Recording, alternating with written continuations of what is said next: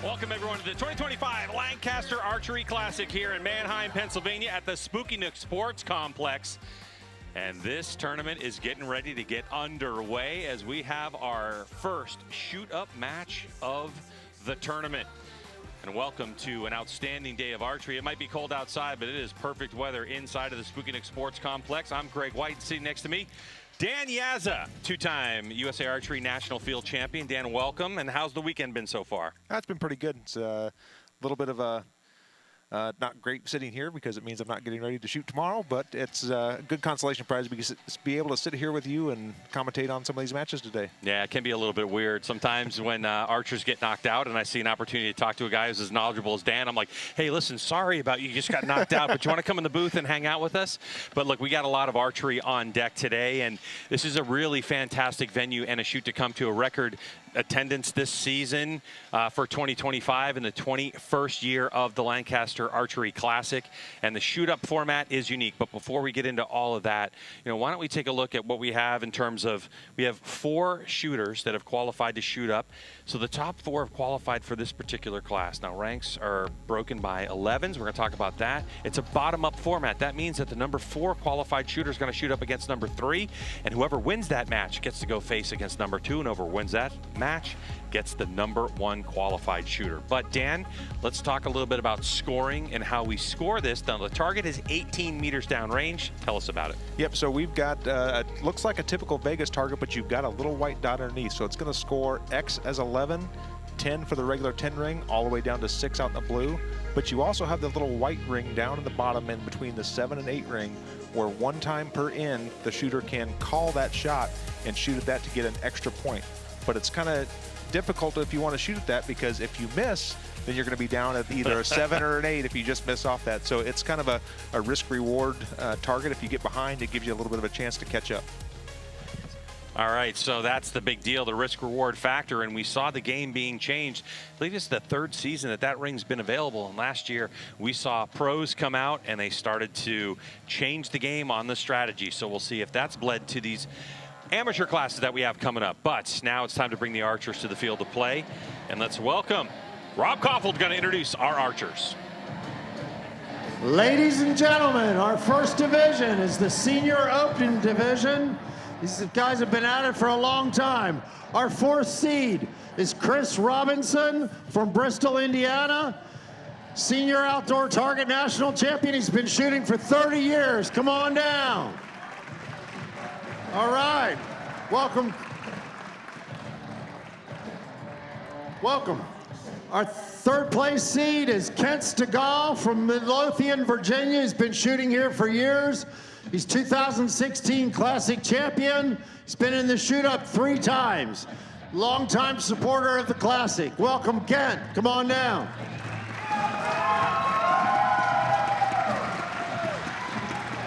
Shoot him up.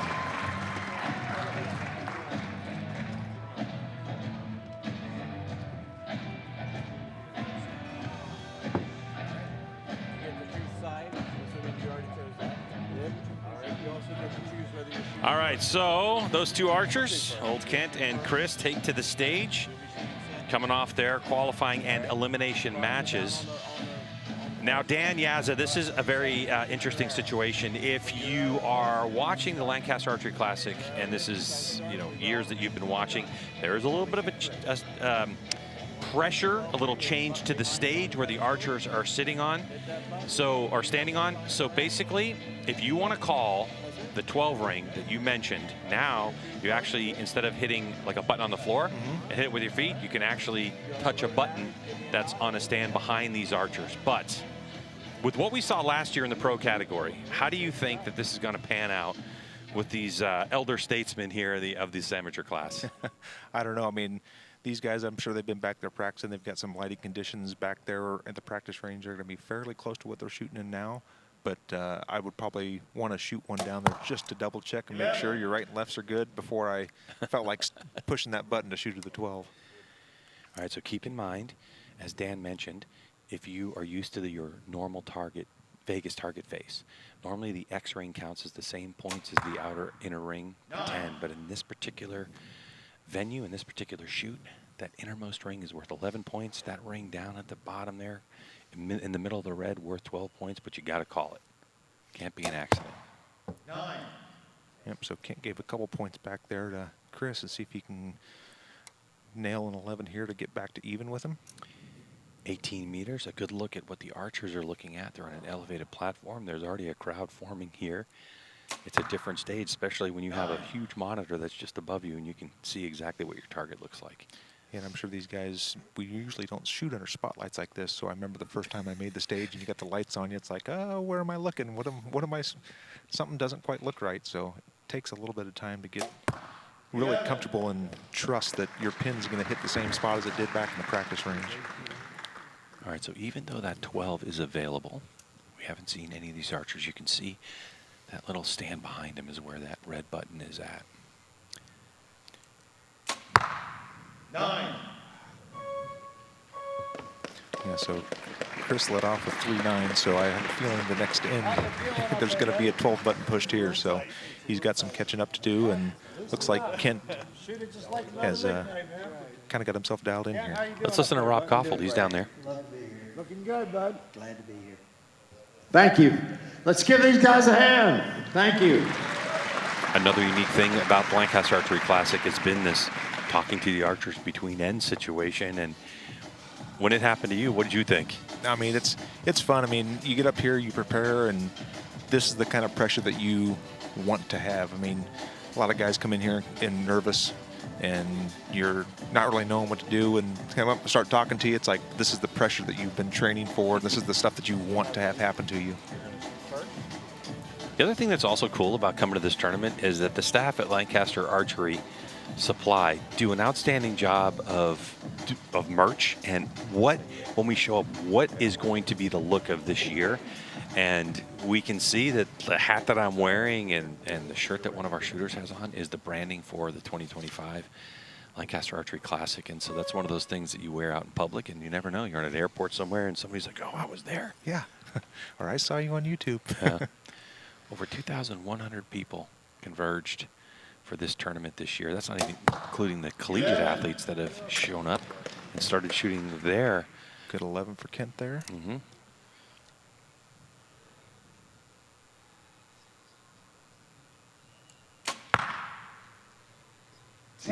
He definitely didn't like that shot. Chris, he seems to be shooting a little bit high on everything here. I didn't see if he took any clicks on his side or making any mental adjustments when he's aiming, but he's hitting high on about everything. 11. Kent's got another 11, so he's getting a pretty good lead here. So Chris is going to have to start pushing that 12 button here before too long. And this is cumulative scoring, and it's the same way for recurve archery as well. When we get to see some of that later on today. 9. And don't forget, folks, later on, as we roll into the evening hours here in Manheim, Pennsylvania, Barebow, our final, so you have women's Barebow followed by Barebow, and that is always massively entertaining. 9. 9 for Kent. I did see Chris take a few clicks on his side, so see if his adjustments worked here.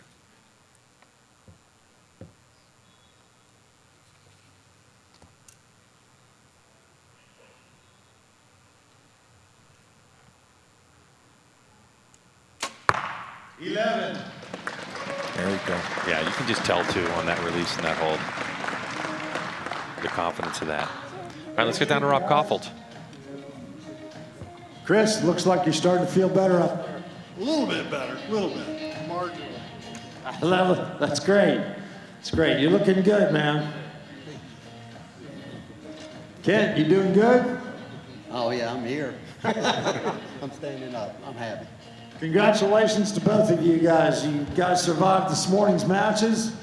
It was really tough to get through. A lot of top shooters did not make it. We had a lot of surprises this morning. Good shooting, guys. Just let the nerves settle on down. Get in the groove. And a little recap, and that was that 10 that went a little high.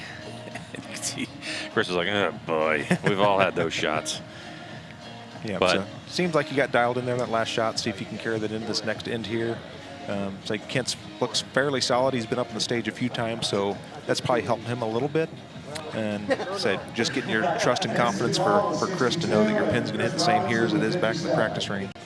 All right, 62 to 57 as we roll into our next end. They're just working on getting those arrows out of the target. Let's talk real quick about the format of this tournament, which everybody should really attend this tournament. We have people here from all over the world that have descended on Manheim, Pennsylvania, but it begins, at least this year, it started at noon on Thursday with your first 60-arrow qualifier. So everybody shoots a 60-arrow qualifier, and we have different line times. So we had 2 line times on Thursday and 3 on Friday, I believe. Yes.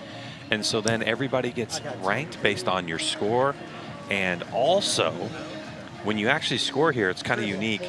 You need to score in the order of which you shot. So you have to mark your target. This is the first target I shoot, 1, then 2, then 3, and you mark down your score. So it's like if we were tied, Dan, you and I were tied on score, but I missed, say, my 7th X, and you missed your 11th X, that means that you're going to be the higher ranked archer. Yeah, so they keep track here. So it's 660 points total. And we had a couple shooters, 3 shooters in the pro category who cleaned it, which is extremely difficult. That means that they shot 60 X's in a row for a 660. They had an unbelievable shoot off. If you haven't seen that, it's available right here on Lancaster Archery Supply's YouTube channel. And you can go check that out from last night. They had a $20,000 perfect score shoot off, and it was entertaining. Yeah, that was really fun to watch. One of the other great things about this tournament is every arrow you shoot during your qualifying and your matches count towards your seeding in the final match or the final shoot up. So if you shoot great and you end up getting seeded first, the worst you can finish is second. So it actually makes every single arrow you shoot during the weekend count. Kent with an inside-out X, counting as 11 points. I don't see anybody hit that button yet, going for those 12s. Yeah, I'm surprised Chris hasn't pushed that button yet. I'm not sure. It kind of feels like Chris, I don't think, has the confidence right now in his shot with the nerves to get down there. It's something that do you get this target from Lancaster Archery Supply and practice and set up your bow specifically if you're in this situation? Yeah, so there's you can't get this target from Lancaster Archery Supply. You can buy it right on their website, and there's a lot of guys that will, if they like aiming at the yellow, they'll figure out how many clicks it takes to hit that little white dot down below, and they'll click their sight back. I like aiming at it, so yeah, I'd spend some time actually practicing shooting at that little dot because your pin pretty much covers it up, but you have to trust that it's going to be there when you shoot it. Well, what you'll see throughout this tournament is that different archers prefer different ways to look. Ooh. I don't know if that was a surprise shot, as we talk about in archery, or if Kent was giving it a little bit of English to get it in that. Yeah. Yeah, you'll see that sometimes where you're trying to get the dot back in the very middle, and the shot breaks, and kind of your reflexes take over and push that dot right over in the middle, and hopefully your arrow hits there. All right, let's get to Rob Koffels. Yeah, that looks like some great shooting. Oh, thank you. Thank you. I'm getting lucky. It's, it has to land somewhere, right? Blind squirrel finds an acorn, right? It's got to hit somewhere. Good shooting. Nerves settling down a little, Chris? Yeah, it feels pretty good up here, actually. I mean, I'm happy to be here. Make no mistake. Certainly did a great job getting through. Congratulations. It's quite an accomplishment getting up here on stage. Good shooting.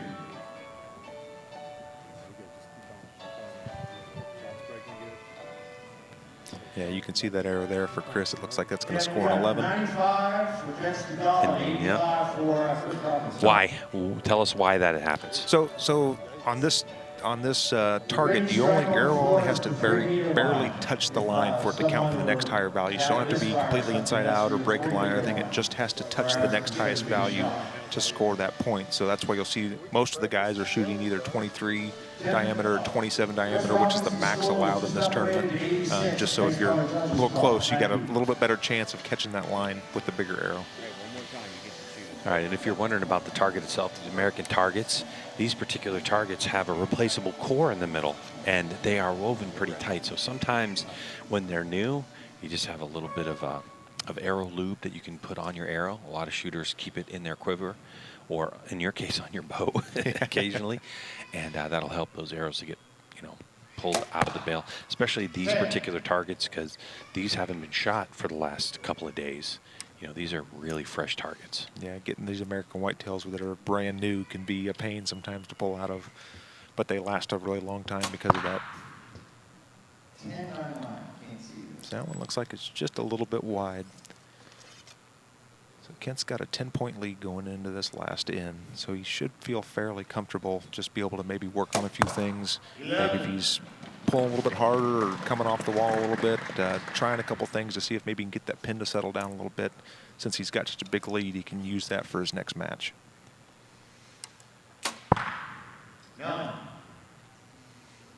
Yeah, at this point, I think if I was this far back, I'd be hitting the button just to take the risk of trying to get an extra point here or there.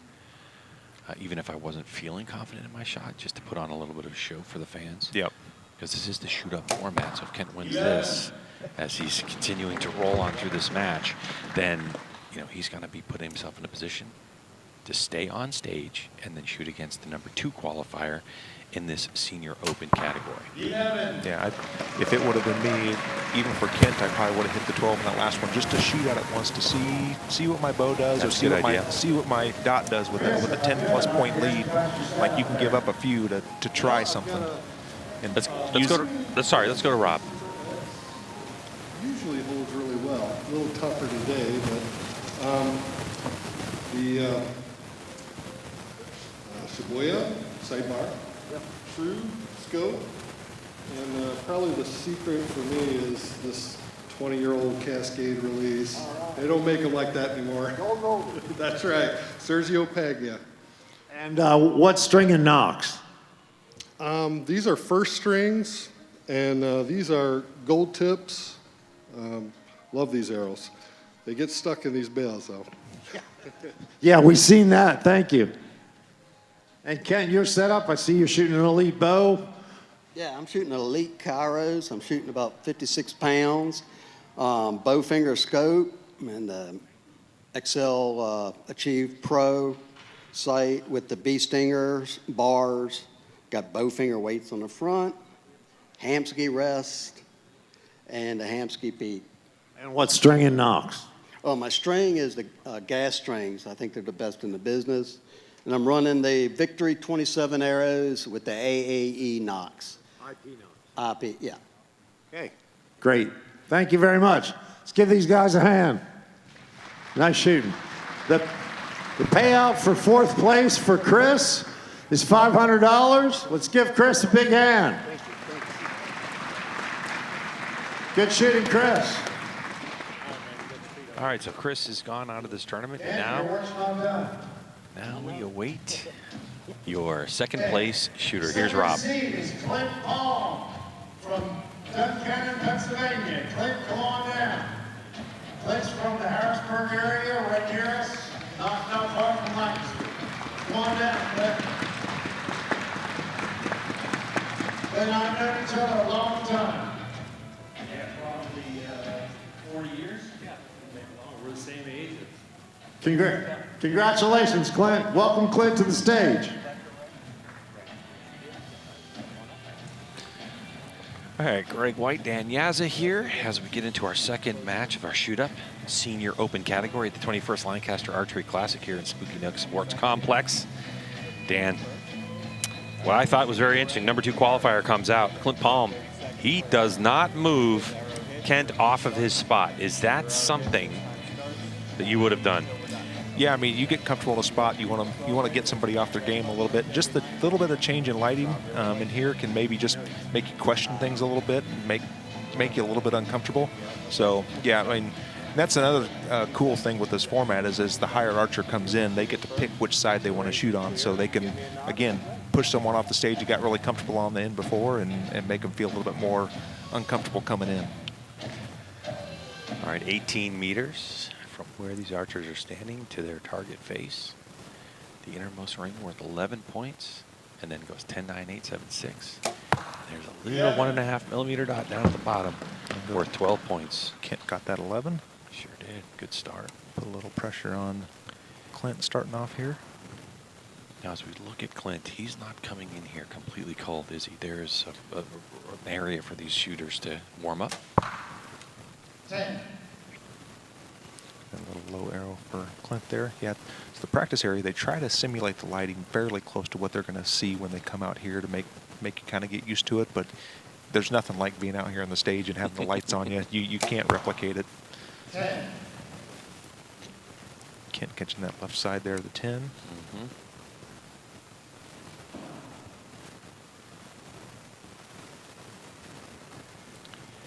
And if you do get to look at these two archers, nice shot. There's a great shot for Clint there. Got the crowd going bonkers with their little, I don't know what those things, air sticks. What do you call those things? Little clappers. Little air clappers.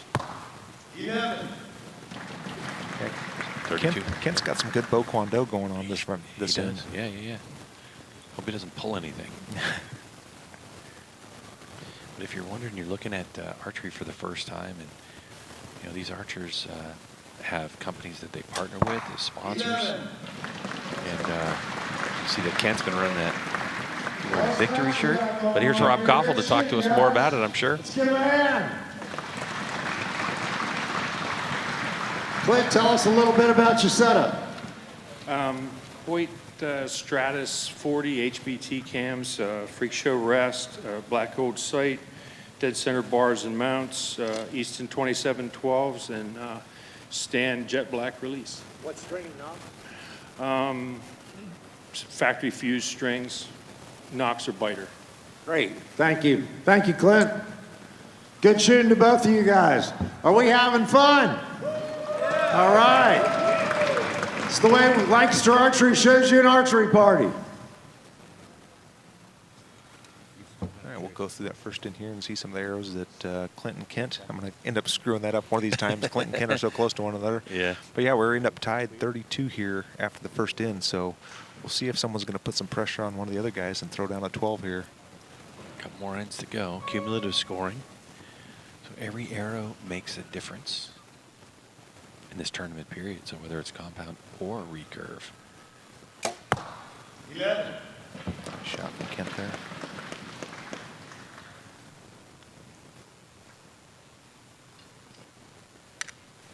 If you're watching compound archery for the first time, you can see that in his hand is the release aid, and there's a couple of different ways to do it. So what release did he say he was shooting, Clint? He was shooting a stand back tension release. So it's a hinge release. So it fires off a rotation. And you can do that multitude of ways, whether increasing tension, relaxing the index finger, or making a fist to try to get the rotation of that release. So it's more of a surprise shot than it would be a command shot. I don't know how these guys hold that bow that steady to keep it on target.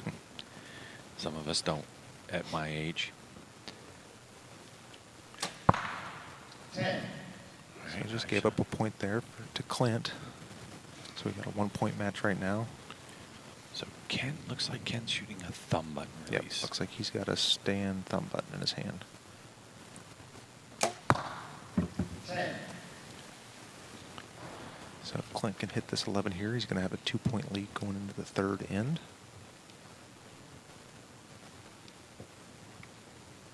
Clint looks very, very steady here. Oh. Whoa. That one got away from him for sure. Yep. So that looks like it's going to be putting us into, actually I think Kent's going to have a 1-point lead going into the third end, because I've got that listed as a 9. All right, we'll see. Wonderful thing, Let's get down to Rob Shooting Koffel. well. Shooting well. Keep it up. Thank you. Looking forward to it.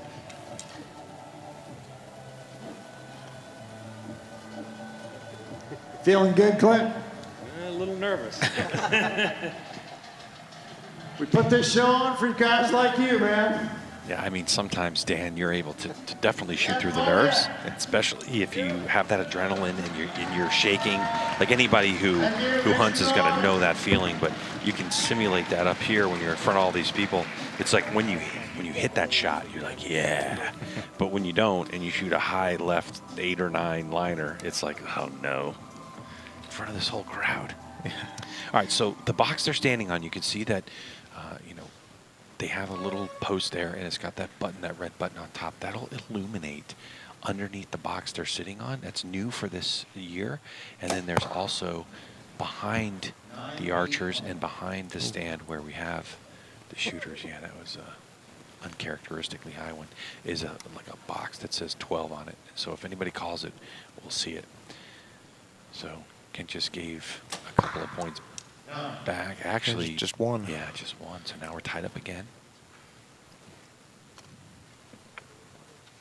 So when something like that happens, you just got to calm yourself down and get back to your process and make sure you're doing everything you do normally in practice at home. And there you go. It's a good answer for Kent after that first arrow there. Clint at full draw. I see him wobbling just a little bit there. You can see that stabilizer kind of wagging back and forth a little bit. Didn't really look like he liked it, but it landed well. Kent's got a 1 point lead. Oh, tied score now.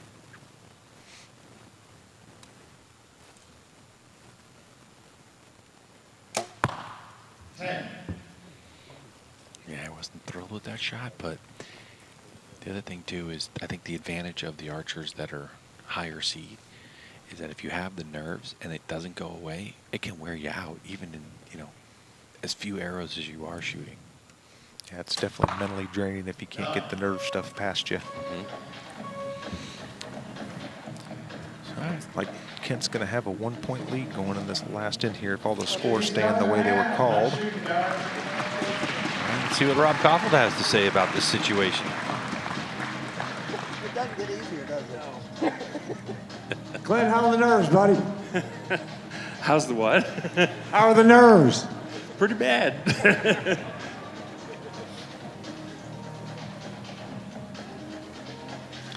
Dan, you've been in these positions archery before. happens to Actually, we'll everybody. stay with Rob here. The older I get, the harder it gets. And it was never easy, never easy. You guys are putting on a good show. Appreciate it. Don't forget the 12 button right here. We made it super convenient. There you go. You don't even have to use your foot this year. In fact, it'd be pretty hard to get your foot the whole way up there.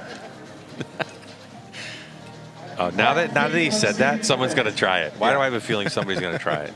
The way the button's kind of recessed there, it'd be really difficult to hit it, but I like how Rob's trying to sell it. Let's go. So see if someone's going to jump on that as well. So right now, Kent's got a 2 point lead, so I wouldn't be surprised to see Clint right off the rip hit that 12 button, see if he can't get a couple of those points back, because if Kent cleans through here, there's no way that Clint can catch him. But if he puts a little pressure on him, get a point or two back, maybe it'll force Kent into a mistake. 11. There you go. It's a strong way to start there. Yeah.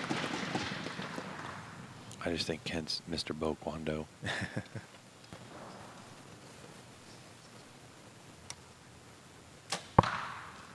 There you go. Okay. Clint's going to have to hit that button here this next arrow or two if he wants to have a chance at it.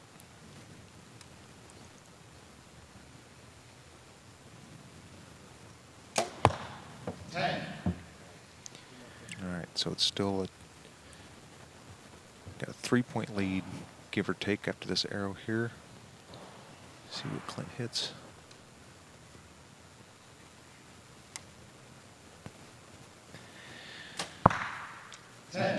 It's a pretty impressive 10 because what you see from there was kind of that normal up and down movement that you would see with an archer of this age, but then after that long hold, you start to see that side to side. Yep. 10. Yeah, surprising Clint didn't hit the 12 just to go for it for the heck of it.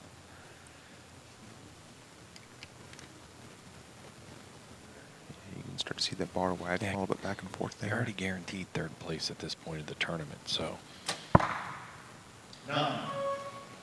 Yep, well, that's going to give Kent the second win of the shoot-up finals. Gets to move on and have even more nerves for first place now. He certainly does. So Kent, your number 3 seed, is able to shoot his way up to at least a guaranteed second place. There's a big sigh of relief. He's just like, oh boy. Big old breath there for him. And the funniest thing is that he just saw himself on the big screen down by the targets, giving the big sigh, and just started laughing at himself. Kent's a great guy. I've known Kent for a long time, and really happy to see him up here shooting. I've known Clint for a long time too, and Chris even before. 2020 Classic champion. He's been here at the Classic twice. Come on down, Dan. Here he comes. Let's hear it for Dan, Dannerline. Welcome, Dan.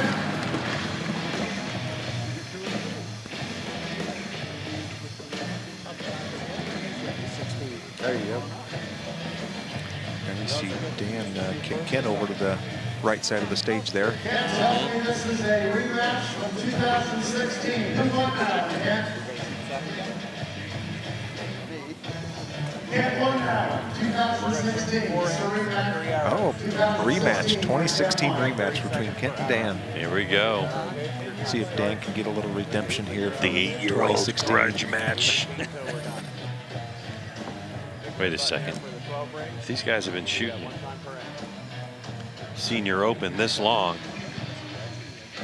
and their match was 8 years ago, I'm just saying. Yeah, Dan's been shooting 30 years. He's obviously won this, finished second before, but he also came from the bow hunter category. And of course, this is an open category, so it's Senior Open. And what defines the difference between like open compound and bow hunter compound? So open setup, as you can see, Kent, the really long stabilizers, there's no limit how long you can have your stabilizer, how much weight you put on it. And then the sights have micro adjust capabilities, windage and elevation, and you can also put a lens in it with a magnifying glass. So you really bring that target in close to you, can kind of see what you're wanting to look at. So after Kent's first arrow, he kind of looked pretty disappointed, but for Dan, he gave him that 9. So they're toe-to-toe after the first arrow. And of course, this is for the win. This would be 2025 Lancaster Archery Classic Senior Open Champion. Characteristic for Kent to run 2 9s right back to back there. Maybe the light's just a little bit off. It's just different, not off, but different. Well, we're keeping it toe to toe here, so got a tight score after 2 arrows apiece.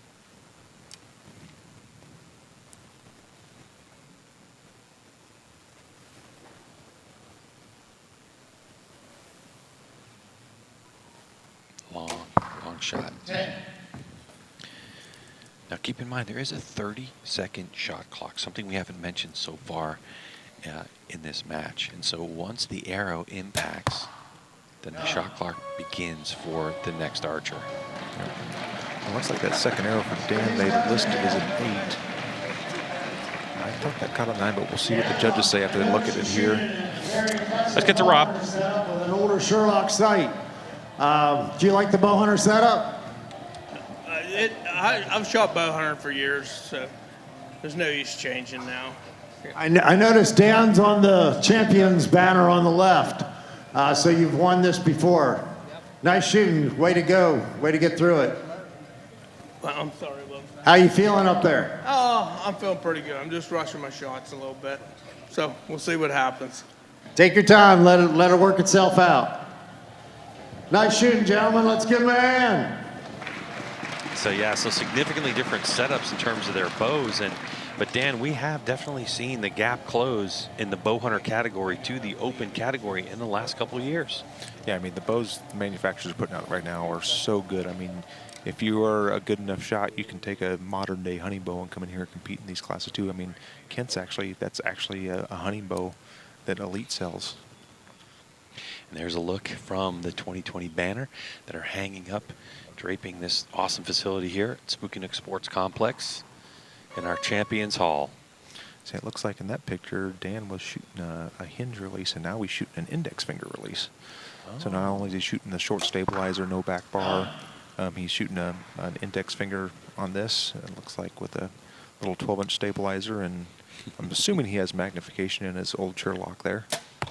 I'm not sure he does. I think it's just a pin. Is it even a scope on there? Because I've seen him shoot before.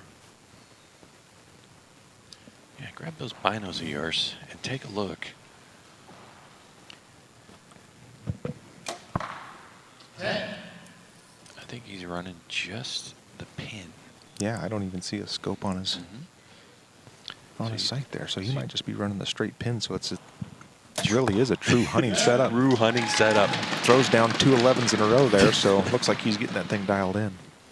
If it works for you, and that's the thing about archery, and I've said it a million times, this is one of the most individualistic sports you've ever seen. What works for you doesn't necessarily work for me, but it's about gathering information, having access to pros like yourself, and being able to come to events like this and talk about the things you have going on, and you can grab a lot of knowledge when you come to these events to make yourself a better shooter.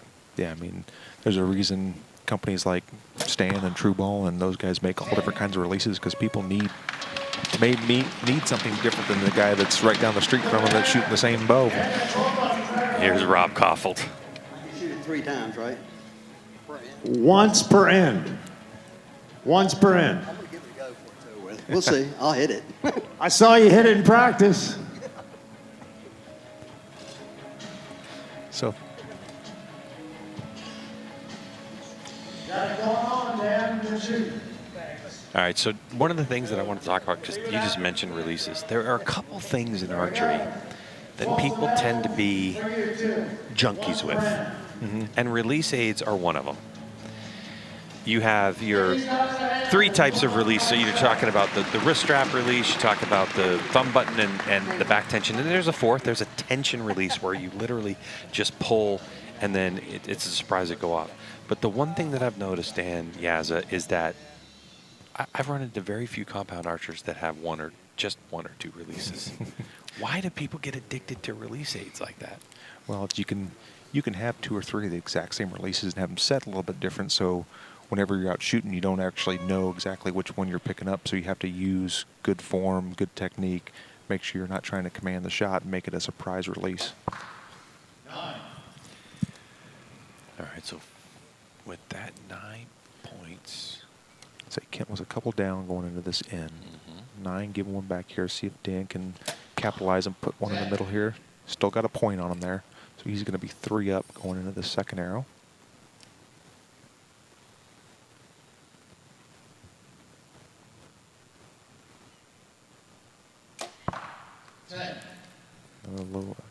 Low 10 there for Kent. You can see him kind of readjust his face when he got in, like he didn't look like he was comfortable on what he was seeing through his peep sight, so he kind of readjusted his face a little bit. So maybe something that, again, with the lights, he's still not quite adjusted to it yet. And then Dan goes and hits an 11 there to give him another point on that arrow. Kent just hit the button. All right, so I think that's the first button of the day for us. So a 12 is called. He's going for that 1.5 millimeter dot. Sitting in the middle of the ring. Oh. And that's the risk. Yep. So you've got a chance at 12, but if you run a little low, you're gonna drop 4 points from your maximum value shooting at the very middle. 11. I like the risk though. That Kent, this is for the win. Here's Rob Koffelt. Yep. Way to go, buddy. You said he used them all up. Nice shooting, guys. Congratulations. Yeah, so that 12 ring is actually a little bit smaller than the X ring, so even if you can consistently hit the X ring on the regular target, that little white dot's a little bit smaller than that. So I mean, that's a tiny little dime. I mean, you're looking at the 11 rings about the size of a dime, and the 12 rings just a little bit smaller than that.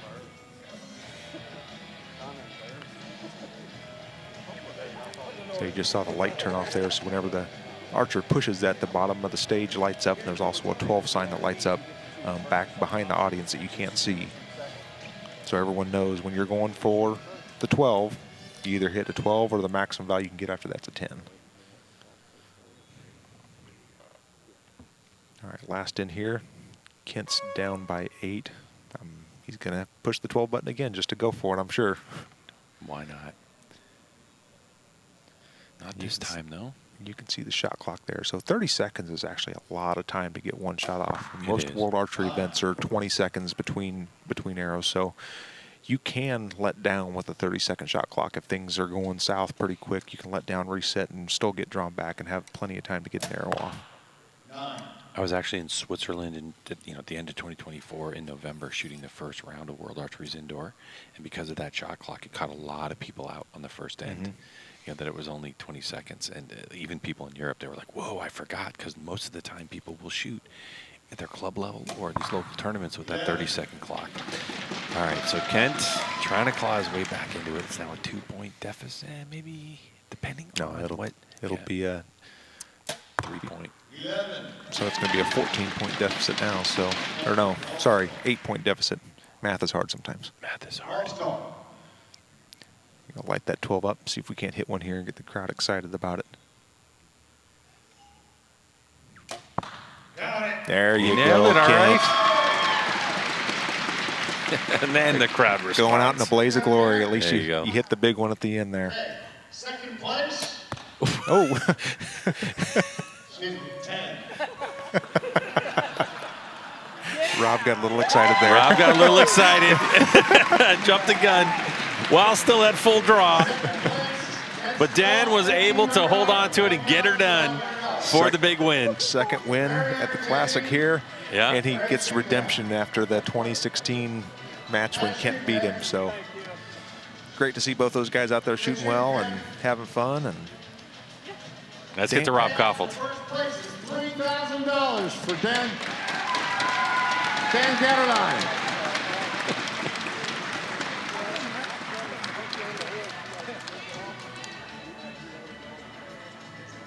Next division. Our next division will be Women's Open Division.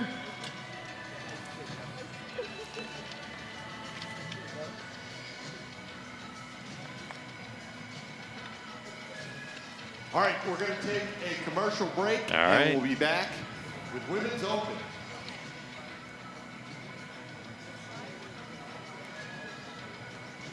All right, a little bit of recap on what happened here in the finals. A shoot up for our first class of the day.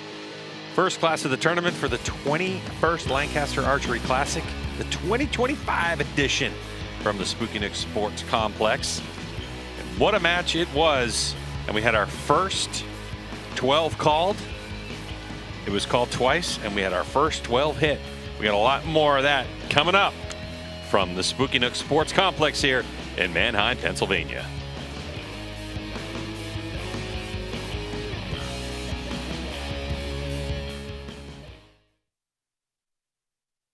Imagine a target rest that could significantly increase forgiveness and make the arrow hit the same spot, even if the bow is torqued. The next revolution in target rest design is here. Ultra Rest TRI was designed to provide the target archer an extremely robust rest with maximum forgiveness, precision tuning, repeatable settings, the highest level of quality, and the type of accuracy that puts shooters on the podium. The Ultra Rest TRI from Quality Archery Design.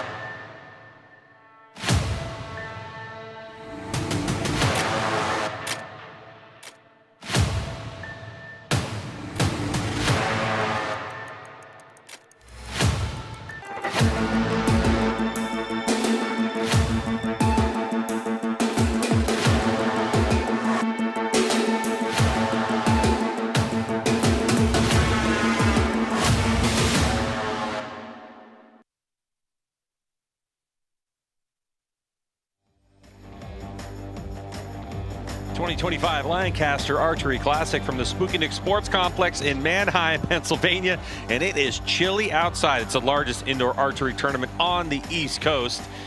We are getting ready for our women's open category, a compound division. I'm Greg White, sitting next to Dan Yazza, two-time USA Archery Field National Champion. And we are talking archery, and it is an exciting day that we have on a range that's 18 meters from where the archers stand to where the arrows land. The crowd has filled up this arena, and Dan, let's go ahead and talk a little bit about our shoot-up format. So as we talk about, 4 shooters have worked their way to our shoot-up format. Tell us about it. Yeah, so the top 4 archers qualify here. So the way this works is you shoot your qualifying round on either Thursday or Friday, ranks you into a bracket, and then you shoot down from there like a regular, like March Madness type bracket. And then from there, once you get to the top 4, they add up all your scores from the day, then they reseed you based on how many points you scored through the weekend. So top archers are going to be number 1 and 2, 3, 4, and then on the shoot up format, your number 4 is going to shoot against number 3. Whoever wins that shoots against number 2. Whoever wins that shoots against number 1.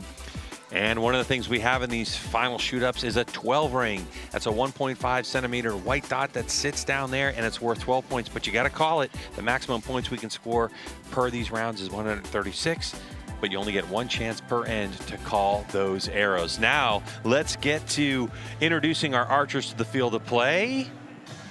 Let's go to an Olympian who's going to bring it to us. All right, guys, we are going to get started with the next division. Let's give a warm welcome to the Women's Open Division. Our first competitor is Matea Metcalf from Redmont, South Carolina. She has won several ASAs and started shooting at a birthday party. Let's give her a big old round of applause, crowd.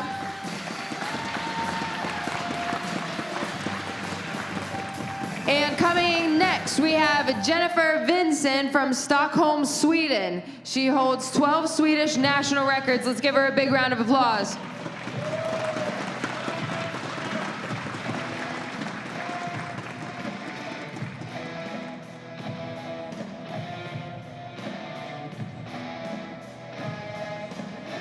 All right, this ought to be an exciting match.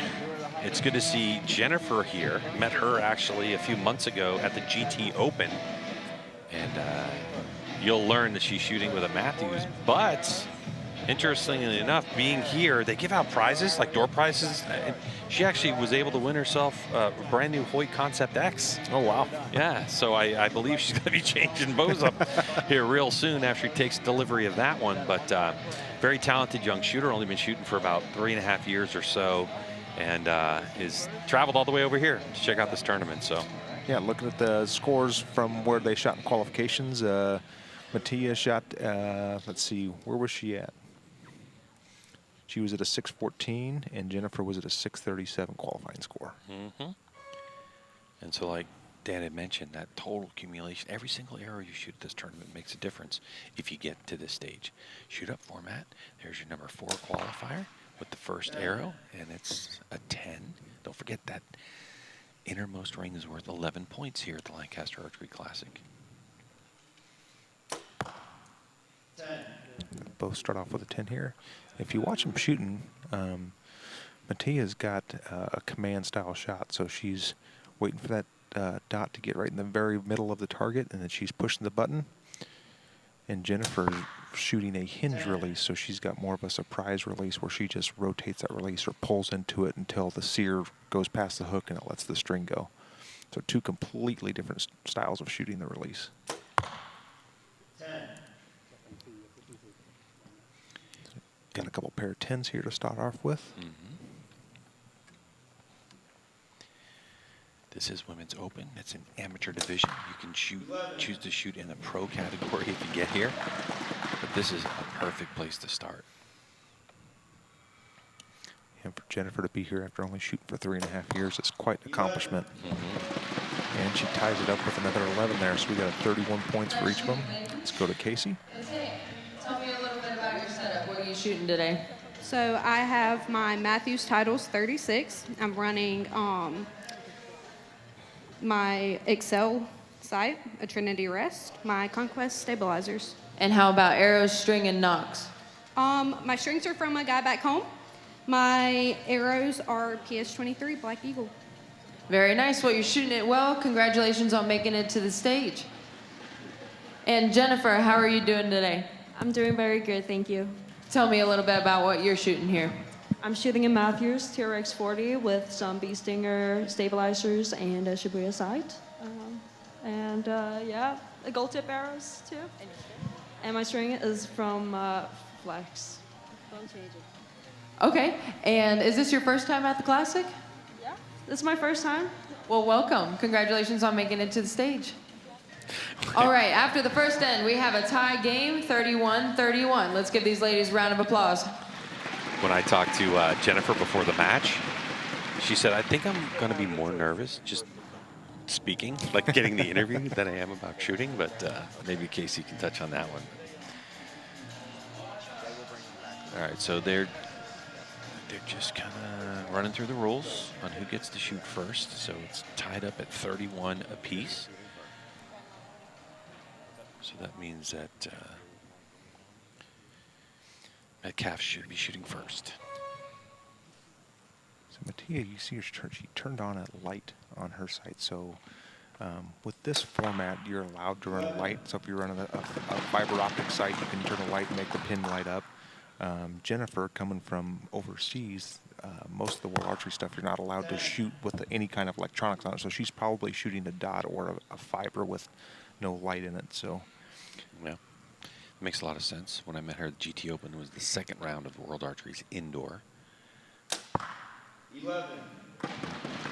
Leading off there with a couple 11s.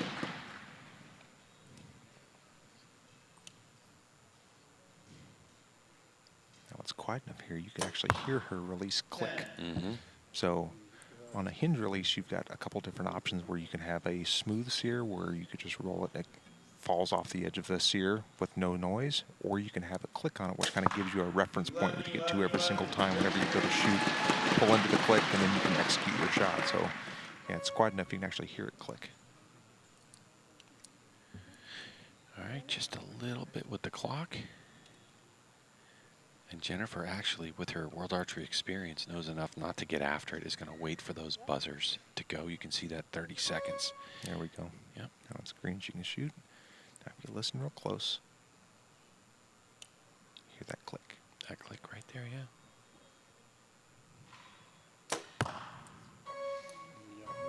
Another 9. Just hasn't been able to find it. Let's go to Casey.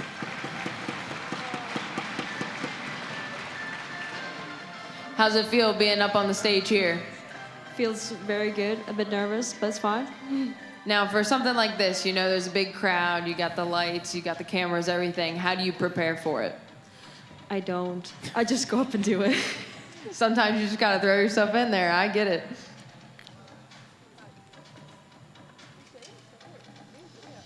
Now, Matea, do you have anybody watching at home that you want to say hi to back in South Carolina? Yes, my mom and my baby brother. Very nice. And they support you with archery and everything? Huge supporters? Oh yeah, 110%.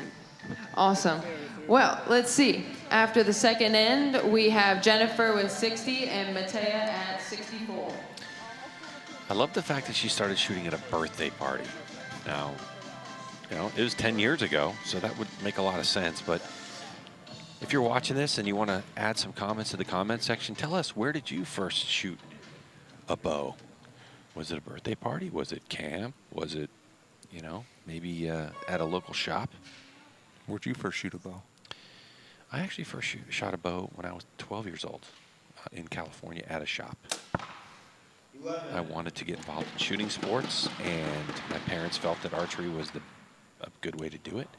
So I was able to shoot for about 3 months. Then we moved from that part of the country, and I didn't shoot again until I was older than you. Matea's throwing down here. She's 4 straight 11s. She's getting some confidence in her and being able to go through her shot process and just nail these things. She's built for the spotlight. 11. There's another Wow. one, 5 in a row. I love the confidence, too. Just dots in the middle, send it.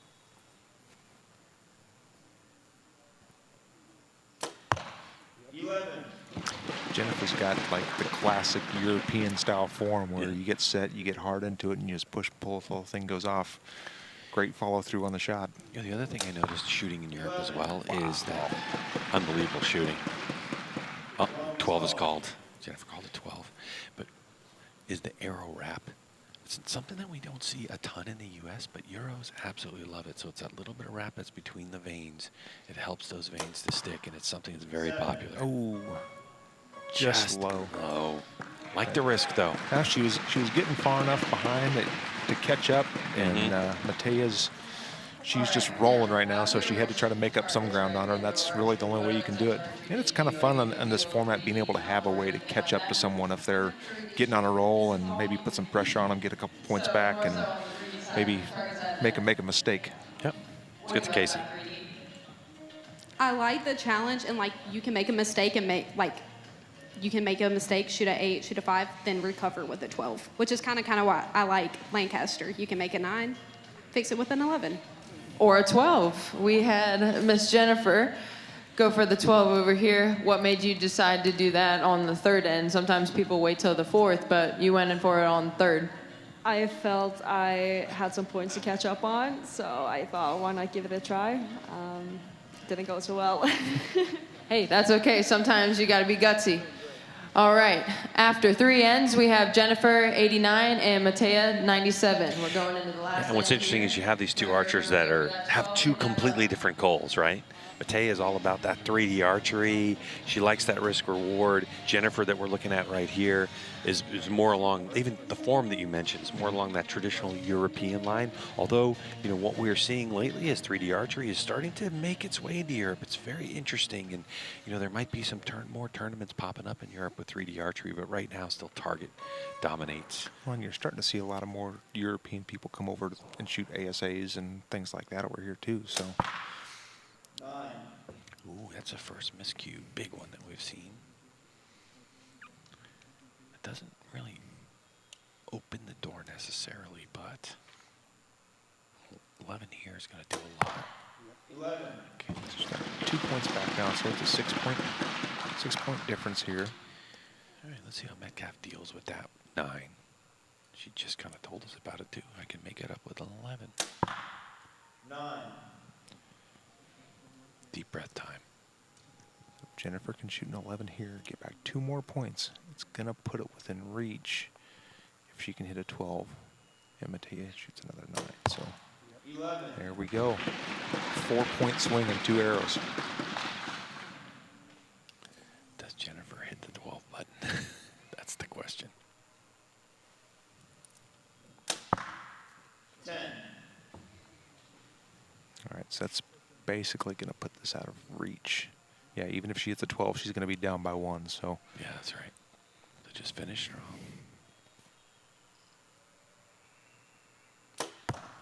11. great finish with a 33. And somehow I don't feel this is the last we're going to see of Jennifer. No. I think she's got a bright future ahead. Here's Casey. Unofficially, it looks like we have a winner. How are you feeling up there? Pretty good. Are the nerves still settling down a little bit, or still feeling pretty up there? No, they're still spiked. All right. Well, we'll have the judges get our official scores down there. Yeah, with Jennifer only shooting 3.5 years, I think we're going to see plenty more of her coming along. Yeah, I think so as well. Well, this is a shoot-up format, and so as we get the official score, we're going to say goodbye to Jennifer.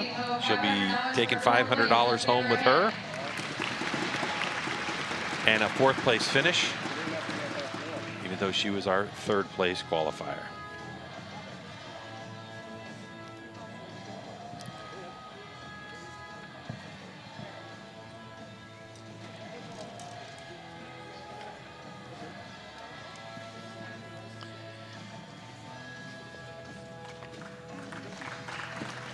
So as Jennifer rolls off to applause, we're going to roll on here as your number 2 qualifier comes out. Our next competitor is Zoe Woods from McHenry, Illinois. She is the 2024 Collegiate Vegas champion. Let's give her a big round of applause.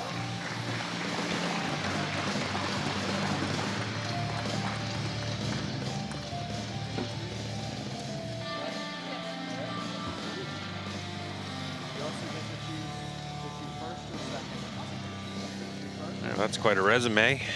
We all know what Vegas is like.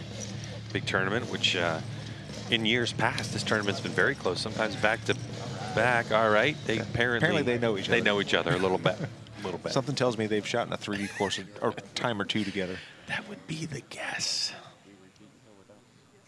So now with Zoe coming as a higher ranked archer, she gets to choose whether she wants to start first or wait for Matea to shoot first. And she also was able to move her off the spot. So she took Metcalf and moved her over to the left side here on this finals field, finals concrete. Zoe's going to shoot first. That way she can kind of determine the flow of this and see if she can put some pressure on Matea right off the bat here. All right, that target face is sitting 18 meters or just shy of 20 yards downrange. It's your little high 9 off the bat. Kind of looks for us with the shadow. It might be a line toucher, but yeah, I think they get a better perspective there. Out just a bit. 11. There, warmed up, There coming you go. off of a good win.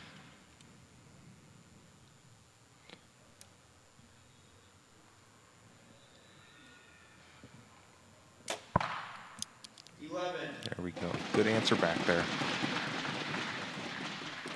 So I got that first arrow nerves out of the way where she kind of feels a little more confident on where her arrow is going to land based on where her pin's sitting in the target. And wow, I'll tell you, another 11.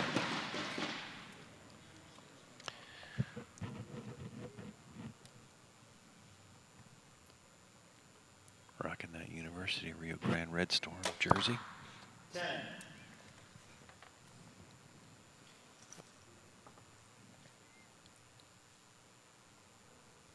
33 out of the gate would make a statement. 9. Nope, she wasn't happy with that right when it left the bow. So Let's give them a round of applause. still going to go away from that with looks like possibly a 2-point lead, maybe a 1, depending on what the arrow value of the asterisk is called at. See if she gets an upgrade here once the judges look at it. Let's go to Casey. There's a little handshake sort of thing going on at the beginning. I assume you two know each other? Oh yeah, we're teammates. Oh, so fun. Awesome. Well, tell me a little bit about your setup here today.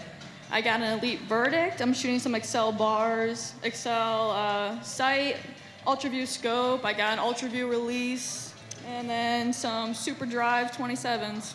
And what strings are you shooting?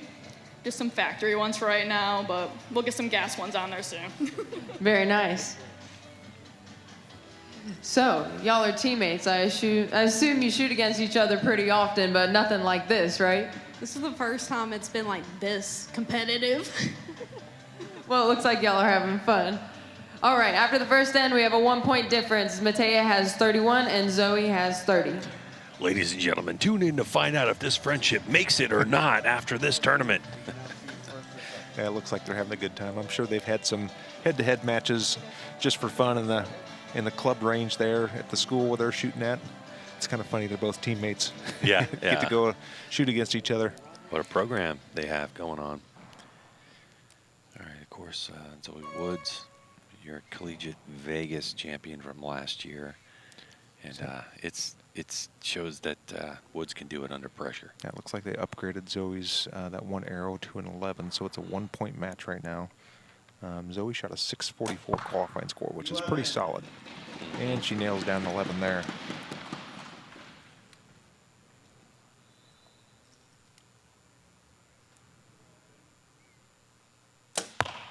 There you go, good answer back.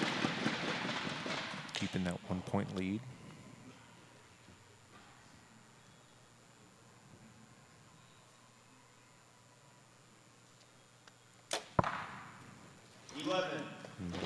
Another little Taekwondo move there.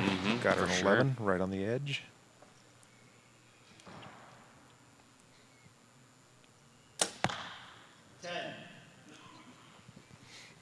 So that one arrow for Zoe looks like they called an 11, but it's got a 10 asterisk, so that one may get upgraded after the judges look at it.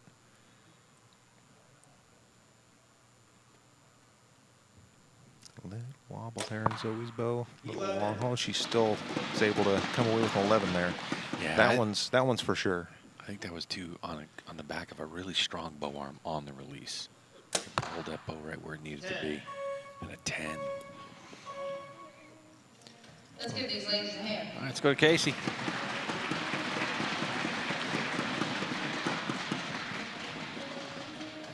So tell me, how did you get into archery? A local shop back home was having, like one of my friends were having a birthday party, and I went and shot. So what do you like about it? What keeps you going? Losing. Losing keeps you going. Most people say winning. Why is it losing? It pushes me to do better. I like it. A little bit of a different mindset there. So you say you're in college. What are you studying? Business management with a minor in marketing. Very nice. And what do you plan on doing with that in the future? Not sure. Hopefully something within the archery world, but we'll see. Just shooting a bow for now. Oh yeah, shooting as long as I can. I like it. All right. After our second end, we still have a 1 point difference. Matea with 62 and Zoe with 63. This is a great stage, too, to make a name in archery. Obviously, Matea on the Matthews staff. But the one thing about this tournament is that the bigwigs of archery come out to Lancaster, and they take a look at young talent. Who are the people potentially sponsorship? And it's not just about results. It's about meeting these people. It's about getting to know the athlete and looking at the character of the shooter as well. And it's definitely can be a huge help moving forward in the sport of archery. 9. Boy, I gotta say, I really like Zoe's bow arm. Like, I like the way she gets through her release and doesn't mess a lot with the bow arm when the shot goes off. It's like we had a 2-point swing there for Matea. 73-72.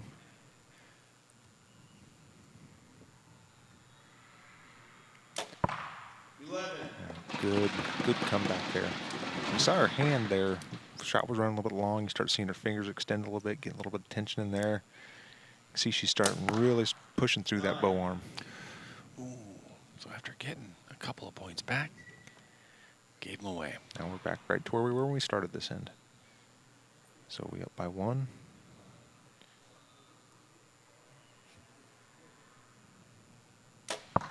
Nice strong bow arm there.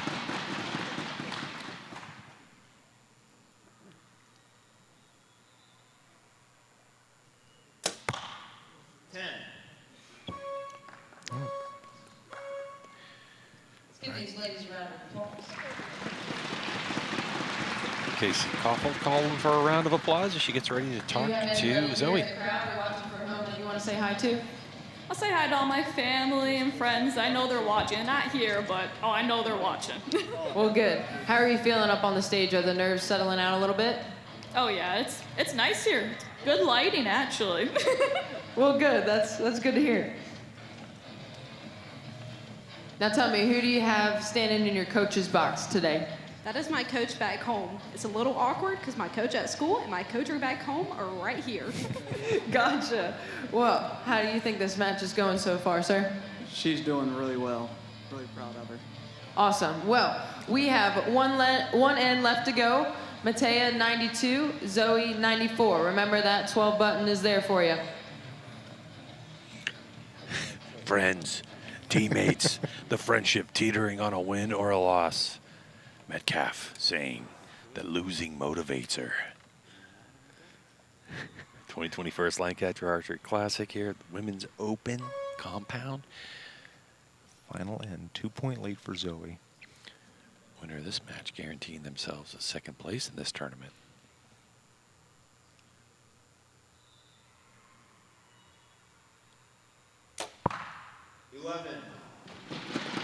That is a good looking target right there. Watch the thumb too. 11. After this shot, I think Matea's going to have to look at maybe hitting that 12 button if she's going to want to catch up here. See what kind of score she gets. And her shooting second, she's going to have a little bit of advantage, so she's going to know if she's has a chance to win this. 11 there is going to possibly put it out of touch. See what she hits here, and I would probably hit that 12 button on the last shot. 10. Yep, she's going to have to go for it. Yeah. Yep, her coach is telling her to push the button.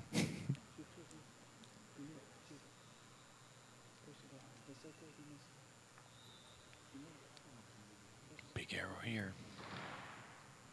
Long hold. 30-second clock. Ooh. Yep, she's hitting it here. 12 points. She'd still be down 2. No, she could tie it here if she hits this 12. 9. Oh, just high. Just tall. Just tall. You see them talking to each other. Yeah, they're having a little conversation off camera. All right, that was our last in. All righty, let's get to Casey. A little bit short, but how are you feeling? I'm good. Was it fun to shoot against your friend here? Oh, yeah. Looks like y'all are having a good time. And unofficially, it looks like Zoe will be moving on. How are you feeling? I'm feeling pretty good. So far, so good? You think you're settling in a little bit more? Oh, yeah. The more I'm shooting, the more I'm settling. Great. Well, it looks like you will be moving on, waiting on official confirmation. All right, it is official. Zoe will be moving on, but congratulations to Matea. She'll be taking home $1,000 for 3rd place. Congratulations. All right, good shooting. Not a bad payday for coming out and shooting your bow. Not too bad. Get to shoot with your friend. Yeah. And for Matea, she mentioned a little bit more motivation. I kind of like that answer, though. Good competitive mentality there. Yeah. Winning's fun. All right, we have But our it's next about competitor coming out, the that first adversity, seed, right? Jamily Moore from Matthews, North Carolina. She is a 4-time ASA national champion and coming in 2nd twice at the Classic, including last year. Jamie Lee's getting to be a very normal sight on this stage and in big tournaments. I know she shoots very, very well. So I'm actually not very surprised to see her up here. Yeah. A qualifying score of 642. So she must have shot some amazing matches and had great scores there for her to jump up above Zoe, who shot a 644 qualifying. So again, that goes back to every arrow counts in this format. So once you qualify, you still got to shoot great scores through all your matches. All right, so for Moore from Matthews, North Carolina, but doesn't shoot a Matthews, shoots an Elite. Don't get that confused, people. I thought she was from Elite, North Carolina. Oh, there you go. Not sure if we have one of those. All right, 18 meters downrange or 20 yards. Jamie Lee had the choice, but she chose to shoot second. So she can kind of judge what she has to do based on how Zoe is shooting. 11. Good, strong lead-off arrow for Zoe.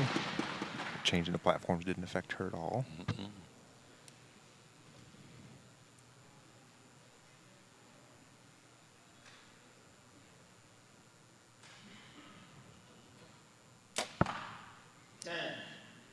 Jamie Lee just a little off to the left there. Didn't see her make any sight adjustments there, so maybe just pin broke over there and still feels fairly confident where her next arrow is going to hit. 11. Okay.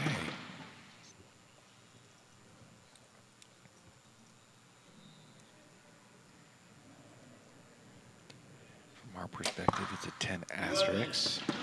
That just means that from our scoring perspective, they're going to have another look at it, wait for the judges to really tell us what the score is. Yep, Jamie Lee with a strong 11 on that second shot there.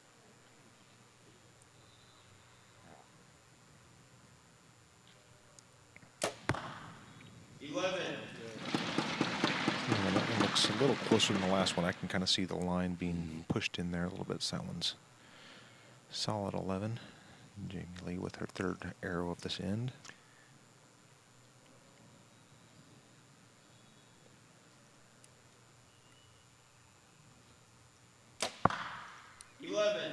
Great shot. She looks very composed up there. Tell she's been here a time or two. Here's Casey. Jamily, welcome back to the Classic stage. How are you doing? Good. Tell me a little bit about your equipment here. What all are you shooting? The Elite Exalt 35, True Ball Release, Hamsky Rest, AXL Sight, Shrewd Scope, Bee Stinger Stabilizers, Thread Strings, and Gold Tip Arrows. Very nice. Well, you're shooting it well. Now, Zoe, we've been talking a lot about archery stuff, but other than archery, what do you like to do? I like hanging out with my friends, but most of the time I'm in the range.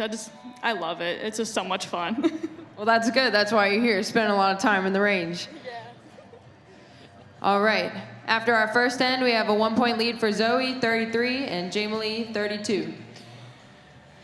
And Dan, looking at Jamie Lee's setup, you can tell what her roots are, those ASA roots. You look at it, you know, shooting a pin with a light on it, a drop away rest, and those 4 fletch arrows. And that's been a hot topic of conversation lately is those 4 vanes. Do you go 3? Do you go 4? What is your preference when you shoot? Indoor, I typically shoot a 3 fletch. I shoot a blade, so it's kind of hard to get clearance with 4 fletch. You can do it, but it's a little tougher to get clearance on it.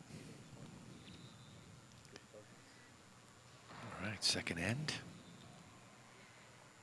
to decide who is your 2025 Lancaster Archery Classic champ in the women's open category. 11. Zoe with a strong start here, 4 straight 11s. Put the pressure on Jamie Lee. Say Jamie Lee's done very well here at the Classic. She's got 2 seconds and 1/3, so looking for the upgrade on this year. Is this the revenge tour? Trying to get that #1 spot. So calm and collected. Not much movement, not much shaking, barely seeing anything move. 11. That one's going to be another one's probably going to have an asterisk on it.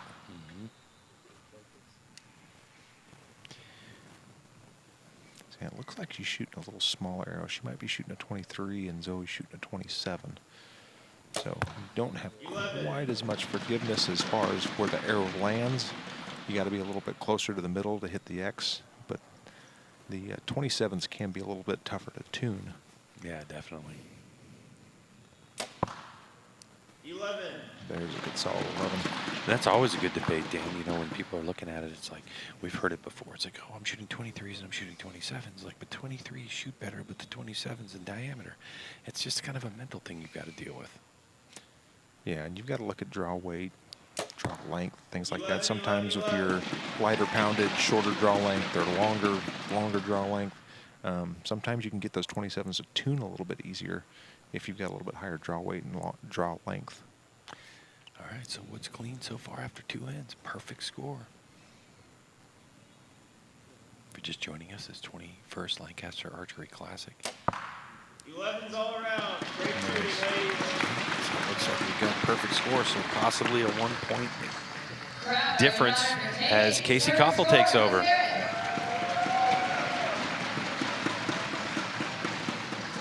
You look so calm up there. You're just doing your thing. What's the process? What's going through your head? I'm just happy to be here, really. I'm just up there. I'm just enjoying my sight moving. It's a good time up here. Well, good. You seem like you're just all chill. Coach, any words of advice? She's obviously doing well, but what do you have to say? I'm just here for her. She knows how to do what she needs to do, and she's doing a great job of it. There you go. Nice shooting to you as well. How are you feeling up there? Pretty good. Now, something like this, so you got the crowd, the cameras, the lights, everything. How do you prepare for it? I don't know. You just shoot your bow? Yeah. Well, it seems like it's working great. Whatever. All right. We have 1 end left, a 1-point match. Zoe leads. So have you ever tried to do anything to try to simulate pressure of shooting in a finals venue before? The biggest thing I do is try to shoot in as many different places as I can. Because you get comfortable in a place, even at your local club, shooting against different guys every day. If you get to go to multiple different places and shoot against multiple different people, it just gives you a little bit of uncertainty, a little bit of unknown every time you go to a different place. Yeah, a couple years ago, I was trying some things. Paul Tedford, actually, a retired archer, won this tournament before. He used to do Facebook Lives and would put the camera on the target, you know. And what I found for me, I was like, wait, who's down there watching? Who's making comments? Right? Yeah. So it would actually distract me more than it would put pressure on. But people have done some crazy things to try to simulate it. But there's nothing like being here on this stage in front of this crowd. Yeah. Nothing prepares you for it. And Jamie Lee just prepares for this by making the stage every year. Yeah, exactly. 100%.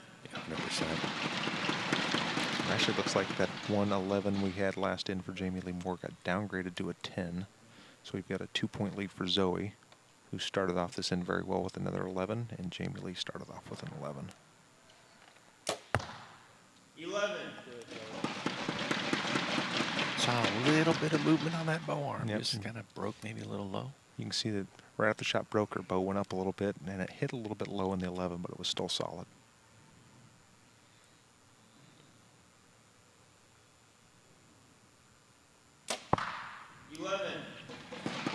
What a shot process Jamie Lee has. Yeah, she looks super solid at full draw. Taking her time, letting the shot develop.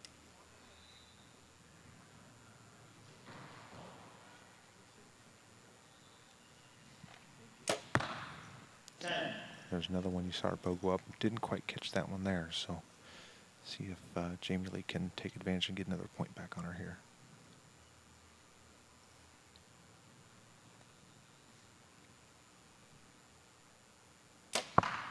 There it is.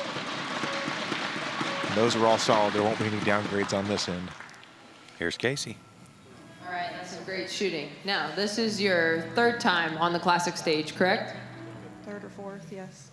Third or fourth? How does this time compare to the previous events? About the same. About the same? Now, we know you shot well in eliminations to get here, but how did you qualify? I qualified second. That's amazing. Wow. Let's give her a hand. Both of these ladies are shooting amazing. So it looks like the official score is in, so it's going to be a 1-point difference between Woods and Moore. Looks like we have official confirmation. This time we do have one end left and a 1-point difference. So Zoe leads one by final 1. end to go. 97 to Zoe's 98. Now, one thing was I did see Woods, her coach was talking to her after those last couple shots and just gave her the calm down, doesn't matter, things are the way they are, you know, just go ahead and do it. Yep. Zoe's got a 1-point lead, so she can, we'll see if Jamie Lee's going to go first or second here. She's going to go second, so she knows what she's going to have to do at the end. So if Zoe shoots all 3 11s here, she can hit the 12 at the very end to try to make it a tie score if she shoots 11s all the way through as well.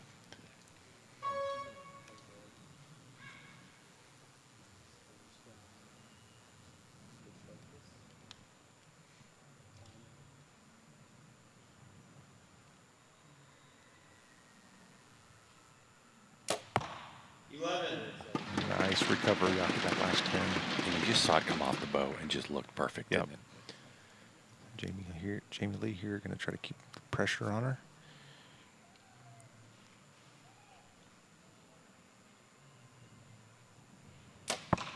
Nice. Yep.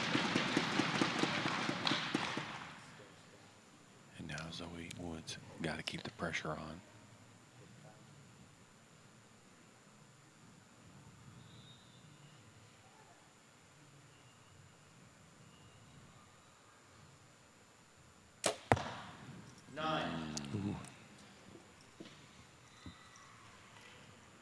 Now if Jamie Lee can shoot an 11 here, she's going to take a 1-point lead.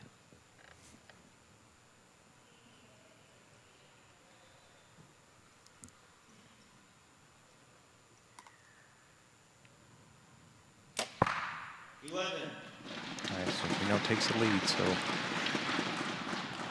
Zoe, she shoots an 11. All Jamie Lee has to do is shoot another 11 to win, or shoot a 10 to tie. There you go. Have us go to our first shoot off of the day.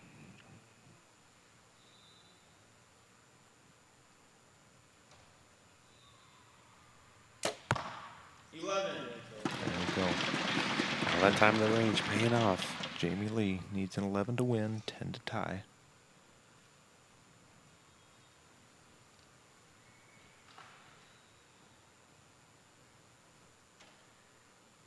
You can see your green pin lit up there. 11, 11, There Wow. we go. What an ending. Got it when she needed it. Wow. Oh, that one arrow for Woods. Nice shooting, ladies. We'll let those judges get our scores confirmed. So if this is Now, Zoe, confirmed, started off with 11. Second arrow Go, had a little Casey. bit of a flub, had a 9, but you came back beautifully with that last 11. What was the thought process between those two shots? How did you come back? I just keep telling myself every arrow is my first arrow and just happy I'm up here. You know, I had one last shot and I knew that, so just strong shot. Well, very nice shooting. I think, Dan, if you look at it though, in the position that Woods was in at the time, and having the ability to get after that 12 to push us into that. When you've got the lead, though, I mean, it's hard to want to put the pressure on them when you know all you got to do is shoot 11s, and then you have to put the pressure on Jamie Lee to hit that 12 button to win. Yeah. So, but nice to see Jamie Lee get her first win on the Lancaster stage here after a couple seconds and a third. Yeah. And here's Casey. Lady of many words, Coach. How are you feeling? I'm happy. It's been 11 years. Been working together 11 years? Yeah, awesome. Well, congratulations. Do you have anybody you want to shout out at home, say thank you to? My grandma and my grandpa are watching. I have a bunch of friends watching. Awesome. Well, congratulations, both of you ladies. Let's give them a hand. Game shooter Keith Ahlstrom working with her 11 years. It's impressive. So a big win for Elite as well. And that was great. What a final for the Women's Open, as it's been decided after 2 second place in the third. Jamie Lee Moore, now your champion here at the 2025 Lancaster Archery Classic from Spooky Dick Sports Complex. More archery right around the corner.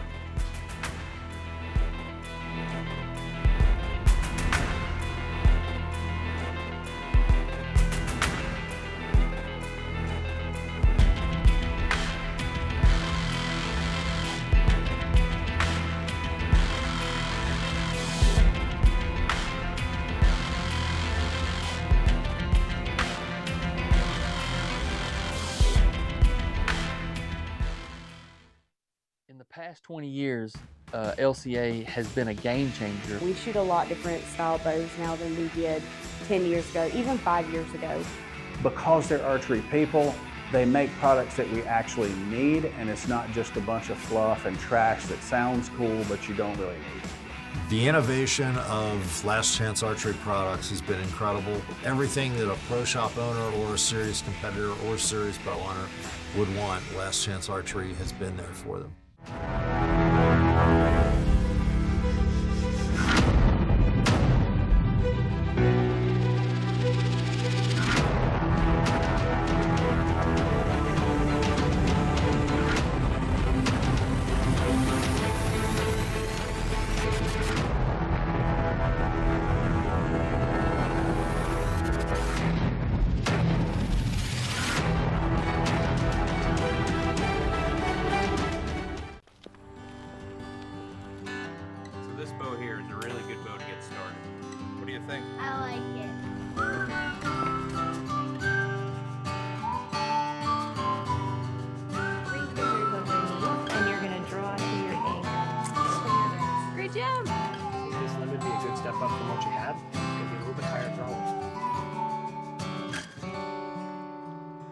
Hey, nice shot. Thanks. Power, penetration, and higher velocity combine to make the new Easton 5.0, an ultra-lightweight, micro-diameter hunting shaft, perfect for bow hunters, engineered on a brand new 5mm AccuCarbon platform. It can be configured to offer maximum speed, or can be built with weight up front for extreme accuracy. Each 5.0 is guaranteed to have virtually perfect consistency. Punch your tag with the industry's most versatile arrow. Experience the all-new Easton 5.0 today.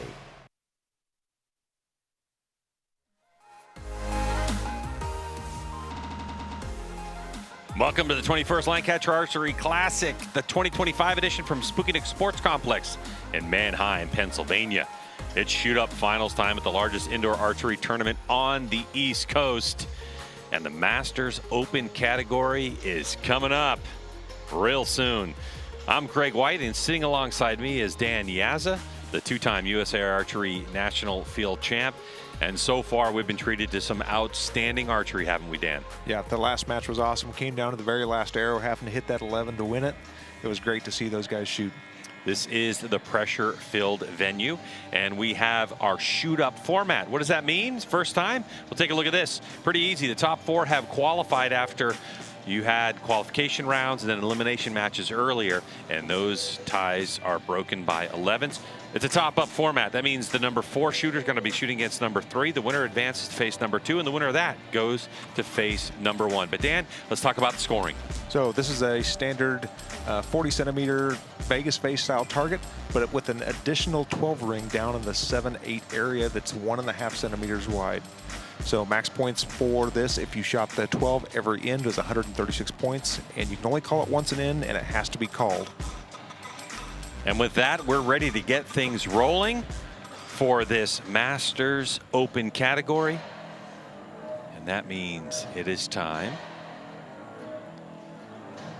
to welcome the archers to the field of play. It's a 18-meter target. And now it's Connor Kaufeld who's going to welcome our archers. All right, we're ready for our next division. It is Masters Open. Our 4th seed is Dorman C., the 2nd from Moorefield, West Virginia. He's won a few state championships, and he's here today on the stage at the Lancaster Archery Classic. Thank you.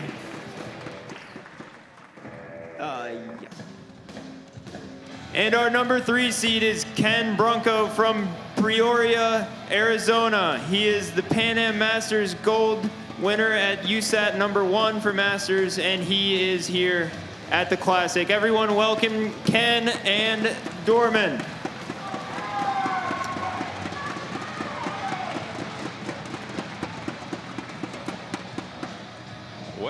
Well, here we go. Masters Open, 20 yards downrange to the target face on an elevated platform with that 12 ring in play once per end. And looking at these 2 archers, 2 heavy hitters. Good old Kenneth Brunco, my boy, man. We have shot many tournaments against each other, including the only tournament that will be burned in my brain forever. USA Archery out in San Diego, and I had him by a point. And I thought I shot an 8 on the last arrow and shot a 7, so he beat me by 1 for the golds. Not his fault, but Kenneth's a good dude. Yeah, Kenny's been around a long time. We've shot together a few times on some field courses, and great guy to be around. Yeah, he loves getting after it there in the Phoenix area. Shooting against Dorman C. the 2nd. Looks like Kenny's going to lead off here first for us. So again, this is the shoot-up format. So the loser of this match is 4th place, and then the winner of this match is guaranteed 3rd, but gets to advance to shoot off against the 2nd place qualifier. So Kenny Brunco qualified with a 629, and Dorman with a 621. That's out of a possible 660 points. And shooting perfect here at the Lancaster Archery Classic was, well, it was been very difficult over the years, but this year, when we get to the pro categories tomorrow, we had 3 shooters that were able to shoot 660s in a shoot-off yesterday. But it's all about this Masters Open. These are athletes that are going to be 50 years of age or over. 10. So it looks like Kenny's first couple arrows. The first one's got an asterisk by it. Looks like it might be a little wide. The second one was a solid 11. And Dorman with a 9-10 to start with, and Kenny with a 9. So Dorman can hit at 11 here, tie things up. 11. There we go. Nice. All right, let's get to Connor. Connor Kaufeld's going to take us through this. Dorman, welcome to the stage at the Lancaster Archery Classic. Can you run us through your equipment today? Got a dart and bow, Conquest bars, Excel sight, scope, Easton Airs, 2712s, Ultra View hinge release, Hamsky rest. All right, what strings do you have on there? Threads. All right, and what nocks do you have on those arrows? Easton Super 3D. All right, very nice. You're shooting it well. And Ken, let's run through your equipment. What do you have shooting today? Shooting my Elite Verdict with my clear targets lens and my Excel scope. Gold tip XXX arrows with biter nocks and true ball all the way. All right, you're shooting it well. Welcome these two, and great shooting so far. Let's see, we got official scores. It's 30-30 after end one. And yeah, Bronco's everything you thought he would be when he opened his mouth. Hey, buddy, what's going on? Kenneth loves shooting that out. You know, of course, this indoor stuff, I didn't really have a chance to talk to him about shooting indoor for a shooter like Bronco. You know, you look at somebody coming from Arizona versus, you know, Dorman, who's from West Virginia. You get weather, so naturally you gravitate towards indoor when you're, you know, kind of in this northeast corridor. But for Bronco, I know that the majority of his time earlier on was spent at 50 meters because the weather's so good out in Arizona all year. There's a strong leadoff arrow for Kenny here. Yeah, the weather in Arizona is a lot nicer here in the Midwest to be able to shoot outside earlier in the year. Just a little bit. Just a little bit. I know when we, good strong 11. Dorman, I know when I woke up and got up to drive here, it was -11 when I left. Yikes. Yeah, I haven't left this complex since I got here Wednesday because I'm staying on site here at Spooky Nook. And I'm going, I hope my battery's good in my car. Yeah, so now this is kind of the fight that we'd expect. Even when you get to the Masters category, these shooters are capable of throwing up 33s at any end, especially these top four. 10. So a little high for Kenneth. Yeah, that's the fun part about the match play is everyone is good enough when they get to this level that you can string together straight 11s all the way through and shoot a 132. It's just, can you handle the pressure and can you execute your shots? That was actually a really good shot there. He had an opportunity to take advantage, but he's going to sit there and keep it tied at 62. So what's interesting, Dan, of course, is looking at these two archers is, and this particular situation. You know what just happened. There's no way to avoid it. When Bronco shoots an 11, the crowd clapped. And then Dorman shoots an 11, the crowd. And then Ken shoots one and back. And then when Ken shot his 10, the crowd was completely silent. So if you're Dorman C, you're going like, oh, okay, I know we missed that one. Yeah. You know, plus it's on the big screen above you. It's just completely different environment. Yeah, it's different. And again, the head-to-head, back and forth, like typically when we're shooting out all these matches and stuff during the day, it's like we're all shooting together. There's no back and forth. You can't see what the other guy's doing. I mean, you can if you really look down at your binoculars and want to take a peek at it. But the back and forth thing, it's kind of a fun dynamic to shoot this way because you're putting pressure on each other and all eyes are on you when those arrows are going down range. All right, let's get to end number 3. Again, from where Bronco's standing to the target is 20 yards, 18 meters on a 40-centimeter target face, slightly modified from your typical Vegas face. And that is that 1.2 centimeter dot that's sitting down in that 8-7 ring. Ooh, that could prove pivotal right there if that one drifted out into the 9 ring. It potentially could be a 2-point swing. We don't know yet. Kenny's looks a little low. There's another 9-10 line there. That one looks like a solid 10, though. That was a quick shot, too, for Bronco. 9. Okay. Not a question about that one. That's a 9. That's a tweener. In between the 10 line and the 8 line. 9.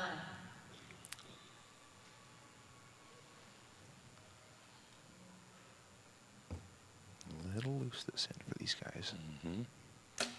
11. No. Boy, you really need an 11 on that one. I'm not even going to take a guess on the asterisks on what the score's actually going to be after the judges look at it. So we'll wait until they give us the results of that end. Could be 1 point, could be 2 points, could be 3 points. Where do you shoot back home in West Virginia? Well, Tommy Valley Archers is my home club, but I work on the road a lot, and I shoot at a lot of different clubs on the road. All right, you get to shoot often, being on the road so much? Usually, yeah. I shoot a lot through the week. Good to hear. You know, it's actually funny that he says that, right? Because you travel all the time as well. I travel all the time as well. And part of my travel routine is to, like, say what shops are close and what are the hours, right? Yeah. Google Maps, figure out what it is to plan my travel for the day. So at the end of the day, I can be somewhat close to a range where I can go and get some practice in. There have been attempts over the years to try to consolidate that information and get like one website that's like, if I'm in this town, but maybe some tech person's out there that wants to put the time in. That would be just the best, because there's plenty of archery shops out there that don't have ranges indoor, or even I try to find some outdoor places to shoot as well. And sometimes you need membership, sometimes you don't, sometimes you have to have a hunting license, sometimes you don't. Like if I shoot a public outdoor range in Alabama, you have to buy a hunting license just to practice. Yeah, yeah. Interesting. So you got to know the local rules, but there are ways. If you're a person who's watching this and you are a traveler, there are ways for you to take your bow with you and shoot. Even if you ride a motorcycle. That's true. That's true. Wow. It can be done. So scores after the second in. Oh, okay, a little twitch there. Yep. Looks like every single one of Kenny's arrows in the last end got upgraded, so it was a 3-point swing for him. That 8's not going to help. See if Dorman can capitalize here and hit an 11. Yeah, still got a point back on him. It almost looked like he's using that hinge release and it stalls. You know, like you're pulling through and you're just going, please go off, please go off. Yeah. All right, so plenty of time on the clock. It's a 30-second clock. And Ken still has probably 17 seconds. 10-9 line. See, Ken's got a very quick shot process when he gets his thumb on the button. And He doesn't usually, though, like that. I think he's rushing some shots.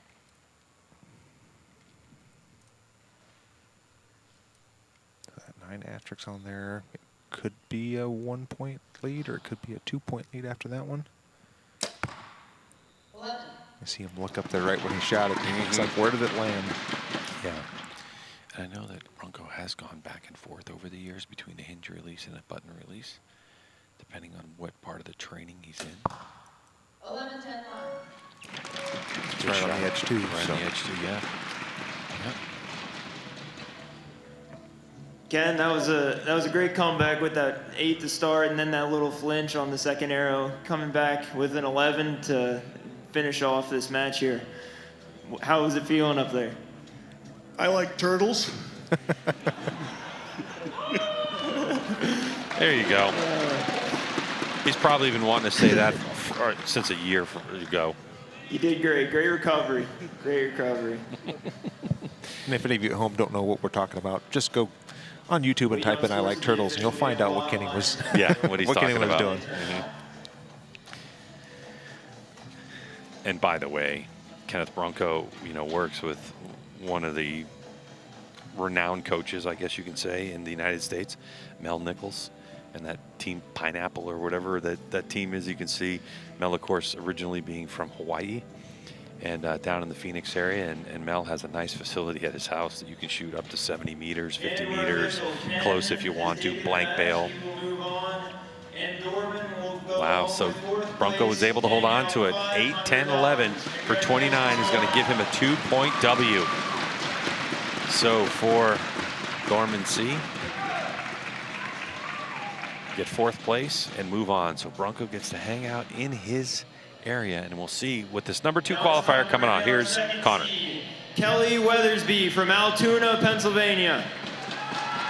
He took 3rd at the 2024 Classic, and he's coming in this afternoon to try to change that. Everyone, welcome Kelly Weathersby.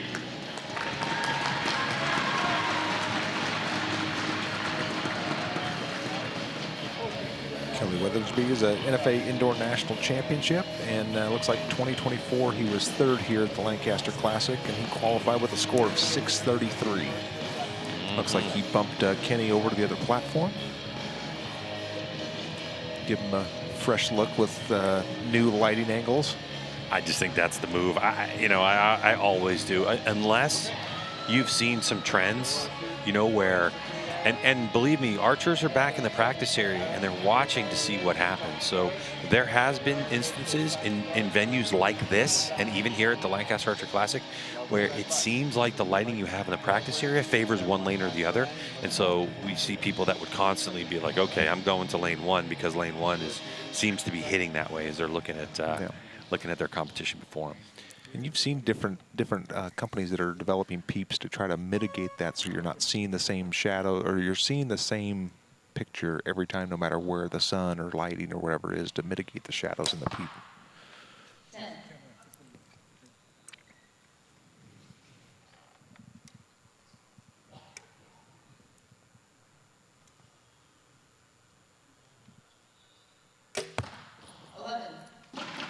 Good arrow to start for Kelly. It looks like he's been shooting for 11 years. So him and Kenny have been shooting almost the same amount of time. Kenny's been shooting for 8 years. Starting off with a 10-10 here for Kenny, and see if Kelly can take a 2-point lead here with this arrow.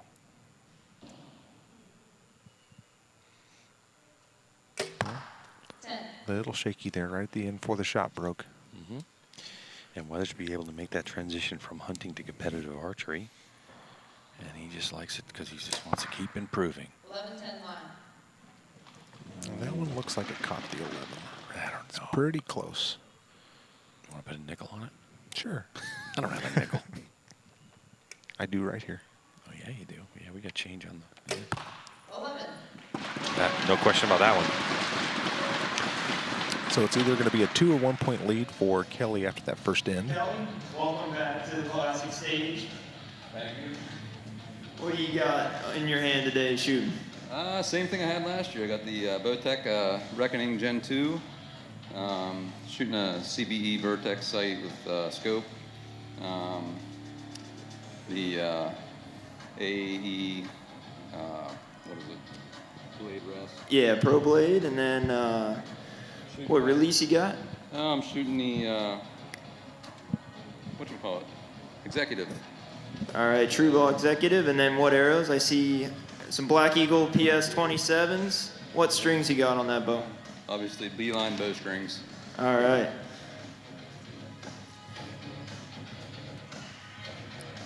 Now the question is, who's going to jump on renaming their release the whatchamacallit? That would be pretty good, you know? Somebody jumping on it. That way somebody goes the, I don't know. The whatchamacallit. And the whatchamacallit. You can go back and find an ad from the old whatchamacallit candy bars and there you go. Put some releases in there. And that's right.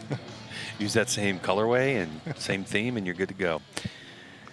This is the men's open category here at the 2025 Lancaster Archery Classic. We're at the Spooky Nook Sports Complex in Manheim, Pennsylvania. It's our shoot-up finals. We have seen our third place qualifier. You're looking at him right there. That's Ken Bronco from Arizona.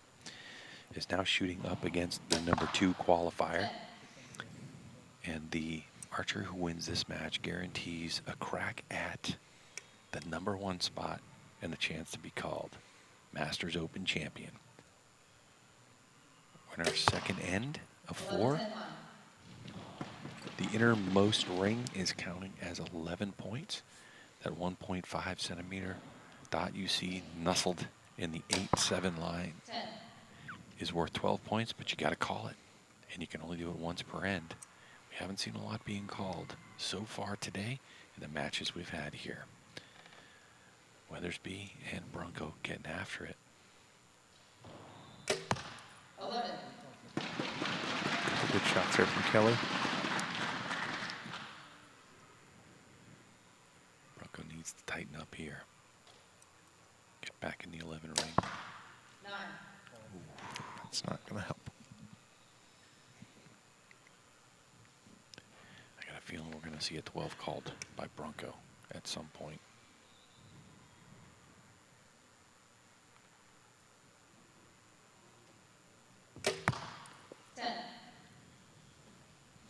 Great shooting, guys. Let's give them a hand.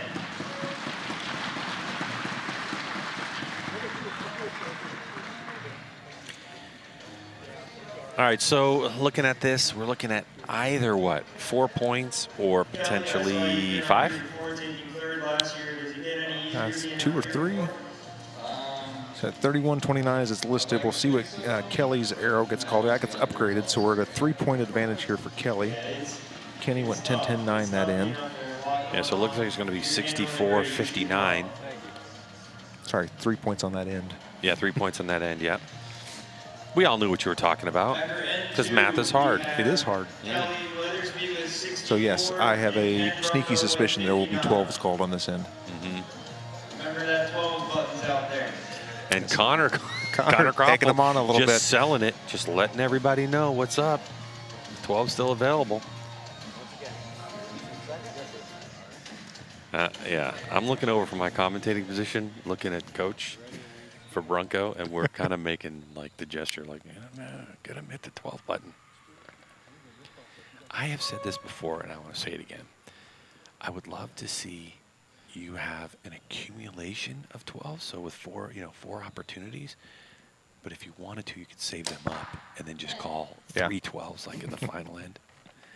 I was overruled on that proposal last year.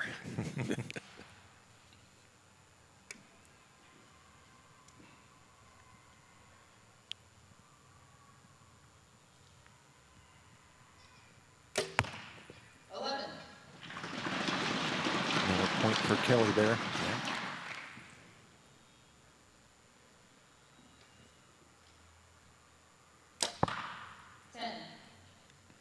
I think Ken's going to try and just smash that button. If you hit it harder, does he get 14? I think so. I don't see him going for it, but maybe this shot by Weathersby. He's getting ready to reach back. Here it comes. All right, here we go. Boom, there it is. The 12 has been called. See what Bronco's going to do. If I didn't see him make a side adjustment, so I think he's just going to aim for it.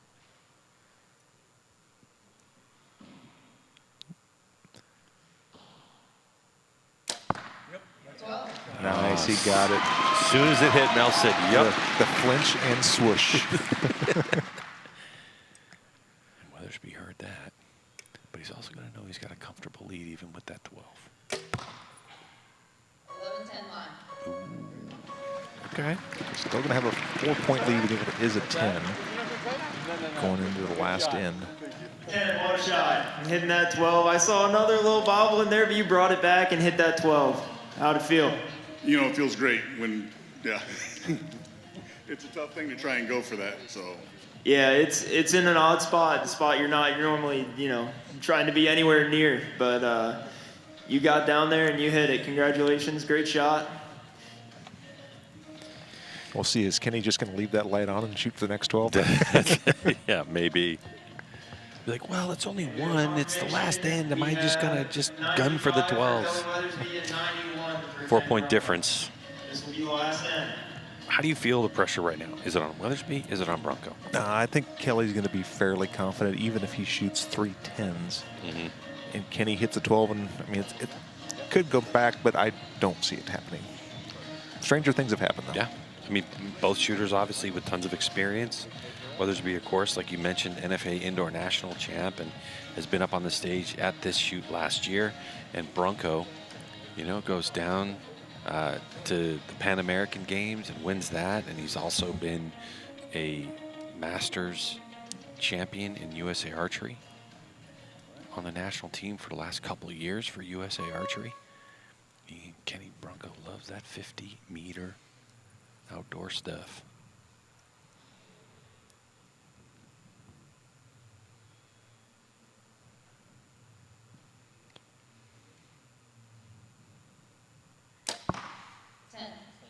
It keeps coming off the back wall just a little bit every now and again.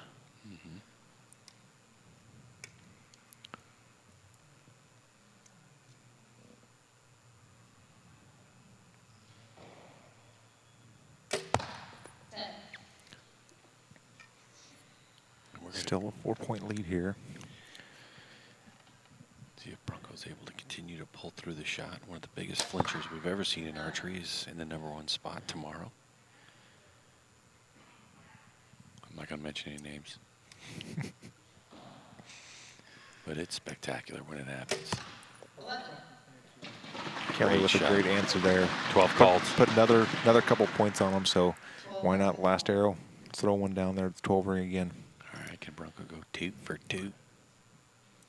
6-point advantage for Kelly right now. Got it. Looks like you got it. Boy, it's pretty close. It's a small little dot down. It's a small little dot, and all it needs to do is touch the line. 10. All right. That's what Kelly needed to win that one. That's right. And that was quick too. Kelly just got after it. That he just like, all right, whatever, man. Let me line this up and send it. I know I'm inside the blue. I'm good. All right. Yeah, he did get it. Yeah. Good shot. 2 for 2 for Bronco. Fans love it. This place has got busy. Kenny just gave a great big old thumbs up. What, to us? Hey, us or Mr. Dean here? No, he probably did it to me. We were teammates last year in US Archery Masters, and he's a good dude. He's just very kind. He's very competitive, but also good dude. All right, so third place for Bronco and $1,000. He'll bring back the old Pineapple Archery Training Center in the Peoria/Phoenix, Arizona area. Be in Phoenix here in a few weeks. Get a hold Mel and go shoot. Awesome place to shoot. Pennsylvania. He is the 2019 and the 2023 Classic champion, and he is looking to increase that number to 3 championships in this finals. Let's welcome Bob Riedinger. Bob coming in here having 2 other Lancaster Classic championships. Oh yeah. This dude can straight up shoot. He is good, and he is strong too. So Bob qualified with a 642, so he was the top qualifier as well. So good qualifying round. And once again, tell us, Dan, how all of our points, every arrow matters in this tournament. So we have a qualifying round of 60 arrows, max score of 660 points. And then you shoot 12 arrow matches up from, I think it was 16 for these guys, 16 archers down to 4. And they add up every one of those arrows through the matches and then reseed you based on how many points you scored through the whole qualifying and your matches. I'm just such a fan of that. I think it's awesome. It is nice having it where every single arrow counts. Yeah. You've got pressure on you the entire time. You can't just get ahead of everyone and just cruise. So Bob choosing to shoot first. He moved Weathersby off his spot and chose to shoot first. And Riedinger, bingo. You can tell he's got a lot of confidence in his shot. You can see the stabilizer moving a lot, but he just powers through it and lets the pin do what it's going to do and trust in the shot process. Yeah, there's something to be said, Dan, about letting the bow do its job, right? Just letting the shot happen. He's got that 2-finger, too, release. Look at that. Inside out on the spider, and he throws an arrow. He's so excited. Yeah, that happened. No big dramas. There's a line downrange. We'll talk about that in a second after this Weathersby shot. Long hold here. Still, yeah, good shot. Hit it. You still had 10 seconds left on the shot clock as well. Tied up 22s here.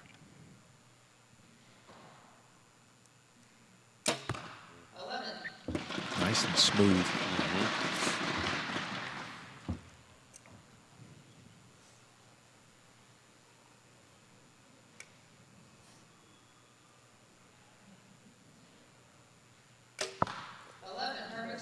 Now look at that, 66 points between the 2 of them on the first end. Let's get to Connor Koffel. Bob, welcome back to the stage here at the Lancaster Archery Classic. How are you doing today? Pretty good. Run us through what you're shooting today. I'm shooting a Hoyt Concept X37, Excel XP sight, AV25 scope, Easton Super Drive 27s, tack vanes, dead center stabilizers. All right, I see a Freak Show rest out there, and what strings you running? They're factory strings. All right. Good rundown of equipment. The Concept X from Hoyt, new for this year, and it's interesting because you have your top bow manufacturers, right? You have your Matthews, your PSC, your Hoyt, your Elites, and everybody's on edge. About a month and a half ago, what's the new bow coming out, and how often is the development cycle of a new bow? And now it seems like we've kind of gotten to this rhythm where you have maybe a couple companies are going to release, and then the next year somebody else is coming out, but. It's always an exciting time in target archery when the highest tech comes out from the largest companies and the smaller companies. Yeah. Bob starting off here in the second end, tied up 33 apiece. 11. I wonder how long Bob has been shooting that two-finger release. It looks like maybe an old Zenith. Really? Or something like that. You know about old releases. I mean, there are some people. Somebody mentioned Sergio Pagni, and Sergio's one of those guys that'll take all his older stuff and put it on a brand new bow. 20-year-old stabilizers and releases that's not even made anymore.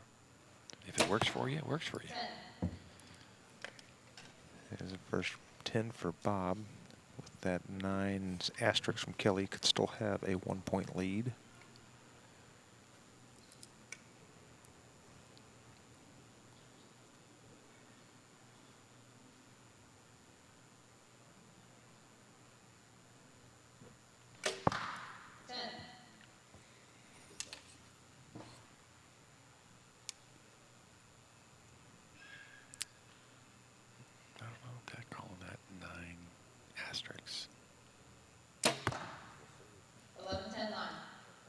That one looks like it's just wide, maybe.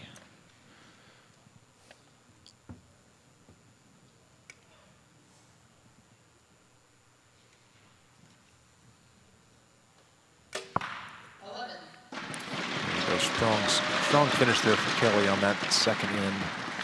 And keep in mind, this is the Masters Open category. It's the #1 against the #2 in our shoot-up competition. What a lot of people like to see. And the winner of this one is going to be the champ for this year. As Bob's going for #3. What do you have to say for your archer here? Just keep doing what he's doing. He knows what he's doing. He's been up here 3 or 4 times. So I'm going to bring it home like he's supposed to. All right, he's doing great so far. Kelly, who do you have behind you today coaching? Coach Mike Jones. He taught me everything I know. The best of the best. All right.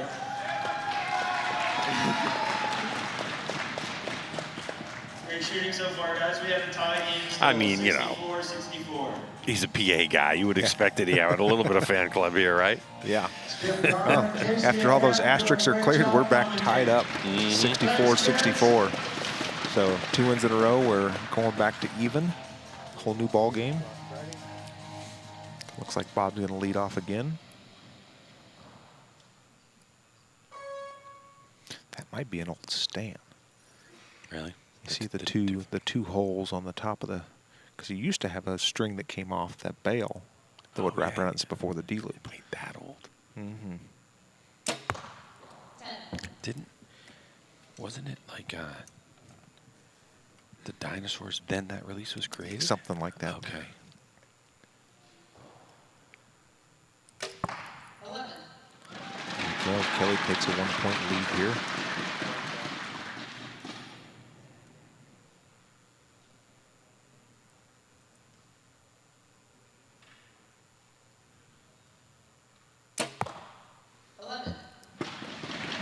Good strong follow-up there.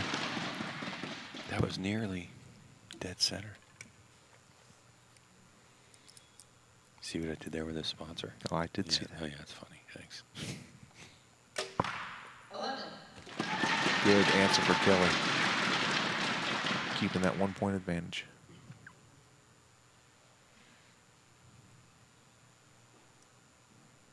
Okay.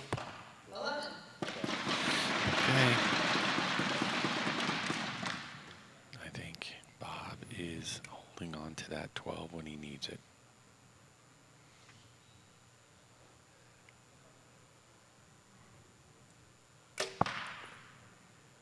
No.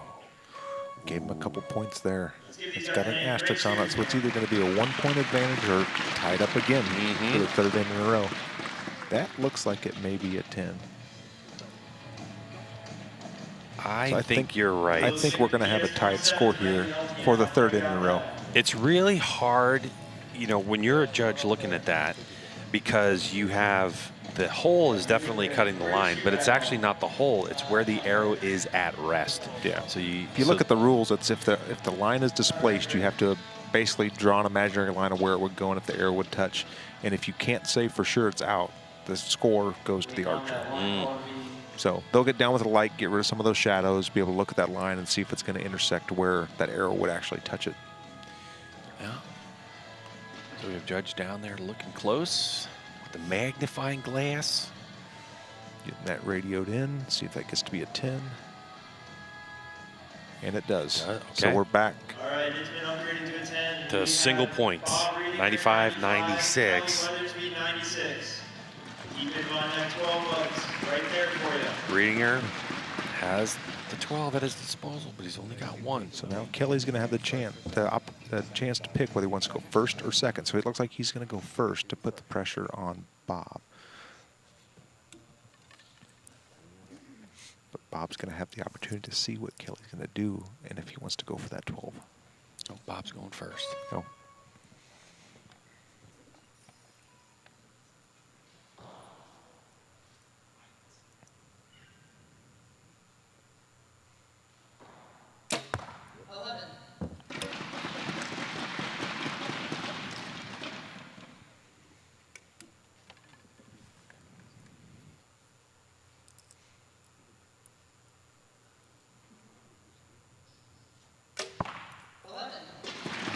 Answer, keep that 1 point gap.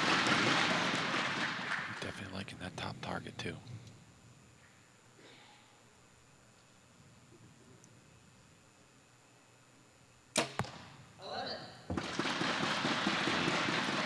Putting the pressure on him here. All right, this target hasn't been the best target for Weathersby, number 2. 10. Back to even. Could we get our first shoot off of the day?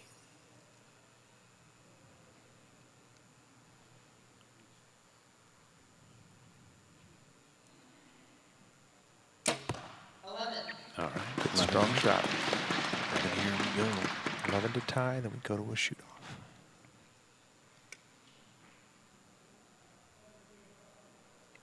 More movement than we've seen from Weathersby.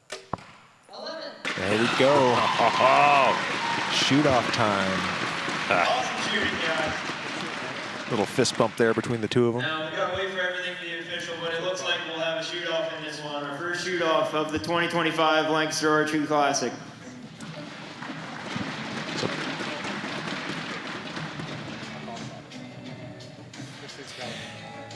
All right, so as we await for official confirmation, we have the rules.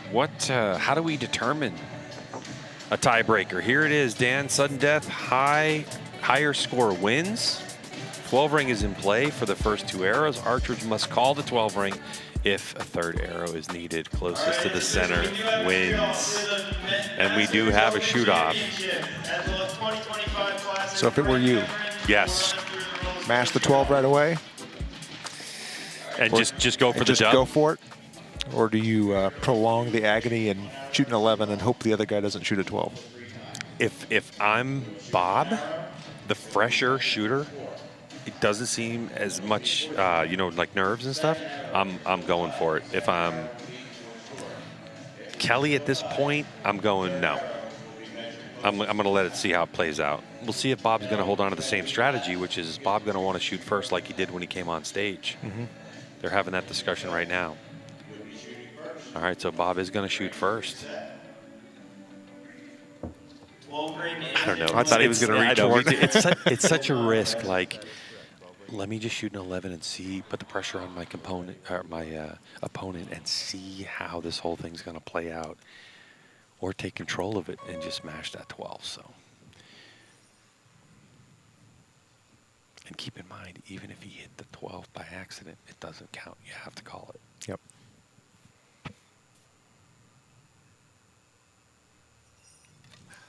All right, let's now. Still got 15 seconds, so it's still plenty of time getting that release reset.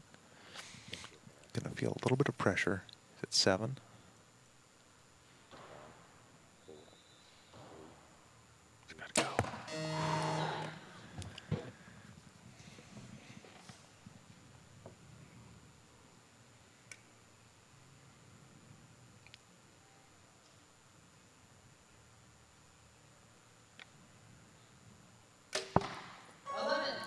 go. It is. That is it. After third place, the 2024 Classic, Kelly comes back and gets a win. The awesome thing about the shoot up, right? Just amazing. I love the shoot up way to do things. Bob Riedinger, second place. He will take home $1,500. Let's give him a hand. And our champion, Kelly Weathersby. Congratulations. That shoot-off chose to go second. I like that strategy. What went into it? Yeah, trying to make up my mind whether I wanted to go for the 12 or not if he hit an 11. Kind of let him set the tone, and I can make a decision off of that. And it worked for me because he dropped the lower score there, and all I had to do was hit a 10 or 11, so didn't have to risk it. Yep, you played it right. Congratulations. Kelly will take home $3,000 for first place. Congratulations.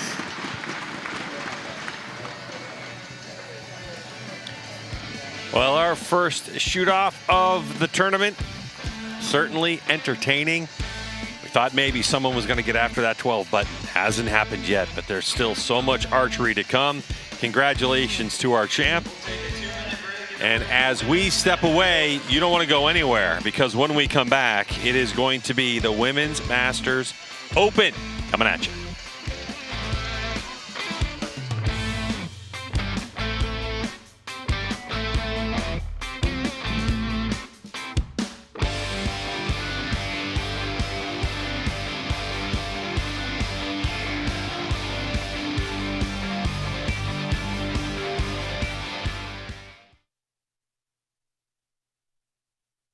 What does it mean to be unrivaled? To be unrivaled isn't about winning a trophy. It's about putting in the hours that nobody else sees. To be unrivaled isn't just a choice, it's a lifestyle. It's to push yourself to be your best day in and day out.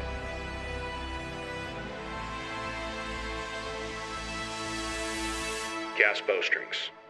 Be unrivaled. The X10 is the most successful arrow in competitive archery history, accounting for far more medals than any other individual piece of sporting equipment in Olympic history. Easton introduces the latest innovation of the X10 lineup, the 4mm Parallel Pro. Parallel Pro offers legendary X10 precision for all forms of archery. Elevate your precision. Your journey to the podium begins with Easton X10.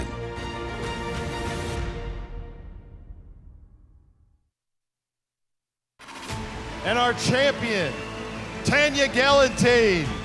And it's going to be Bodie Turner, your 2024 Open Pro champion. Our champion, Duna Lim. 2024 Olympic recurve champ, Brady Ellison.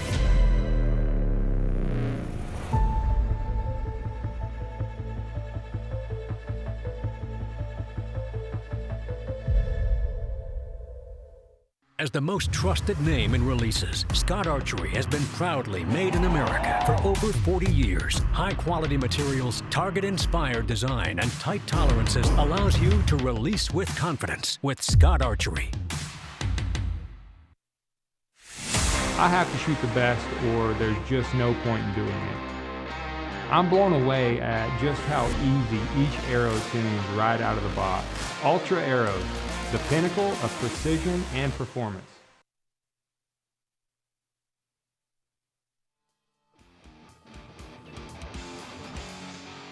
Amazing event here at the 2025 Lancaster Archery Classic. The Lancaster Archery Supply truck ends up being right in the middle of the shooting area, and you can come here and get all the stuff you left at home, or maybe even some stuff that you want. We're at the spooky Nook Sports Complex here in Manheim, Pennsylvania. I'm Greg White, sitting next to Dan Yazza, and our shoot-up finals are getting ready to get underway for the Women's Masters Open category. Shoot-up finals, what's that all about? Well, Dan, tell us a little bit about what the shoot-ups are about.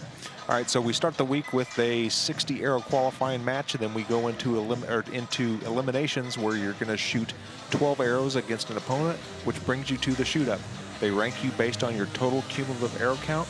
top 4 qualify. The ranking is ties are broken by 11s. It's a bottom-up format, so if number 4 shoots against number 3, whoever wins that shoots against number 2, all the way up to number 1. And the target is 20 yards, 18 meters downrange, but we add a 12 ring to these finals. Tell us. So typically on a 40-centimeter face, you do not have the little white dot.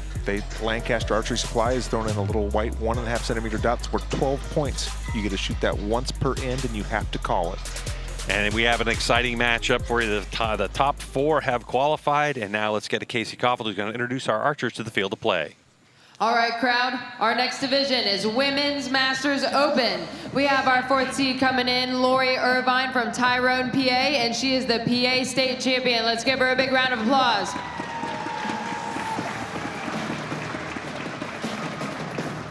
Coming in next is Kathy Miller from Hallsopple, PA. She is also a PA State Champion. Let's give her a big hand.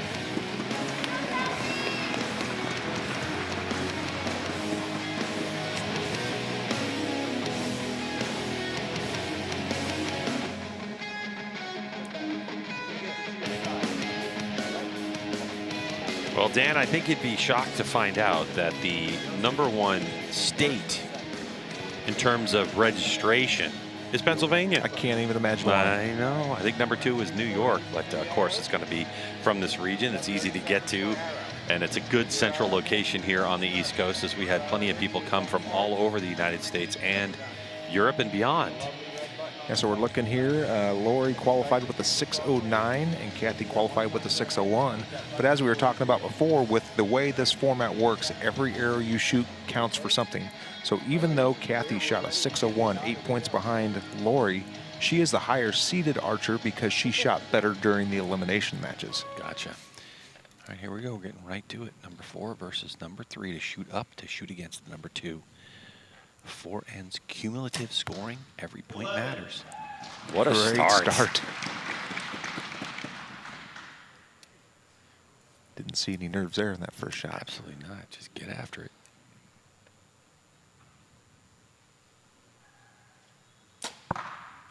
A little high right. And this is an amateur class, so for these women that are over 50 years old competing in this category, it's called the Women's Masters Open category. Anyone can register and shoot, as long as you meet the age requirement and you have a compound bow.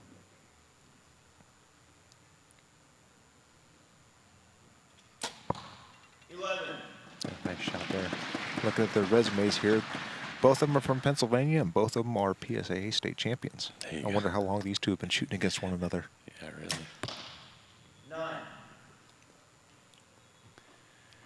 Now, one of the interesting things that happens as you get older is your dominant eye can switch depending on your eyesight and how it ends up changing over time. And there's a lot of different choices. You can see both of these ladies will actually close their close their eye to get a better sight picture. All right. But here's Casey Koffel. How does it feel being up on the classic stage here? It's always been my dream, so it finally came true today. Well, welcome. We're happy for you. Tell me a little bit about the bow you're shooting here today. Well, it's a Hoyt Prevail, and basically he puts everything on the bow, and I just shoot it. There you go. Well, maybe you can tell us a little bit more about what you're shooting then. I'm scared enough. I don't know either. Pro blade release or rest. Like I said, I'm nervous too. No, that's all right. Hey, that's what this whole shindig is for. Tony Tazza from our archery zone puts all our stuff on. He's our worker. Awesome. I just tell him what to put on. There we go. All right. Well, after our first end, we have Lori with 29 and Kathy with 31. I guess you can see the nerves don't just affect the shooters. Your coaches there are a little nervous too. He probably said, "Yeah, of course I'll be in your coach's box," and then you don't have to talk. No, I don't have to talk. And then boom, Casey sticks a mic in his face. He's like, "Oh, come on, man." And that does happen. You know that some people, you have the extremes. Some people like to dig into all their equipment, know everything that's on there, remember everything. And other people are like, "Put something in my hand that works, and I'll just shoot it." Kathy had a great start there with 11-11-9, gave her a 2-point advantage going in here. Lori starts off with an 8, or 9, excuse me. 9. Yeah, look at those 11s that she shot. Drop away rest, you can see when she pulls the bow back, the arrow rises up to the spot where it's going to be. And then as she shoots, that rest falls out of the way, no contact. You can basically shoot whatever kind of fletching configuration you want to. Mm-hmm. And Kathy's got a 2-finger hinge release she's shooting.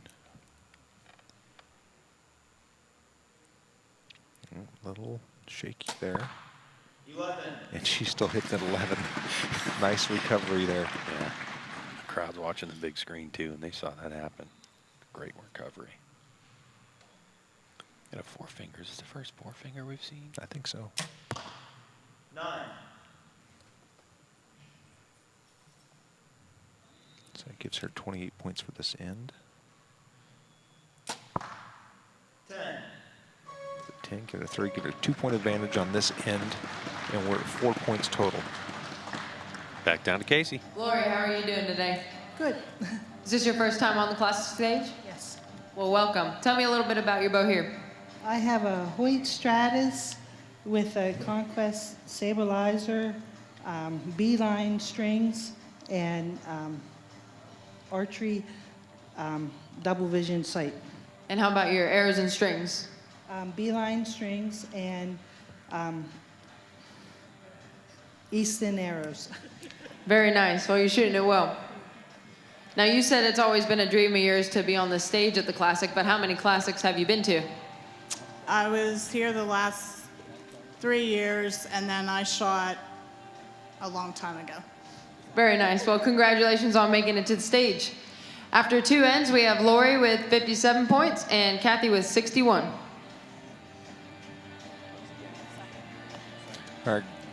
All right, Greg, we were talking about the Lancaster trailer being here. What did you forget at home you had to go buy? Nothing. Oh, I don't believe it.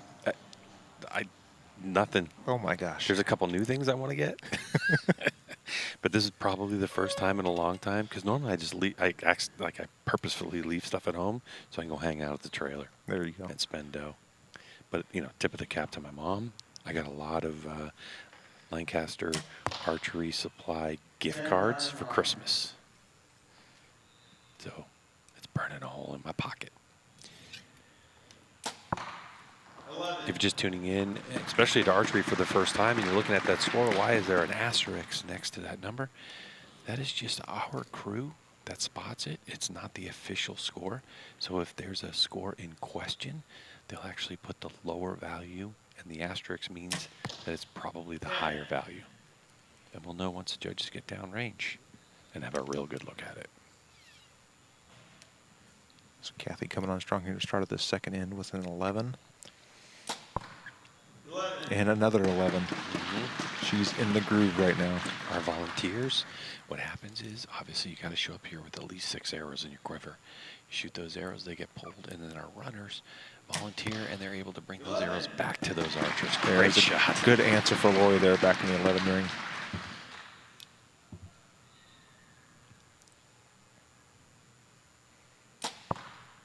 Kathy with a 33. 3-point swing in that in. Smoking. Depending on that asterisk there, it looks like we're going to have a 7-point advantage. So there's a good look at what the judges are up to. So they have a nice little light just to give themselves a good perspective. If there's anything that is, you know, within question, then they're going to break out a magnifying glass. Now the key, Dan, is don't touch the arrow. Yep. Nobody can touch the arrow. Yep, don't touch the arrow, don't touch the bail, don't touch the target.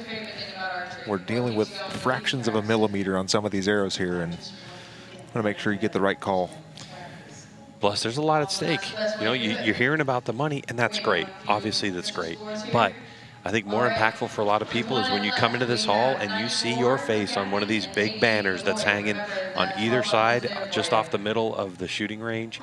That's pretty impressive. And they're only able to get 4 years worth, so it's been rotating, but still. It's awesome to see what Rob has built here, and every year, like, he's adding little pieces just to make the atmosphere and the ambiance something we don't see here normally in the United States. Yeah. Big breath there for Kathy. So it looks like we're at a 6-point advantage. That arrow did get upgraded for Lori. Oh, just right. Those are the heartbreakers, right? A couple millimeters away.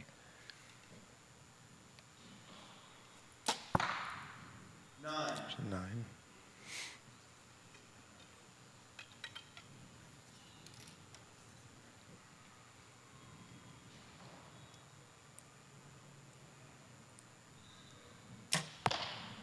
11. There's a great answer there for Lori. Bringing back a couple points for her. Kathy trying to answer back after that first arrow. 9, 10 line. It's really, really close. I think it's 10.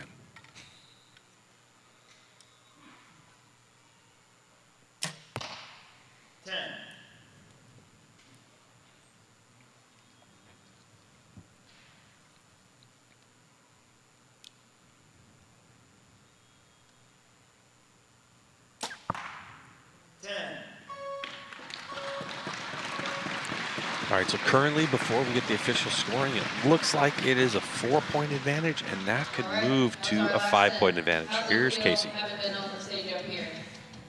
give me confidence for next year. That's awesome. All right, unofficially, it looks like Kathy will be moving on. How are you feeling? Are the nerves settling down? No, not really. Keep going up, that's okay. All right, so when we get the official word, the victory is still going to go to Miller. However, no 12 called just yet. You know, I think it's a good point that was being made by Lori. Like, you know, looking towards next year, I probably would have just hit the 12. Yeah. Just to kind of find out how I would react with the situation. Always something to be thinking about. There's only 33 points available per end, and math is easy. So it looks like 118 to 123 will be the official score for victory. So Miller with the win and will advance from third place, now guaranteeing another round shoot off against our second place qualifier.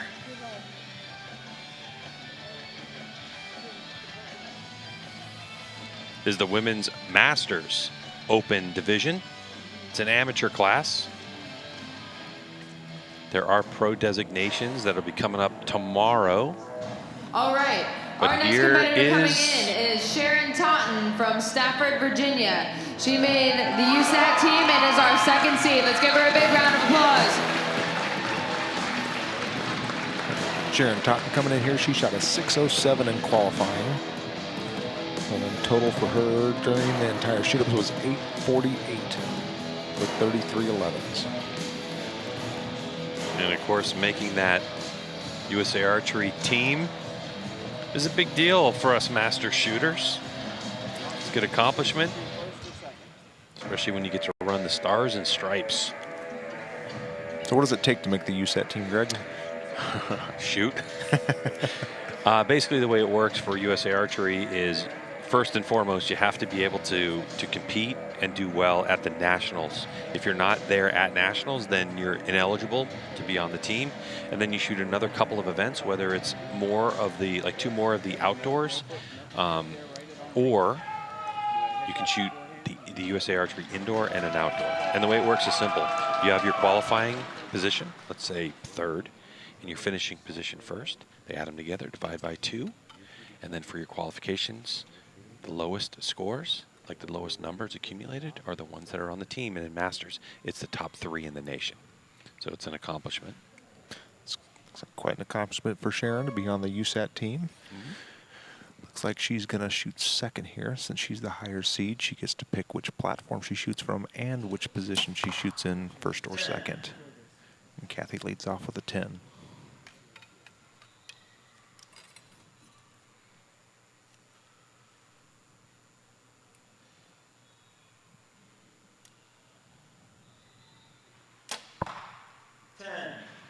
Nice recovery on that little bobble on the draw cycle. The arrow looked like it was coming off the rest when she was drawing it back, but able to get it back together.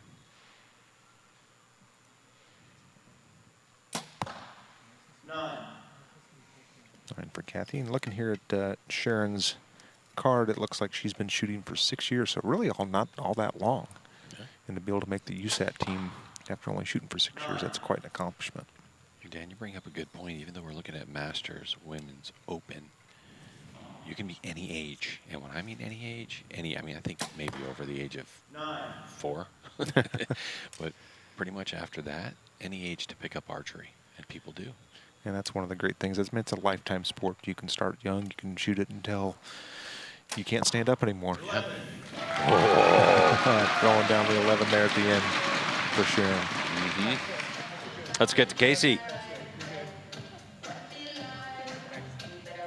How are you doing today? Nervous. So far, so good. Settling in a little bit? Yes. Awesome. Well, tell me a little bit about the bow you're shooting today. This is my Hoyt Invicta. I'm still rocking that. Waiting for my Concept X.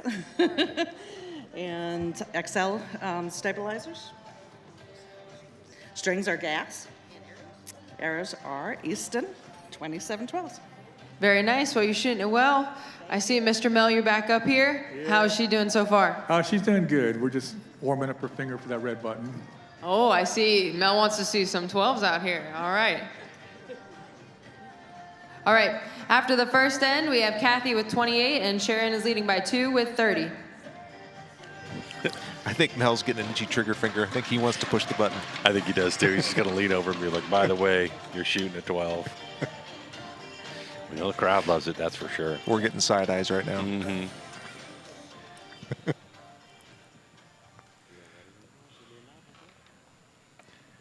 right, Sharon leading off here, second end. She's up by 2 points.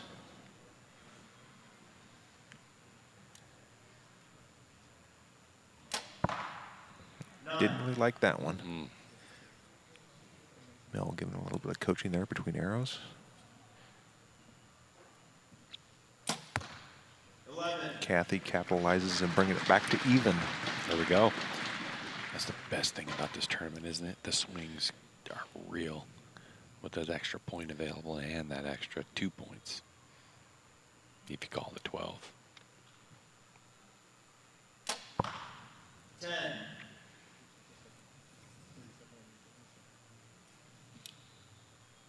A little wobbly there. Getting it settled back down, get in the middle. 9. Giving a point back there to Sharon.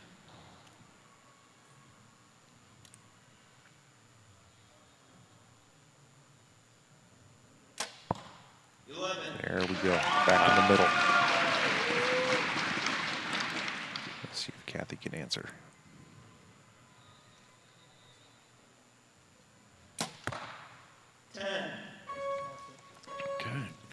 Let's give these ladies a round of applause. Looks like unofficially we're 30-30 for this end. Sharon with a 2-point lead still. All right. Now, obviously you shot well to get to the stage, but let's break it down. How did qualifications go and how did eliminations go this morning? Qualifications were a little rough, but eliminations went really well. Awesome. Well, obviously shot well to get here and shooting well here now.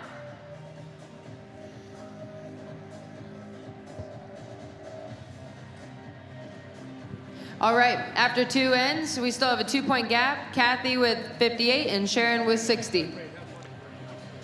And I think Casey actually kind of, with her question, brought up a really good point, and that is, you know, qualification is really important at this tournament, where some other, you know, disciplines that you shoot, it's kind of like, okay, I didn't do that well. But here, depending on the class and the amount of people entered, there's a cutoff. Like, there's a bunch of people that went home that didn't make elimination matches.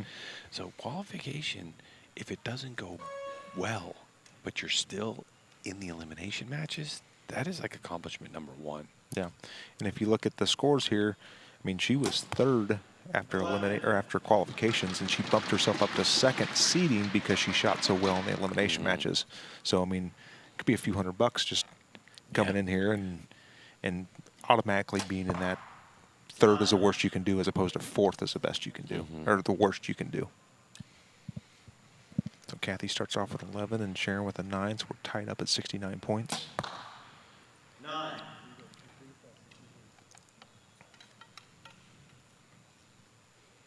that's an opportunity for Sharon. 10. Picked up a point on her.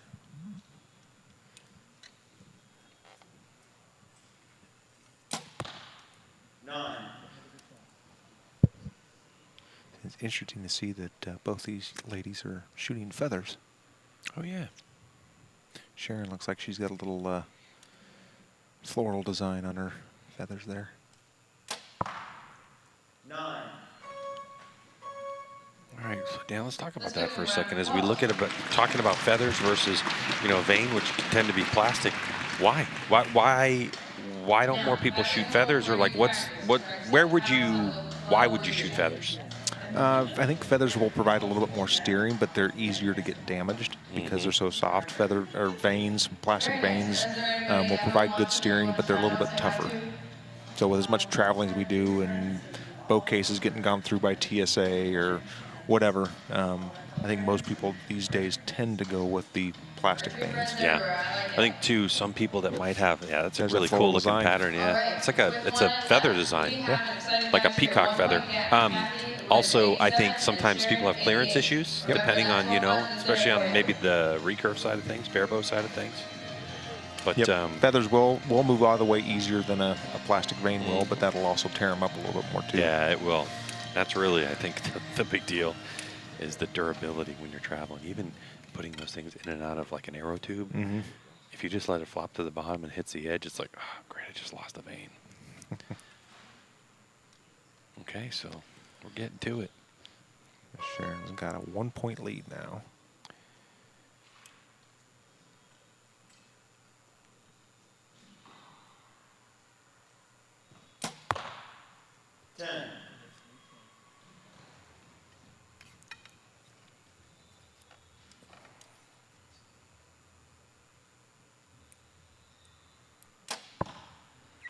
Oh, she didn't like that, but she still got the 11. Sure did. It's going to give her another point here. So now 2-point advantage with 2 arrows to go for each archer. 10.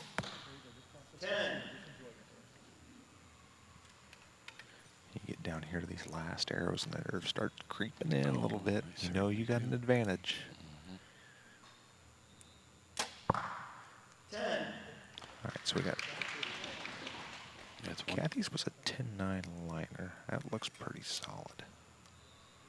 Yeah, so I think we're sitting at 2 points. 10. All right, so last arrow here for Sharon for the go to the gold medal. 11. Oh. Strong finish there for Sharon. And no doubt, doesn't really matter what happens with that 9 asterisks. All right, we'll have our judges verify some scores. Here's Casey. Your first time up on the classic stage, what have you learned from this experience? Try to keep your nerves not going crazy. Definitely, with all the cameras, lights, everything, it's definitely a lot of pressure.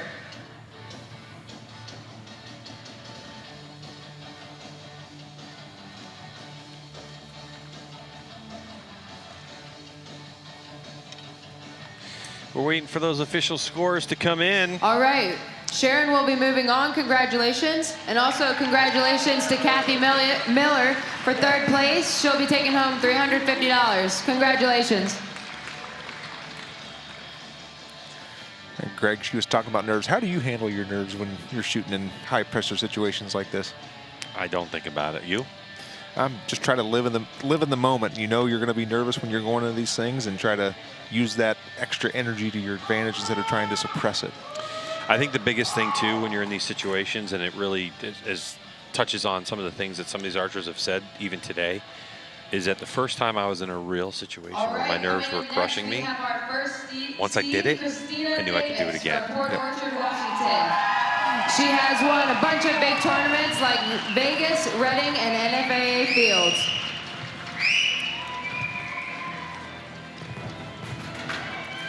All right, so Christina Davis from Fort Orchard, Washington.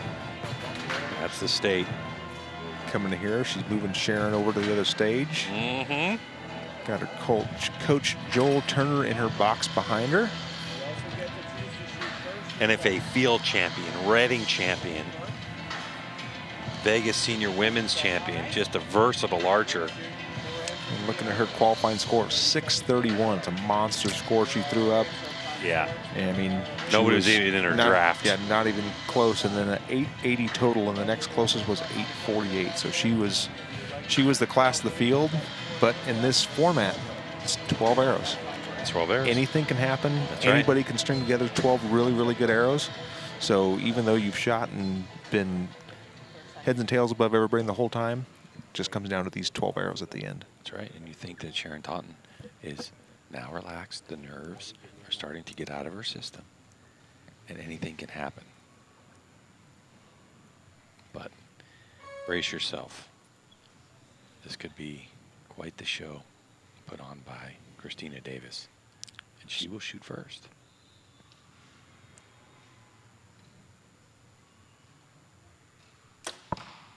What a start.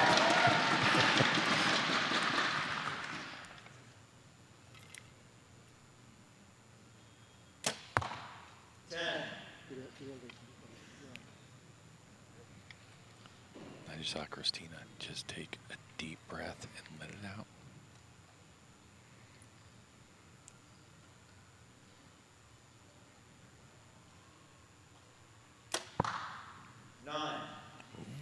Okay. Definitely nerves. Yep. Definitely see that bow moving around a little bit more than it did in the first arrow. 10. Close one. So we're tied up here at 20.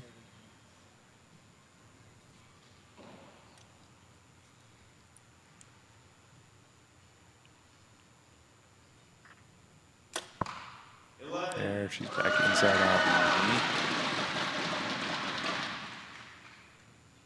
And 11 to keep us tied. 9. Just dropped it a little low. Let's give these ladies a big Let's hand. get to Casey Koffel.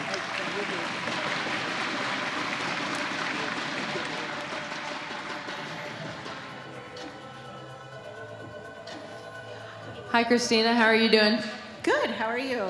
I'm doing well, thank you. Welcome to the classic stage. Tell me a little bit about the bow you're shooting today. I have a Matthews TRX shooting spider bars, an XL sight. Strings are from Lancaster Archery in Washington, and I'm shooting an HBC release. And what arrows? I'm shooting gold tips with ACE. Very nice. Well, let's see. After our first end, we have a 2-point difference, Sharon with 29 and Christina 31. Dan, I'm going to tell you something. I absolutely love. We talked earlier about people that travel like you and I, taking your bow places and getting an opportunity to shoot.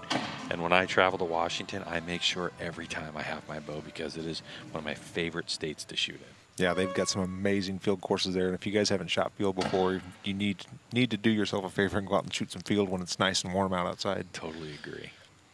Get you out in the woods, walk from target to target. If you don't know what field archery is, just use the Google. Another 11 in the middle.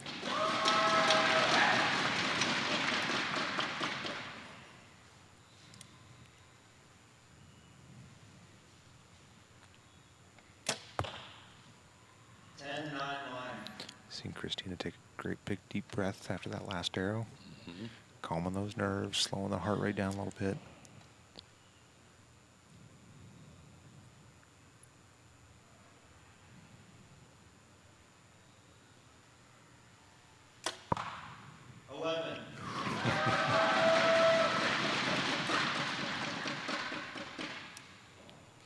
After that shot, she looked around to her coach, Joel Turner. Had a little, get a little nod. There you go. There you go. Good answer back for Sharon there. Christine bearing down, see if she can shoot a 33 on this end.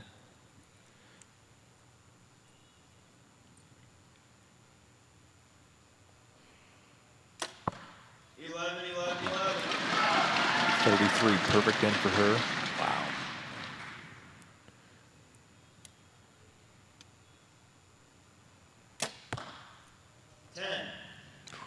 she's going to pick up possibly 4 points on this end. Yeah,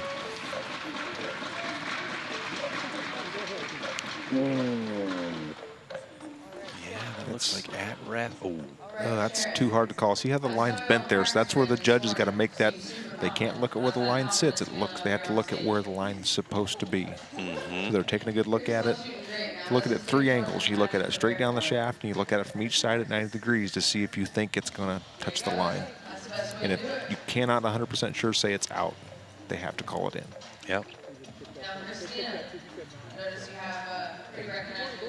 While we're talking about arrows, let's take a look at the schedule. We've already been through our Senior Open, Women's Open, Masters Open. We're in the midst of our Women's Masters Open for this #1, for the champion. Then we have Youth Recurve, Youth Female Recurve, Youth Female Open coming on deck. And then we have the 2 big heavy hitters, Women's Barebow, and the end of the day, the evening, Barebow. Those are always so fun to watch because you never know what's going to happen on the end of those. Let's go back and watch these guys on this next end here.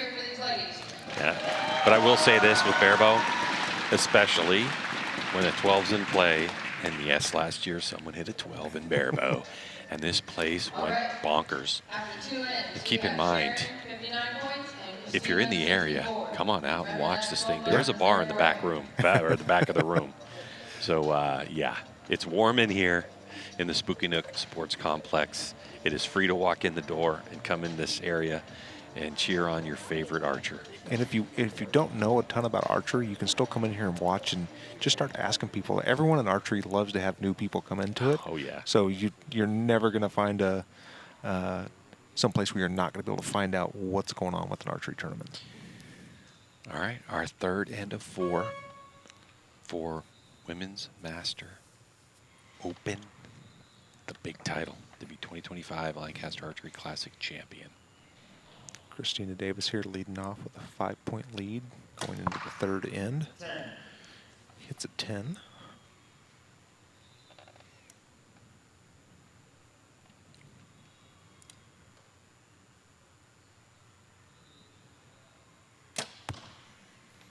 Nice. Picks up a point on her. Down to a 4-point lead. Sharon's husband, Bill, in attendance this weekend, cheering her on.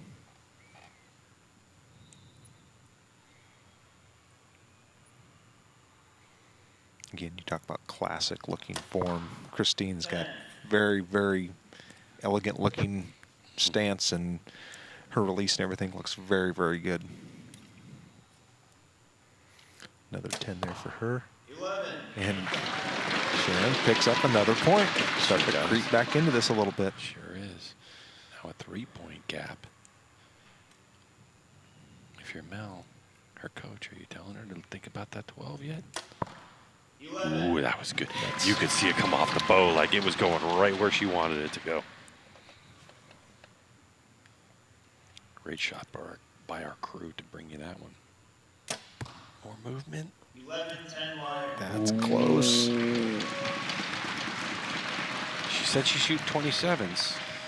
That's 27 could catch that, so that would put her back at 3 points.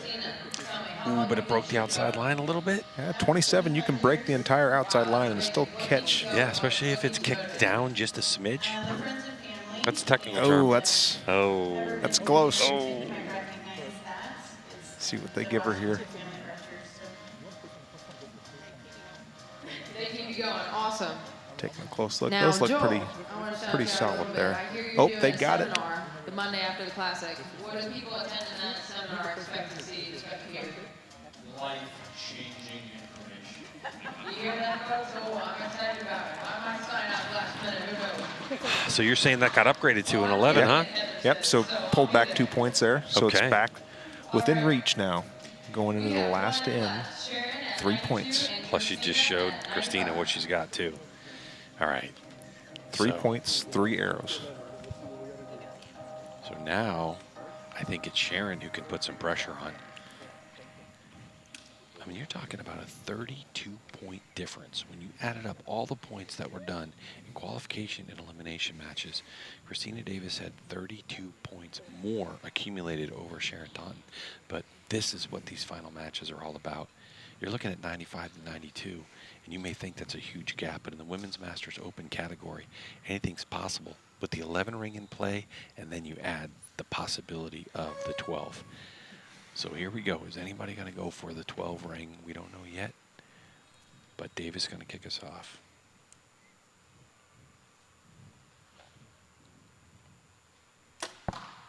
So Christina's kind of got the driver's seat right now. If she can shoot 3 11s, it's over. Doesn't matter. But she's still got to shoot those 3 11s. That's right. 10. Oh, okay. Sharon didn't like that one. Yeah. Now you start to feel like Davis getting on the gas pedal, putting a little bit more pressure on, starting to break that draft. Looks like Joel is wheeling her on behind her there. Mm-hmm. He's got the thoughtful pose, just getting after that goatee. 9. Yeah, she knew on the release. We can see it on her face. All right, so that's a 5 points right now with 2 arrows to go. Yeah, Sharon definitely be going for that 12 button.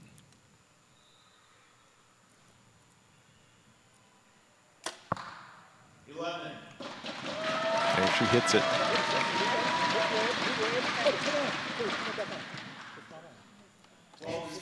There it is. She want it on or she want it off? Which one is it? Come on, Sharon. Even Christina's pulling for her. This place gonna go bananas if she nails this.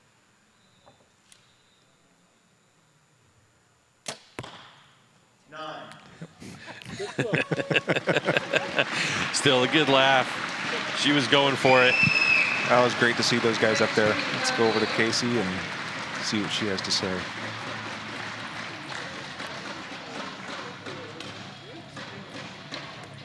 Good job going for that 12. Came just short, but how do you feel? What will you take away from this? You know, I am just so honored to be here to make this whole process and to make it this far in the process. I am so happy. Awesome. Well, congratulations on second place. You'll be taking home $550. Let's give her a hand. Yeah. Oh, And Christina, congratulations on first place. How are you feeling? Great. It's awesome. Are you happy with how you did? You should be. Very much so. Well, congratulations. For first place, you'll be taking home $1,000. Let's give her a big round of applause.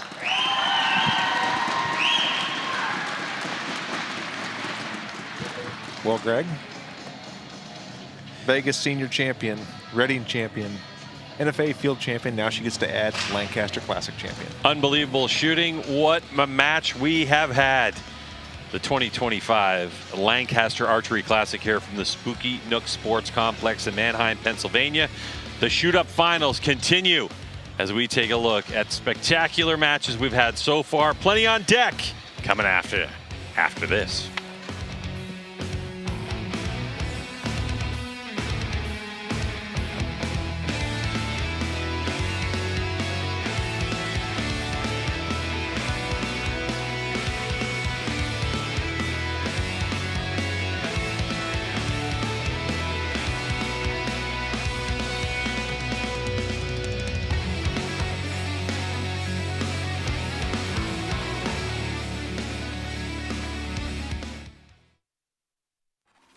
And our champion, Tanya Galantine.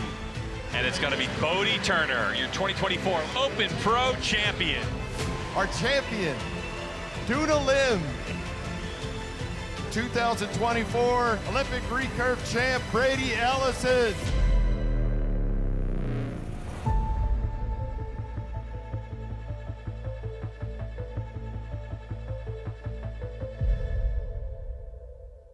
At the Lancaster Archery Foundation, it's our mission to get as many people as possible involved in the sport of archery. One way we do that is by providing grants to local clubs in need of equipment, for collegiate scholarships, and to elite athletes traveling abroad. We thank Lancaster Archery Foundation for supporting our collegiate athletes who bring the sport to different communities in northwestern Pennsylvania. You can help us in our mission by donating today at lancasterarcheryfoundation.org.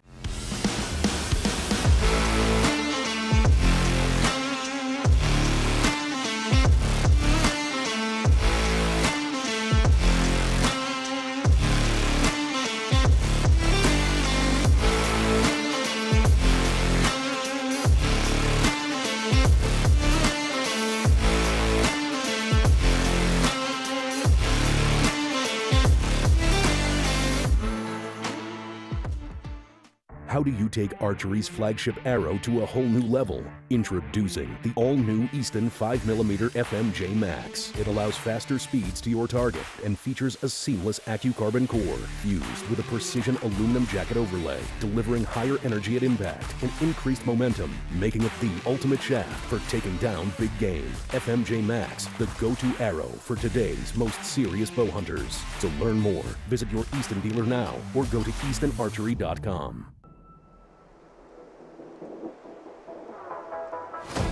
This bow's packed with new features and technology. Next in the evolution of carbon bows. I like it, dude. Shooting IBO speeds of up to 340 feet per second. This bow will reach draw lengths of out to 32 inches. Right where he said, shut down.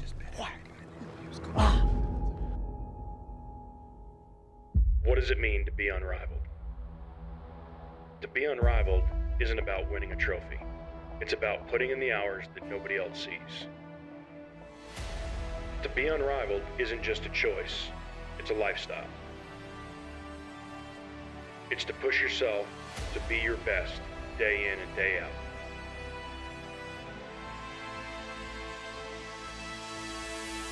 Gas Bowstrings. Be unrivaled. At HHA, bow hunting is in our blood. At the moment of truth, there are no shortcuts, no excuses. It's just you and your bow. So when we build a site for these moments that take your breath away. For the past 40 years, we've been setting the tempo for bow sites in the hunting industry, and this year we did it yet again. New for 2025, the Nitrix from HHA. All eyes on me.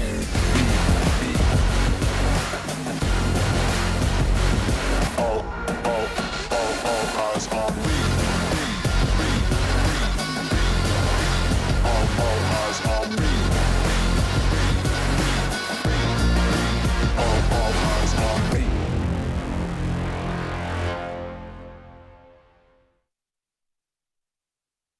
Imagine a target rest that could significantly increase forgiveness and make the arrow hit the same spot, even if the bow is torqued. The next revolution in target rest design is here.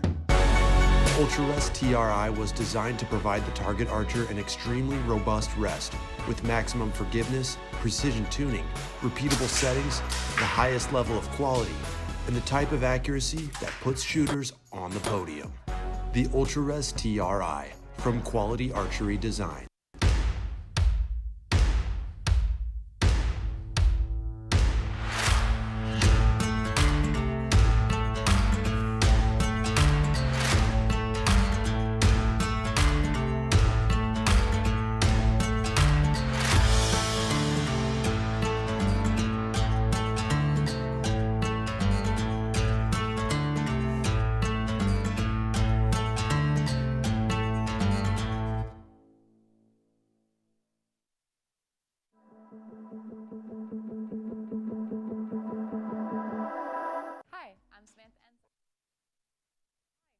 Sharon Wallace. Hi, my name is Caitlin Bordwell. And you're watching the Lancaster Archery Classic. Favorite memory, when I did make the final, I did it twice, Final Four. I had my husband, first my fiance, and then he was my husband the second time. So having him in my corner and being able to shoot up there, that's one of my favorite memories.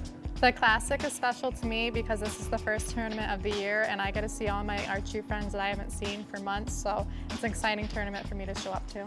My favorite memory from previous Classics is definitely shooting on the stage and being the youth champion from last year. It was such a special moment and I'm so excited and so thankful for everyone that supported me through it.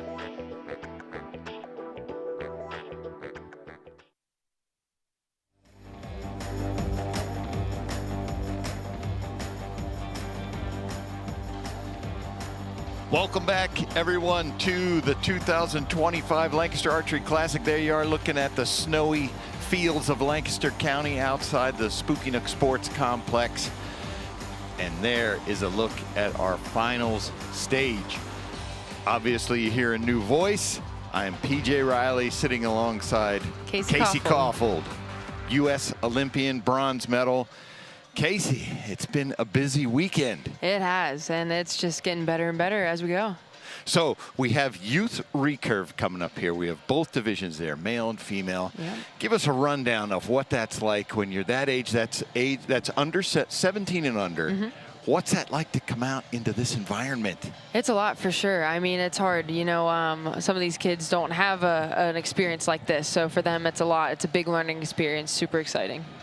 All right. Well, we're going to run through our format here. We're going to take our rules. There you go, Casey. Run through that for us. All right, our shoot-up rules. The top 4 qualify to shoot on the stage. The ranked ties are broken by 11s, and it's a bottom-up format. So 4 and 3 will start. The winner advances to face 2. The winner advances to face number 1. And here we have something special with the 12 ring. It's a 1.5 centimeter white dot. So max points you can have is 136. You can shoot it once per end, and it must be called for it to count. We certainly love to see those 12s, Casey. That would be quite a stretch to shoot that in youth recurve, but hey, if you need it, you need it. You never know. It happened last year. I remember Joshua Bayek. He was ahead, and he was like, you know, we're just going to do it for fun and hit it. So you never know what you're going to get.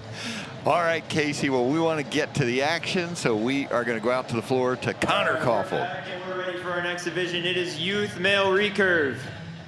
So let's bring in our 4th seed, Keshav Kumar from Franklin, Massachusetts. He won Pan Am Team Bronze, and he comes in as our 4th seed today at the Classic.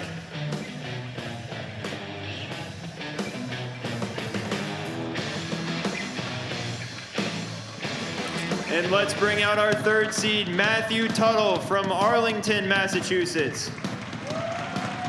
He started archery during quarantine because he's bored, and I guess he's kept with it throughout. And he is our 3rd seed today. Welcome to both of you.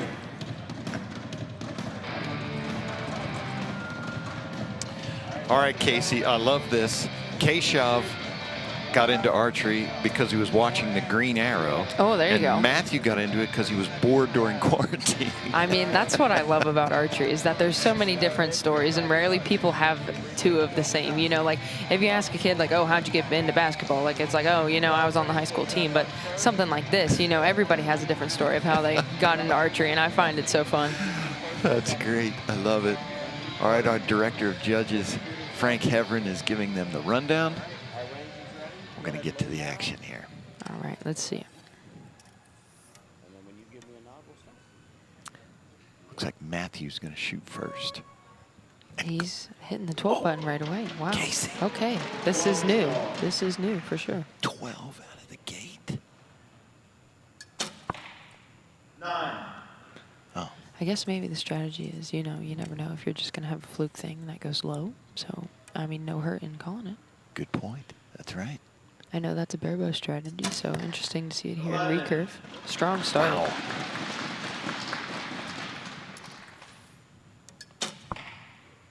It's grouping just a little high into the right. Keshav won team bronze in the Pan American Championships. That must have been a similar, you know, sort of on the stage, you know, televised experience, you know, coming in here with that. And then I see Matthew Tuttle has listed that he has worked with Coach Kim. Coach Kim is doing a seminar for us at the Academy in February. Coach Kim has worked with a bunch of different Olympians, a bunch of different world champions even, and so he's very experienced, so it's awesome that Matthew Tuttle got to work with him. 10. All right. Strong first end there. Let's go out to Connor, who's going to meet our archers. I like it. No downside to going for it, and if something happens and it ends up down there, you get the benefit. That's exactly why I did it. Great. Run us through your equipment today. What are you shooting? I'm shooting a Hoyt Exceed with axial limbs, Ramrod's Ultra V3, stabilizers, Excel sight, biter, plunger, and clicker. All right, what arrows you got? I'm shooting X10s. All right, what knocks you got on those? Biter. All right, awesome. After the first end here, we have official scores. It is 31 for Keshav and 27 for Matthew.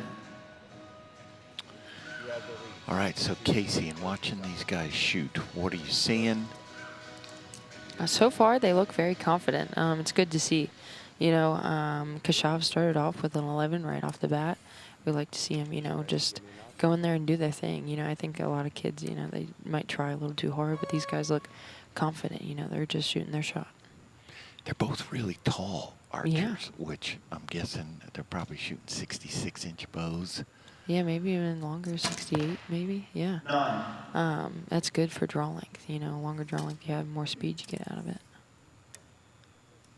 Anything in their equipment that's striking you?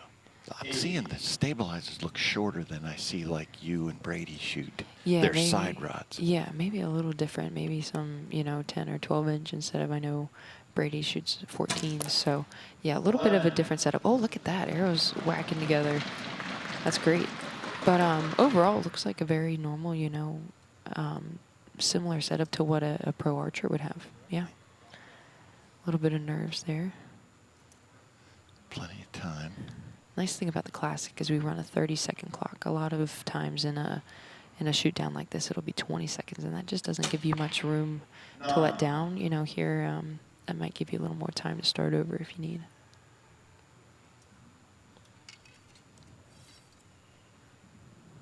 A little bit of shakes here and there, but nothing abnormal for shooting on a stage, I think. If you had to guess, what would you guess they're shooting draw weight? I'd say somewhere in the mid to upper 30s. Gotcha. Yeah, I think that's pretty usual for kids around their age. What age are they, 16, 17? Yes, Keshav is 16, Matthew is 17. Gotcha. Yes. Shav, great start to this match. How are you feeling up there? Good, just a little bit nervous. All right, run us through your equipment today. What do you got? So I have a Fivix Argon X, a Galaxy Bronze Star limbs, WNS SAT stabilizers, biter plunger, and an Axel sight. All right, and I see Easton X10 Parallel Pros with Biter, pin 1 Nox. Biter pin Nox. You're shooting it great. Let's see if we have official scores here. We do. It is 61 for Kashav and 53 for Matthew.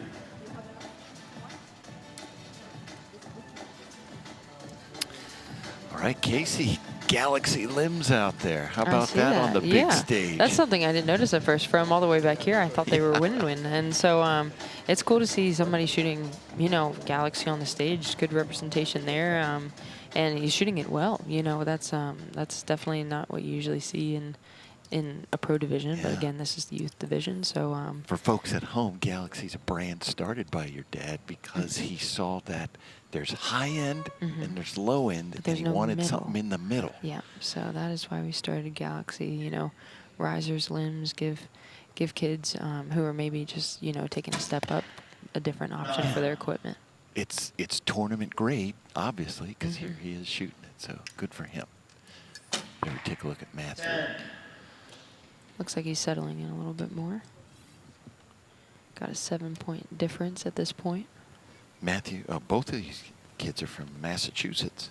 Yeah, I wonder if they, you know, see each other at local shoots and stuff. That'd be interesting. Oh, first arrow out of the yellow there for Kashav. Oh, a little bit of shakes there. So, letdowns. So that the reaction from us is like, oh, it's messed up, but not necessarily. Sometimes it might just be something that throws you off a little bit, and you're like, you know, this isn't feeling right, and I just need to start over, you know. And sometimes it's better to start over than to second guess it and shoot it anyhow. I was going to say the negative is if you try to force it. Right. Sometimes if you force it and it's still a little bit off, bad things can happen. So he made a wise choice, had enough time to let down and start over. Good comeback from Keshav after that 8. 9. All right. Let's give these guys a hand. Great shooting.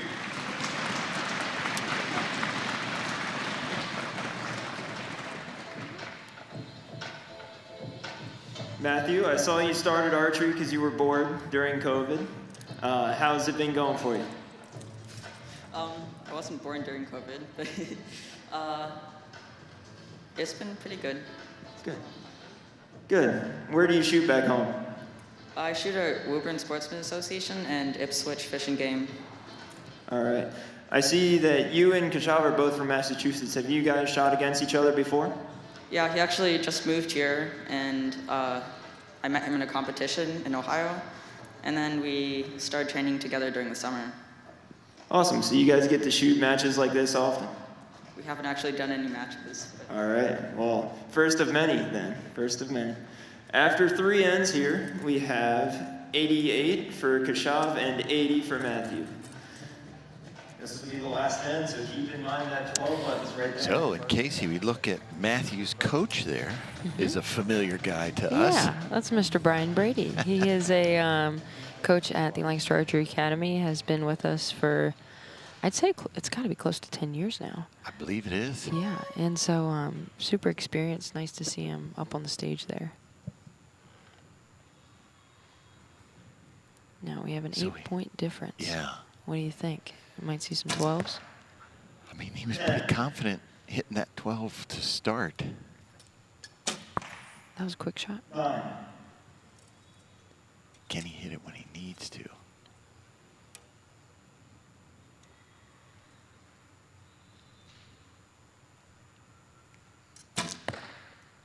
He's hanging yellow there. Like you said, he's only got 1 outside the yellow. Yeah, he's doing great. Looks like Matthew's speeding his timing up a little bit. I think sometimes part of his letdowns where, you know, you get a little too shaky, you get a little too slow. It's hard to get through the clicker, but he's having very nice timing now. 10. That's a good shot. Good end. K-shot.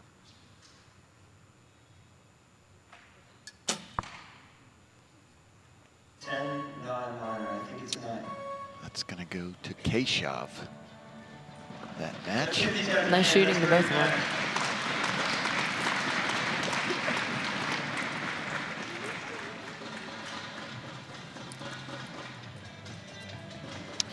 Yeah, so Casey, our first match there, 117 to 108, favor of Keshav. Yeah, Keshav shot great. He had just that one arrow just out of the yellow. Right off the bat was sighted in, seems super confident, so we'll see how he does moving forward. That's solid shooting at any level to keep them all in the yellow. Oh, for sure, yeah. It's recurve is one of those things where anything can happen really, but he really was grouping well and shooting some good scores. All right, so Matthew is going to leave us finishing in 4th place. Good for him. Connor's going to bring out our 2nd place qualifier.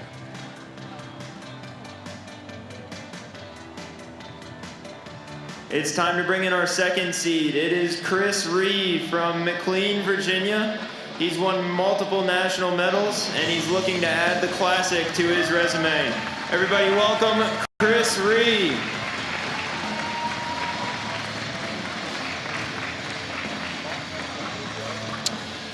So Chris Ree, also 16 from McLean, Virginia. He wrote Lancaster Archery Classic Champ, and I said, oh, what year did you win? And he said, oh, I meant Lancaster Archery Classic Warm-Up Champion. Oh.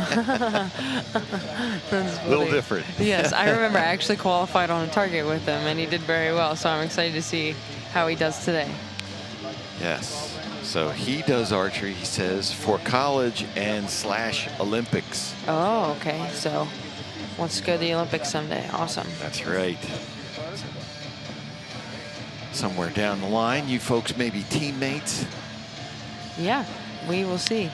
In the coming years, you know, 2028's coming up, so just it's going to come around before you know it. So What's the one that's in LA? 2028 That's Olympics. 28, Yes, okay. so this next one coming up here. Gotcha. We'll definitely look forward to that, but now I think Chris Ree has chosen to shoot first.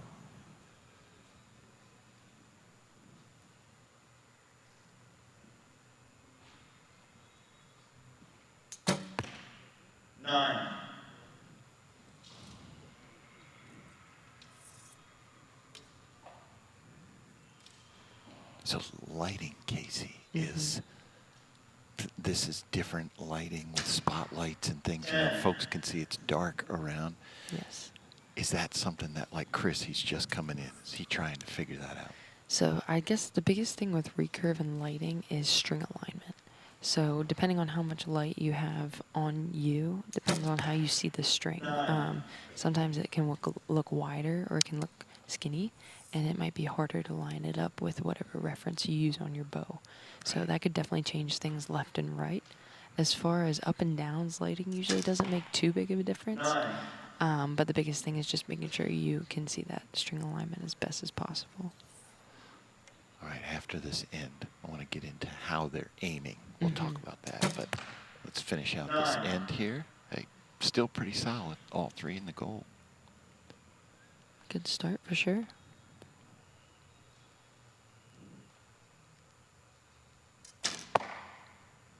Good job as well. There.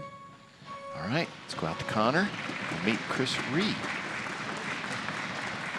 Chris, welcome to the stage at the Lancaster Archery Classic. Have you been here before? No, this is my first time. First time to the Classic or first time on the stage? First time to the stage. All right. What are you shooting today? Run us through your equipment. I'm shooting a Win-N-Win ATF DX, Win-N-Win NSXP foam limbs, an Excel sight, Ramrod Ultra V3 stabilizers, and a biter plunger. All right. What arrows you got back there? X10 arrows. All right, perfect. I like the colors on the weights. You do that yourself or have someone do it? I spray painted them. Awesome. They look great. They match well. All right. After the first end here, we have 27 for Chris and 29 for Kashav. All right, spray painted his weights. Why not? Yeah, it looks good. I'm big into making sure everything matches. So I appreciate the effort there of him doing it himself. So, like we were talking about, Casey, you know, we just watched all compound before this, and they had a peep sight, they had a scope with magnification. Recurve is not that. Right. So recurve, we have no magnification allowed. So we are seeing the target through our sight exactly how our eyes see it. And so here they're most likely shooting an aperture that is either just an open circle or has some sort of pin, dot, or fiber in it to assist them in aiming, but there's no magnification in that lens. And you were talking about the string. What are you doing with the string in your sight picture? So depending on, you know, how you anchor, how your head position is, all those things, it can look different. So for me, I line the string up with the riser, like with the kind of window of the riser, whereas some people might line it up with the like inside of their sight, depending on how they see it. But you just main thing is just to pick a reference that you can line it up with every time, so you're exactly the same. So so that leaves the door open for inconsistency left and right. I mean, yeah, because if you're if your string's off to the left, you're going to hit right. If your string's off to the right, you're going to hit left. And so that's where the lighting plays in, where it might look slightly different and can kick you either left or right. It's a good shot there. Again, still, he's just keeping him in the goal. Yeah, these guys are talented. I mean, they're young now, but I'm just excited to see how they're looking in the next few years. I mean, this is the future of archery for us. Yeah. Yeah, great end there. Unofficially, we had 27 for Chris and a 29 for Keisha. What do you like to do other than archery? I like robotics. I like coding. All right. Awesome. Awesome. Do you do robotics and stuff for school or like on your own? For school, yeah. All right. Awesome. It's very cool. What about you, Chris? What do you like to do with your free time? Probably just hanging out with my friends and family. All right, awesome. Let's see, we got scores confirmed now. We got 54 for Chris and 58 for Kashav. 4-point match with 2 ends left.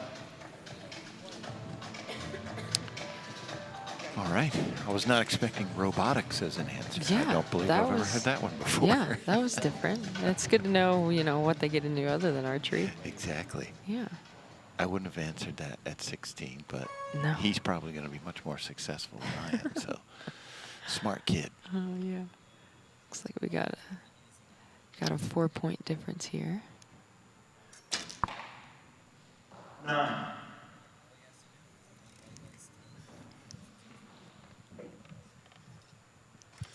see how Chris can respond. He's a little bit down right now. Might need to make up some ground. So, Casey, aiming at that 12 is difficult with Oh, any bow, let yeah. alone a recurve. But are you going? Yeah. What can you do if you're Chris? Are you just shoot and hope something happens to K-Shop? He's not showing any signs of letting up. I'm trying to think, what can Chris do to help himself? Right. When you're that far down, I feel like the 12 is really all you can do. You know, I think that was a great shot there. That'll make him up some ground. But I think the biggest thing is you can't just hope that your opponent's going to mess up. You have to be aggressive and you gotta go for it. So if I were him, I'd at this point be going for the 12. So we'll see. Looks like maybe not this end, but 11.99. for sure But it's hard like, to see the 12 on that recurve bow without the magnification. You can only shoot it once per end, so if you wait till the last one and you're 4 behind, there's not much you can do. But there, that end, he shot great, made up 2 points there. yeah, unofficially we have a 2-point match, 87-85. Closed the gap a little bit. One end left. Believe that one got it. That looks good there. Yeah, That's broke an the 11. line. Yeah.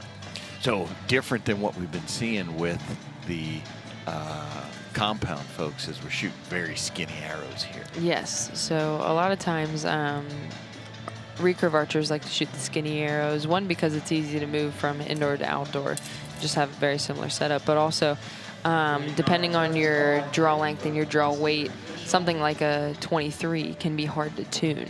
So you kind of want to have your options open with the skinny arrows. There might be more forgiving for setups like this. Yeah, it's, you know, Brady Ellison obviously is world #1 currently now, so he's pretty good, but I've seen him shoot 23s where his arrow flight is horrible. Right. But he says they hit For the where lines. I want them to go. Yep. So there's He a give and doesn't care. take there for sure. Yeah.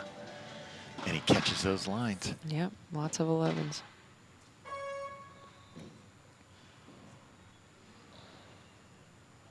K-Shop up first. This is our final end. 3 arrows to go. I'm here. I'm excited for everybody, but I want to see a close match, and that might have just opened the door there. Yep.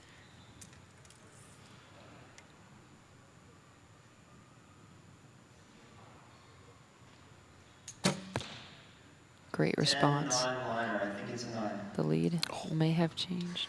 At least a 1 point, maybe 2.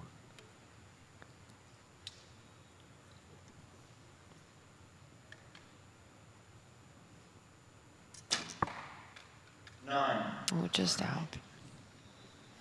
Definitely leaving a little bit of room for Chris to make up some points here. One of those 11s he was shooting would help out right now. 10. Great group there. Wow. Good. Those are side by Chris. side. Here we go. Unofficially tie match. Last arrow. Let's see how he can handle the pressure. 10. It's a good shot. Okay.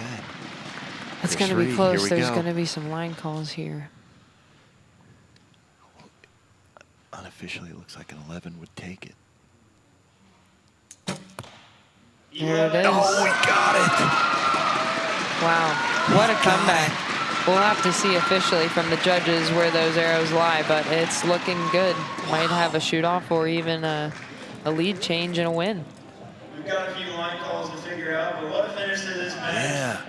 Great shooting here on this last end and through this whole thing.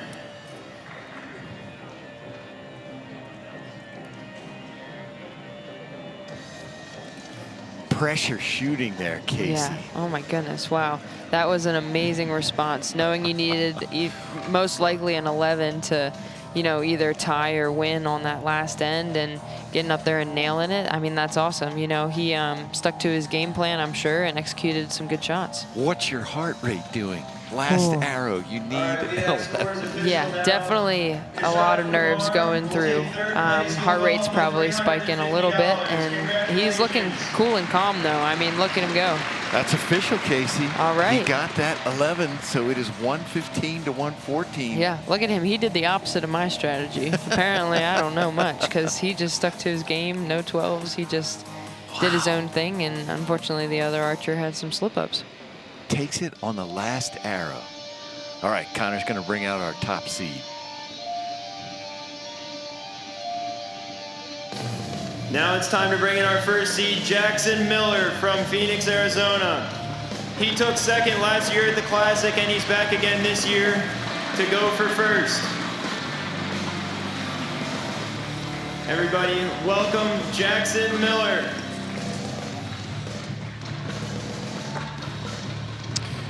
All right, Casey. Jackson Miller, also 16. Yes. From Phoenix, Arizona. I recognize him from last year. Yes, second place finisher last year. So let's see if he can one-up it and finish first here. Comes in as the #1 seed, so obviously he's been working on his game. Must have had a strong qualification round and got through the matches pretty easy. Yeah, we should mention, Casey, that to get to this point, these archers, as every other archer did, they shot 60 arrows for score. Yes. 660 was a perfect round. And then we ranked them based on that. And then this morning, everybody shot elimination matches head-to-head to get to, for this class, the final 4. Right, so there's a lot of steps to get here, which is what makes this such a high-pressure situation. It's a great start there from Jackson. He's shooting thicker arrows. Yes, he is. But yeah, it takes a long process to get to this stage. So these two have worked hard for it. Yeah. Good response from Chris, center 11. 7. A little bit of a wide arrow there, high.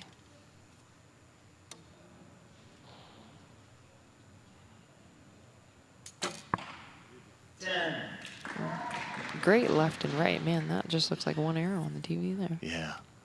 The shadows are deceiving. Yes, so with the lighting setup, it's sometimes a little hard to see exactly what's going on. Connor's on the scope out there, so he has a better view of it than we do. Yeah.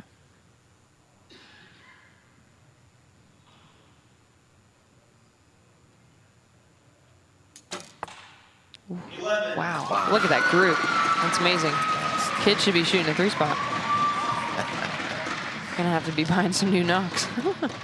All right. Welcome back to the Classic stage. Thank you. How are you feeling? I'm feeling good. I feel good back to be up here. Yeah, run us through what you're shooting this afternoon. I'm shooting the XD with Axia Woodlands with Ramrod's Vectors, Excel XP sight. All right. Yep, biter plunger. What tab you got? I have Easton Eclipse 2014. All right, what tab you got there? Brady tab. Awesome.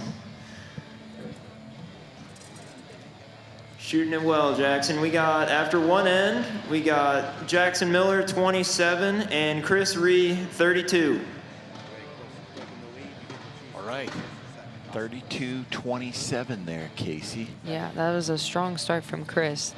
The nice thing about not coming in as first seed, right? Most people would think you'd probably want to come in as first seed, but the thing, Chris here has already shot a match, whereas Jackson is coming in cold. Yeah. Now, I feel like that's been a debate, you know, like, okay, what's better? Do you want to come in as first, or do you want to come in maybe second or third and have a few warm-up ends and a whole match there? So. What do you prefer? Considering that you're the #1 seed tomorrow. Right. I've won doing either. I mean, to me, I guess more so it's like what you do when it matters, not so much how you come into it. But I'd say I definitely prefer coming in. If I had to choose, I would prefer second seed. Second seed, okay. Yeah. 11. Paige Pierce said the same thing. Yeah. That she doesn't like being. Because it's definitely a challenge coming in cold. Not impossible by any means, but just different.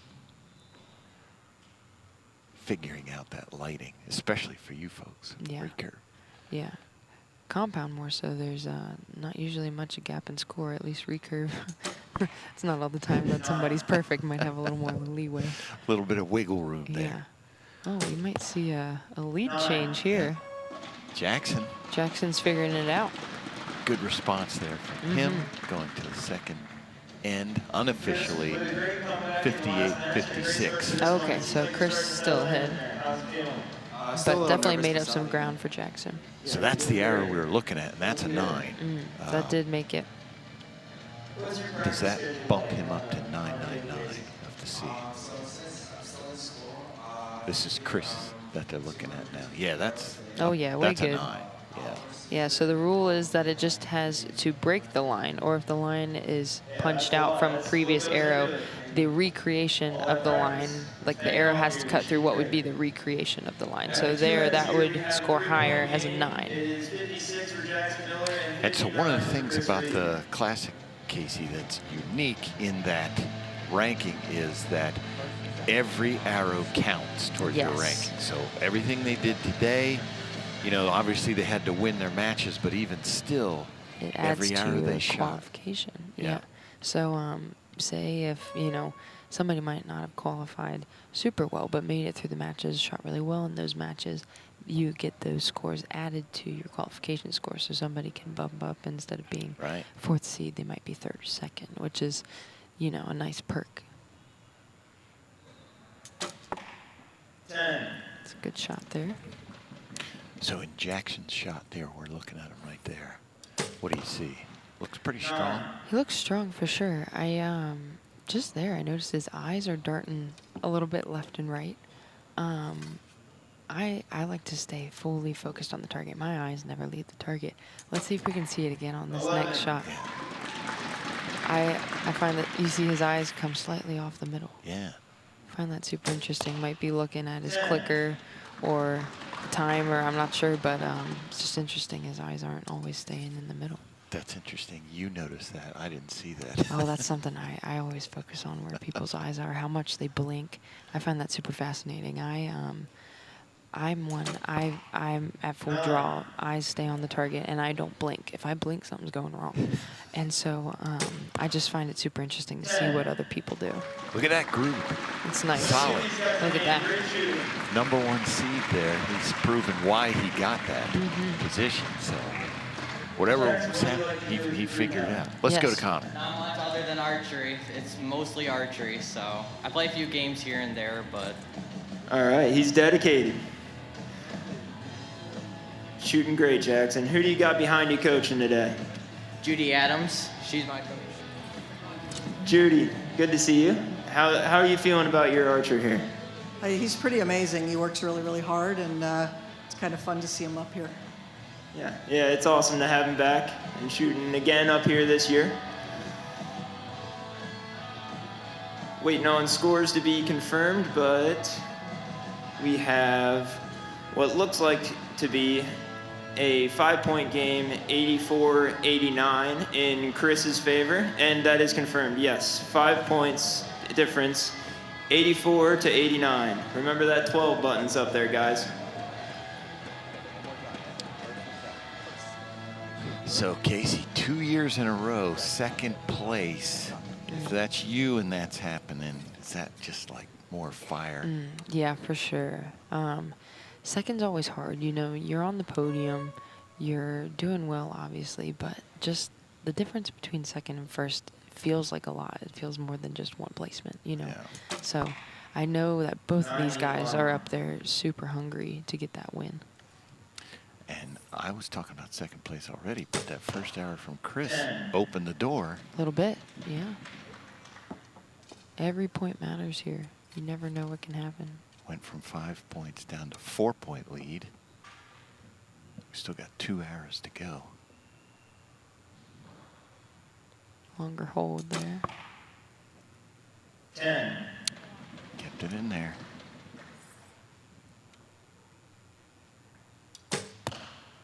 10. Oh, wow, look at that group. Yeah. Last arrow for Chris.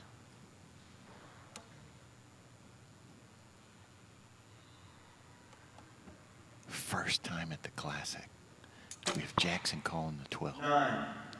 12 is called. Yeah, Jackson hit that 12 button there. And that's, you know, you got to do what you got to do. And Sometimes even if you know you're not going to get it, might as well go out with a bang. 9, just Still a nine. good shot. Good shooting from both of them. So, Chris Ree is going to take this. Yeah, he had an awesome comeback that first match he was out here and stayed strong the whole way through to that last arrow. All right, let's go out to Connor. Yeah, it was tough, so. But you had a great match. And you as well, Chris, you had a great match. How's it feel up there? It feels great. Yeah, it feels great. Yeah, you've been shooting great. All right, we're waiting for scores to get confirmed.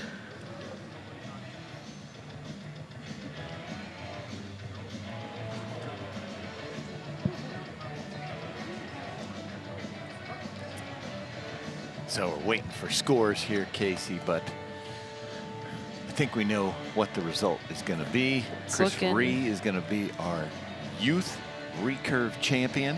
Yep. Jackson Miller's going to finish in second place. Both of them shot great. Good showing up on that stage for the youth recurve division.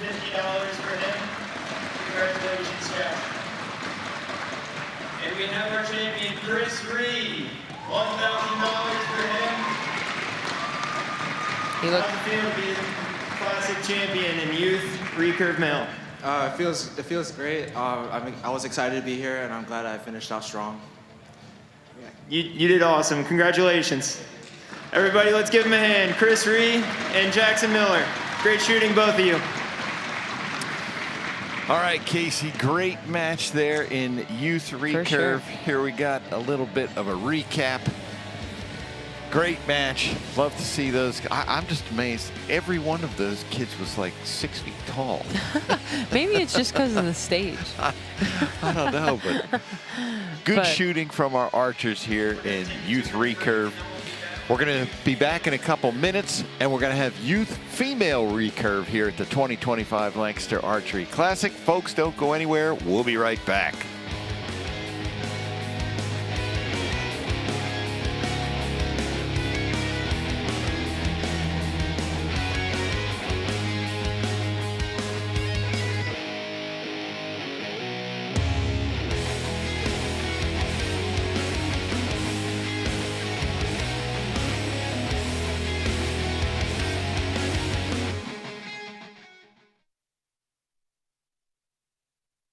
How do you take archery's flagship arrow to a whole new level? Introducing the all-new Easton 5mm FMJ Max. It allows faster speeds to your target and features a seamless AccuCarbon core fused with a precision aluminum jacket overlay, delivering higher energy at impact and increased momentum, making it the ultimate shaft for taking down big game. FMJ Max, the go-to arrow for today's most serious bow hunters. To learn more, visit your Easton dealer now or go to eastonarchery.com. At HHA, bow hunting is in our blood. At the moment of truth, there are no shortcuts, no excuses. It's just you and your bow. So when we build a sight for these moments that take your breath away. For the past 40 years, we've been setting the tempo for bow sights in the hunting industry, and this year we did it yet again. New for 2025, the Nitrix from HHA.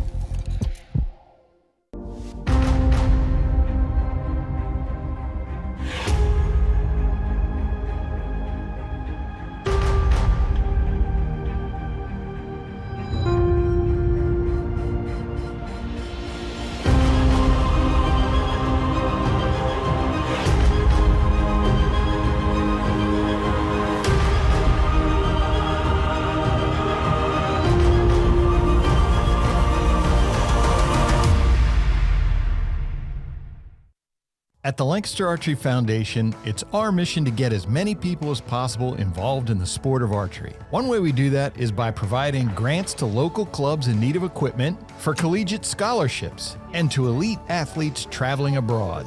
We thank Lancaster Archery Foundation for supporting our collegiate athletes who bring the sport to different communities in northwestern Pennsylvania. You can help us in our mission by donating today at lancasterarcheryfoundation.org.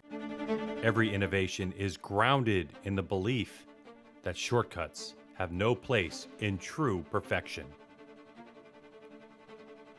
Perfection isn't something you simply find. It's something you relentlessly pursue always just out of reach.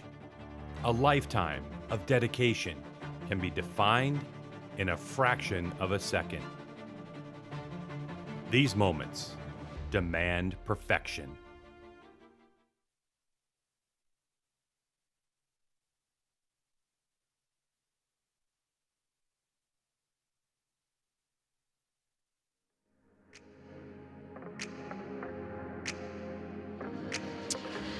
Welcome back, everyone, to the 2025 Lancaster Archery Classic here at Spooky Nook Sports Complex in Manheim, PA.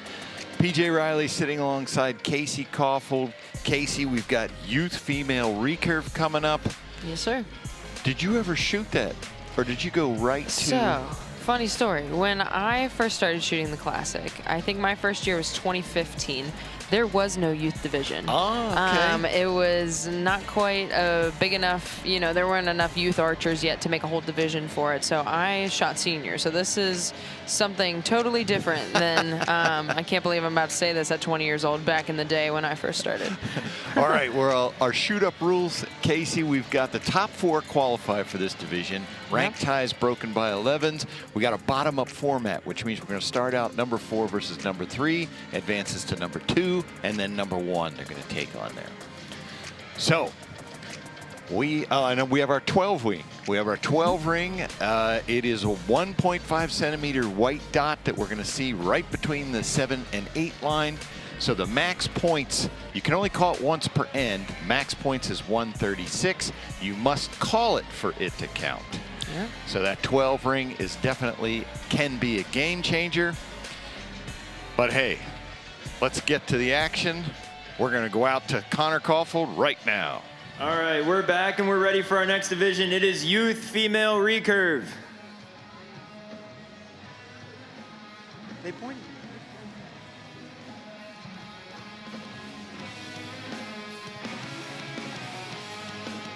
Here's our 4th seed, Serenity Last from Ontario, Canada.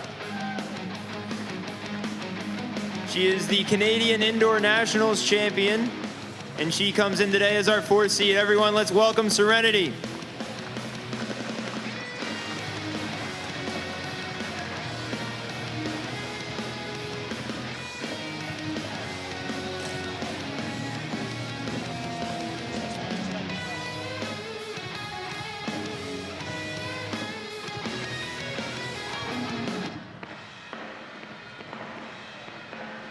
And our 3rd seed, Leslie Coe from Cresco, New Jersey. Everybody, let's welcome Leslie.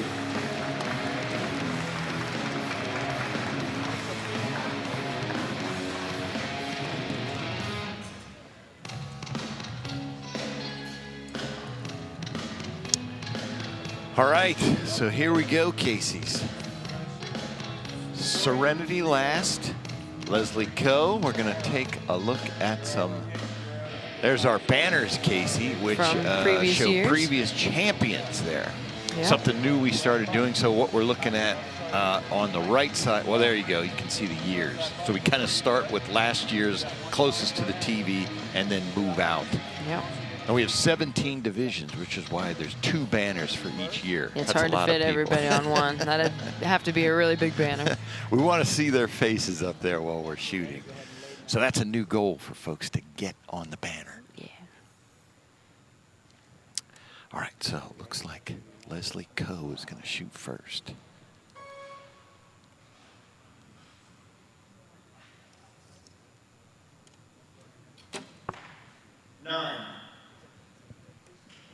Good shot to start. And now Serenity is a lefty. So she's facing away from the competitor.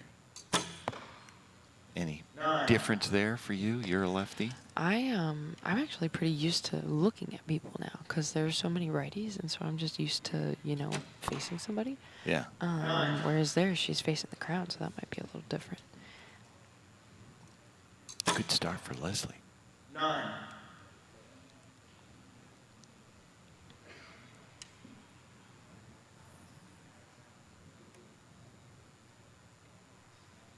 What do you Casey, any nerves? They look good. I mean, Ooh, there looks good.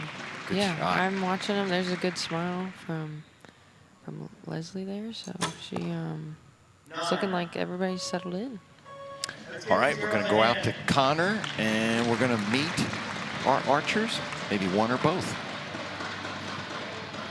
Serenity, welcome to the stage at the Lancaster Archery Classic. How's it feel up there? Really nerve-wracking. All right, have you been to the Classic before? This is my second year here. All right, awesome. Well, you made it to the stage. Congratulations. Run us through your equipment. I have a Winix riser. I don't know anything else really.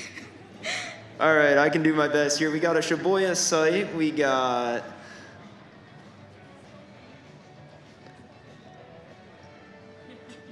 I can't read upside down very well. Maxion stabilizers. We got what arrows here? Those look like Eastons, and yeah, awesome. After one end here, we're waiting on scores to be confirmed, but it looks like it's going to be 27-28 with a 1-point lead for Leslie.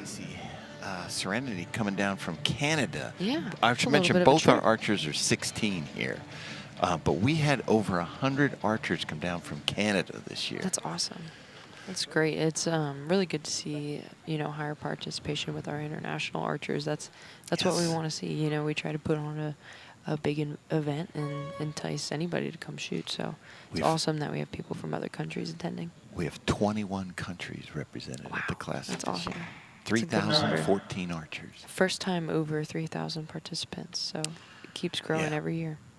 Awesome. Looks like after that first end, we just had a 1-point difference. 8.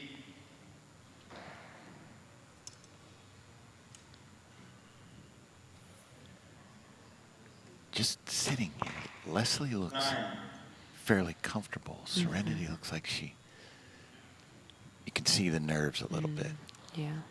I saw Leslie earlier. She just closed her eyes and took a deep breath. Like, that's just so good to calm yourself down. So she's definitely using that to her favor. So this is a precision game. For sure. And a lot of it is mental.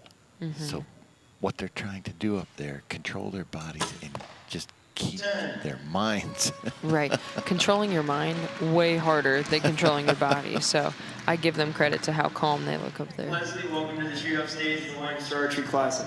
Hi. How are you feeling up there? Pretty good. This is pretty fun. Good. Glad you're enjoying it. Have you been to the Classic before?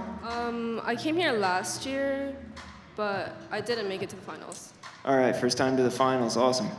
Run us through your equipment. What are you shooting today? Basically all wheel-wist, but I have an ATF X, biter, clicker, plunger, Shibuya sight, wheel-wist, stabilizers, and limbs. Awesome. What arrows you got? X10s, yeah. All right, you're shooting it well. We got official scores now. We got 54-55. Leslie has a 1-point lead. Thank you. All right, Casey. So,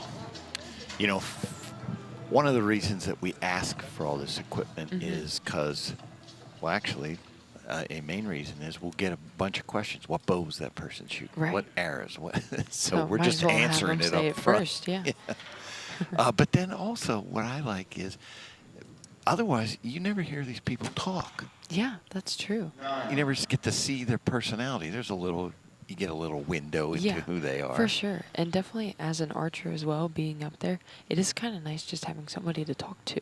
Because if you have somebody sticking a mic in your face and asking you questions, you're not thinking about, oh, how I'm so nervous, how I need to shoot this score and this and that. You're just thinking like, oh, this dude's just asking me a question, so I'm going to answer it. You don't really have a choice to think about anything else.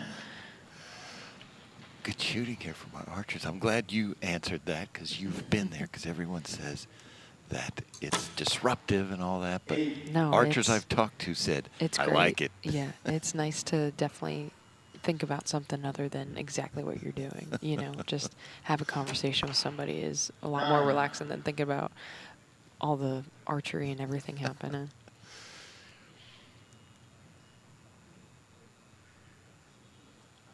Serenity looks like she's now taking a little more measure. Maybe she's feeling a little bit more comfortable. Yeah. It's a good group there, just a little high and left. Let's listen in.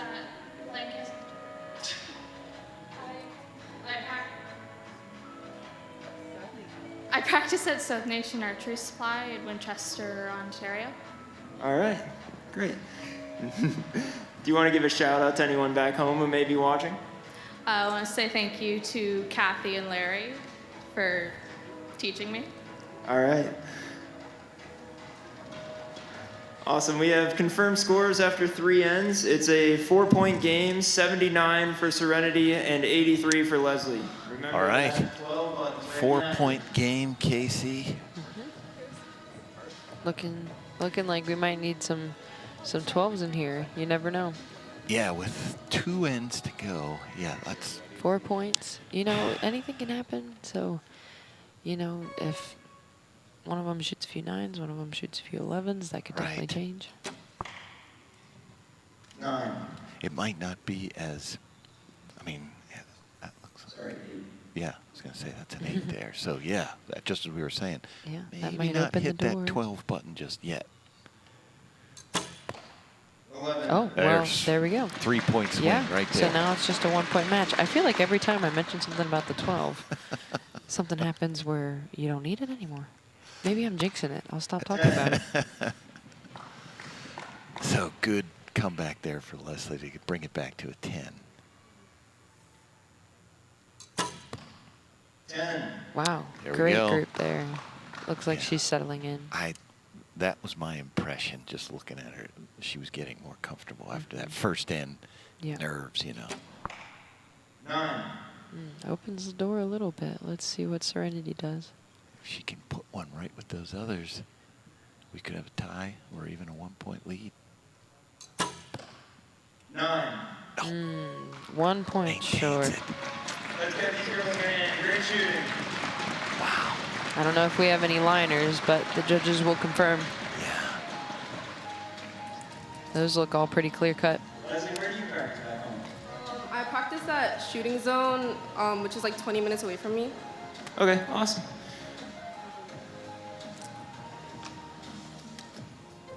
Waiting on scores to be confirmed here.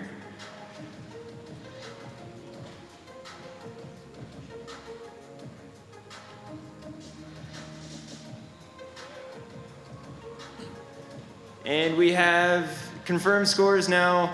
Serenity will take 4th place. She will get $250. Congratulations, Serenity. And Leslie Coe will move on to the next round.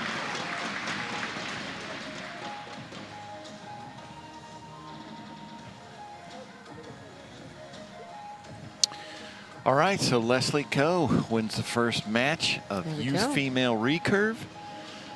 Got to feel pretty good to get things under control and underway. For sure. Get those nerves out of the way. Congratulations to Serenity last for finishing 4th place. Hey, coming out here to the Classic, big competition, and to come up here to the big stage, For hats sure. off to her. And Leslie should have a little bit of confidence going into this next match here. She should be a bit settled in. Akshara Vijay from Monmouth Junction, New Jersey. She is a 2025 Women's Senior USAT team member and was in the top 16 at 2024 U.S. Olympic Team Trials. Welcome, Akshara.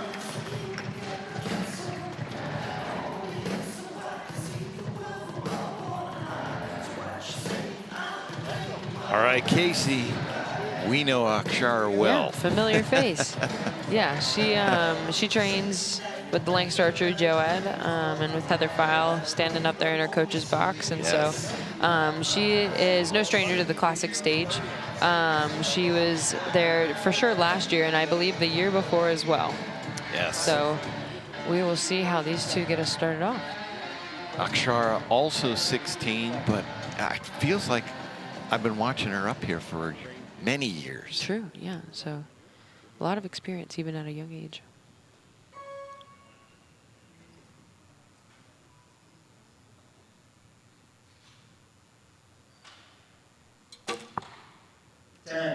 It's a strong All start. right. Is that like a confidence booster, that first one? I would imagine that's definitely like first shot coming out of the gate. If you are in the 10, that's definitely, you know, where you want to be. Definitely sets the tone. 9.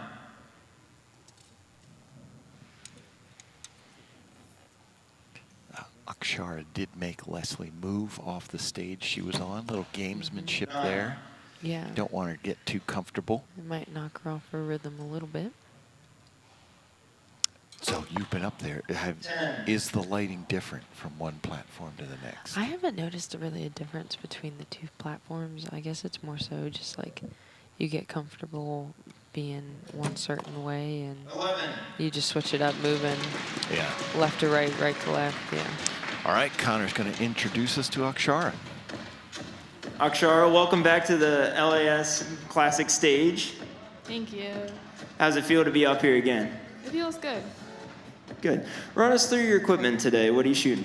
So I'm shooting a win-win riser, Uka limb, Shibuya sight, shrewd stabilizer, biter plunger, Shibuya rest, X10 arrows. Yeah. All right, what tab do you got? I'm shooting the DXT tab. DXT, all right.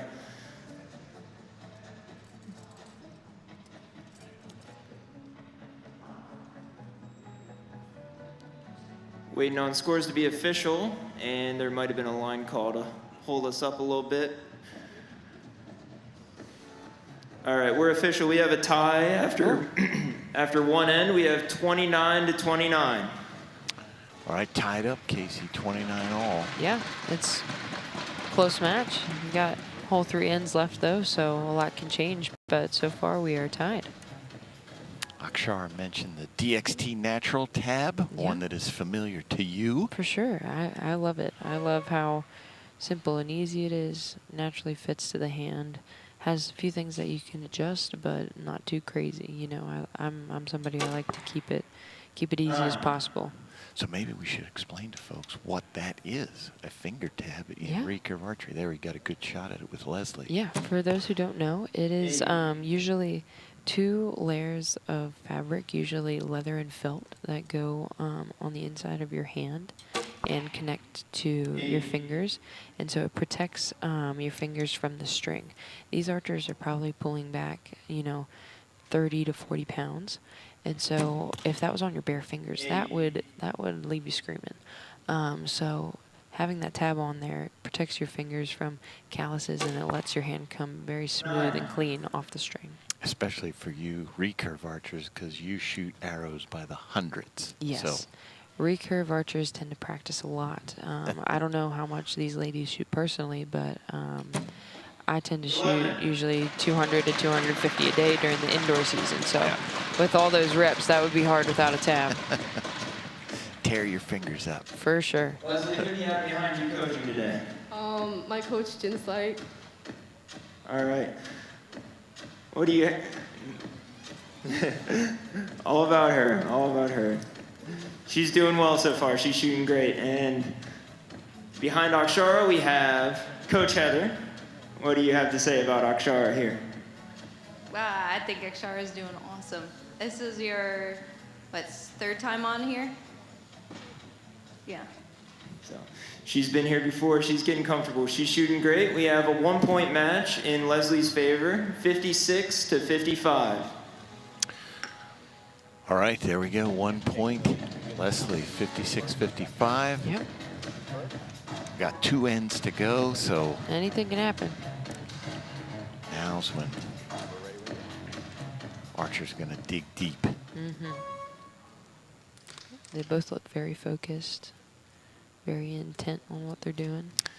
Yeah, I don't detect nerves. No, they look this time pretty calm and collected for sure. A little bit of shakes, but nothing crazy. Great shot there. First 11 for Akshara. Love it when you are shaking and it goes in the middle. Yeah, sometimes you're like, phew, you know, sigh of relief.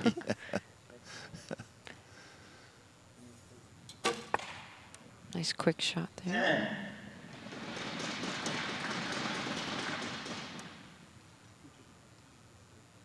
rhythm and timing, how important is that to you in recurve? Recurve, it's super important. I like to think the longer you hold it, the weaker you're going to get, because you're holding that full draw weight all the time. Yeah. It's not like compound where there's let off. You're holding that on your fingers. So the longer you hold, usually the weaker and softer you get in the shot. So the faster you are, the more aggressive and stronger you can be.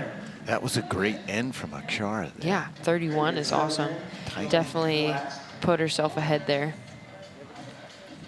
Yeah, she had a 1 point, there was a 1 point difference there, and now unofficially we're looking at a 4 point swing to a 3 point lead. It's awesome. Looking strong going into the last end here. So for folks who are just joining us for this division, how we got here was everyone shot 60 arrows, and we ranked them after shooting 60 arrows. Then we went to elimination matches, and until we came up with our final 4 for this class. So these archers have shot a lot of arrows the last couple days, just to get to this point. A lot of scoring, a lot of intense, you know, head-to-head matches. You know, a lot of times people in qualification are pretty calm. You know, you're more so shooting against yourself, and those elimination matches get tough. A lot of intense shooting.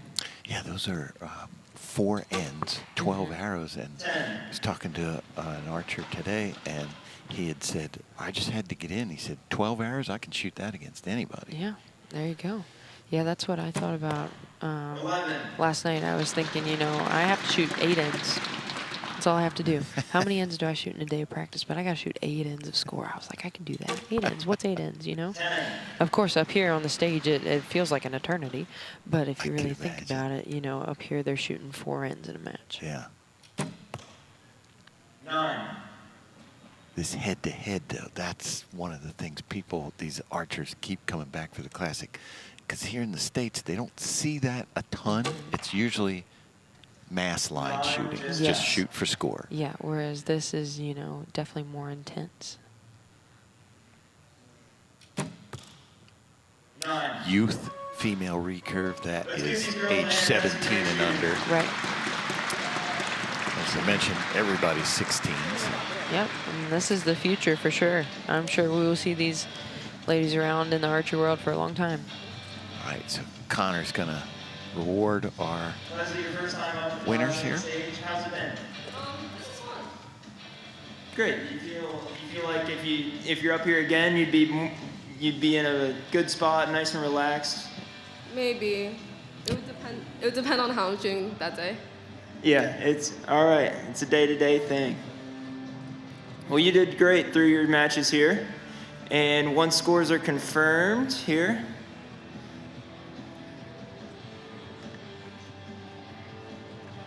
scores are confirmed. Leslie will take 3rd place. She will get $350. Congratulations, Leslie. And Akshara will move on to face our #1 seed.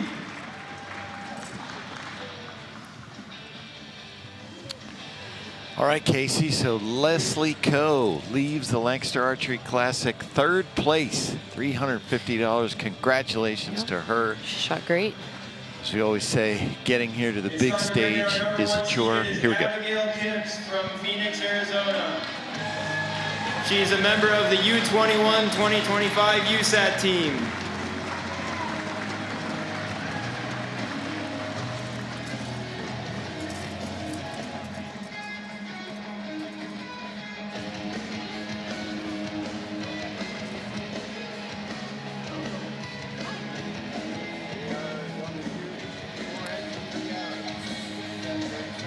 All right, sorry I stepped on there. It is Abigail Kipps is our #1 seed. #1 seed, 16 years old, also from Phoenix, Arizona. Yeah. There we see Coach Mel Nichols again from down Arizona way.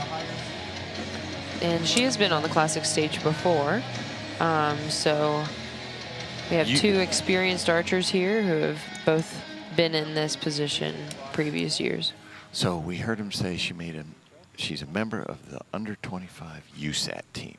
Explain what that means. So we have something called USAT, the USA Archery Team, and so that is a series of tournaments that are shot, a combination for the youth divisions, indoors and outdoors. So it includes indoor nationals, indoor target nationals, and then 5 outdoor tournaments. So there's 4 just regular USATs and then outdoor nationals. Depending on how you do it, all those tournaments between qualifications and eliminations, you get a national ranking. And so within that national ranking, she was within the top 5, which means she made the USAT team. Top 5? Yep, so got to be top 5 in the country to make that team. I've been to those tournaments, and there are a lot of archers there. Oh, so yeah. Top 5, that's saying something. Yes, that is an accomplishment for sure. And looks like we're going arrow for arrow here. That's what we like to see. I mean, this is the gold medal match, so we should be seeing those high scores here. 10, 11, 10 for Abigail. Ooh. Oh. Unexpected for sure. Doesn't look too happy with that one. Connor's going to introduce us to Abigail here. Abigail, welcome back to the classic stage. How's it feeling? Good. I'm excited to be here. It's been a fun trip. Yeah, great start with a 31. Looking good. What are you shooting today? I'm shooting a Hoyt XD with an Excel sight, clear targets lens. I'm shooting the Excel bars with the Hamsky magnetic weights and the bamboo axial limbs. All right, what arrows you got? I'm shooting the Easton X10s. All right, and what tab? I'm shooting the Excel BE tab. All right, thank you. We have, after one end, waiting on scores to be official here, but it looks like it's going to be 27 to 31 in Abigail's favor, and that is confirmed. 4-point match after one end. It's a great start. Way to come out. For sure. It says a lot what you come out with that first end. Definitely sets a little bit of the tone, you know, come out confident, shoot a good score. Definitely makes you feel good going into the rest of the match. All right, as Abigail mentioned, shooting the XLBE tab, which stands for? Brady Ellison. There you go. I wonder who that guy is. Never heard of him before. But yeah, talented guy. He will be in the finals tomorrow morning for the Olympic recurve division. As will you. Yeah, I'm excited for women's recurve. Be there or be square. Our USA mixed team bronze medal winners at Paris Olympics, both advancing to the final stage here at the Classic. Looking forward to it for sure. We're excited about that. 10. Abigail is looking like she's got it figured out. Okay. 9. Yeah, as you mentioned, gold medal match. You expect to see the competition ratchet up just a little bit. For sure, yeah. So, and of course, like sometimes those nerves hit, right? And we're all human. It happens to everybody. So obviously we're not expecting perfection, but these two ladies are shooting very well in this youth female recurve gold medal match. So Abigail, we should mention, she says that she got into archery because a close family friend handed her a bow. She's been shooting ever since. I mean, what better way to do it? Sometimes it's fun. Friends get you into all sorts of stuff. Well, one of your dad's things is that he says is he thinks if he can get a bow in somebody's hands, they're going to like it. Oh, for sure. I just think it's so unique. Like, tell me another sport that is like archery. You know what I mean? Like, it's something totally different to just, you know, shoot an arrow, watch it fly, and hit the center. There's no feeling like it. We had some news teams here over the weekend covering the tournament, and the one news reporter had never shot a bow before, but watched it and then was like, I want to try that. So I found her a bow. Oh, yeah? And she went and shot it and just thought it was cool, which it is. You know. No feeling like it. Yeah.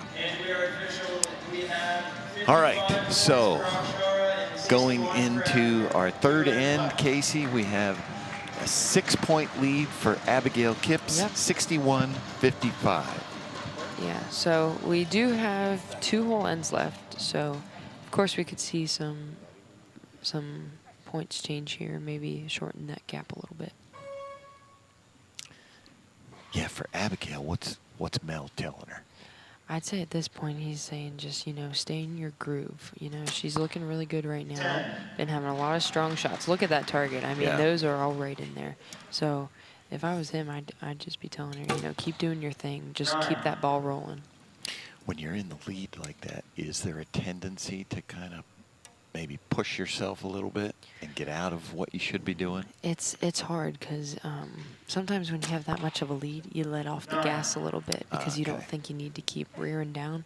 But that's where you make a mistake. You know, if you just let off a little bit, that opens the door. You gotta keep pushing on the gas the whole time, no matter whether you're 5 points ahead or 5 points down.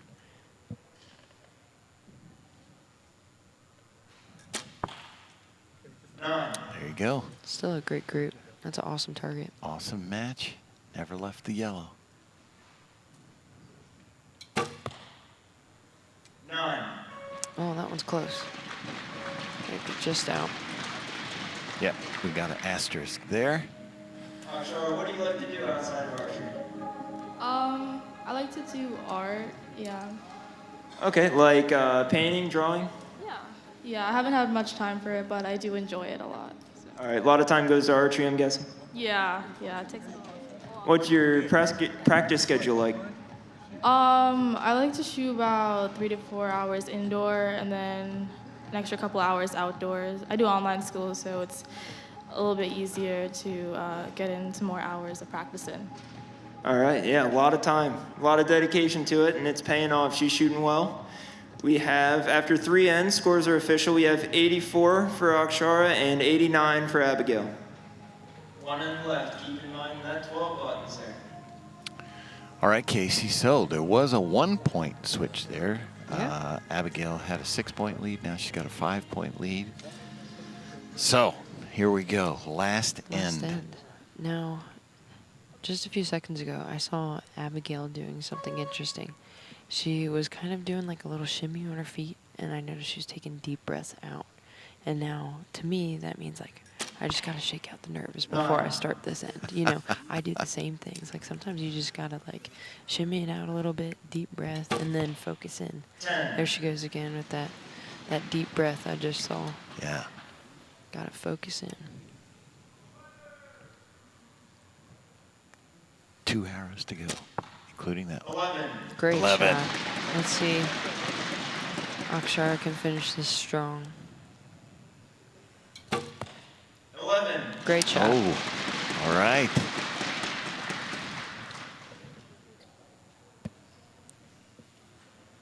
Now I see Heather talking to Akshara in the background about maybe going for 12. 9. 5-point lead. There she goes. Why for it. not? For Sometimes sure. you got to go out with a bang. Why not? I mean, no harm in doing it. 1.5 centimeters. 9. Still, good shot. Good round there. Let's go to Connor. I like you going for the 12 on the last arrow. Yeah, just thought to go for it, so. Yeah, love to see it, love to see it. Waiting on scores to be official here.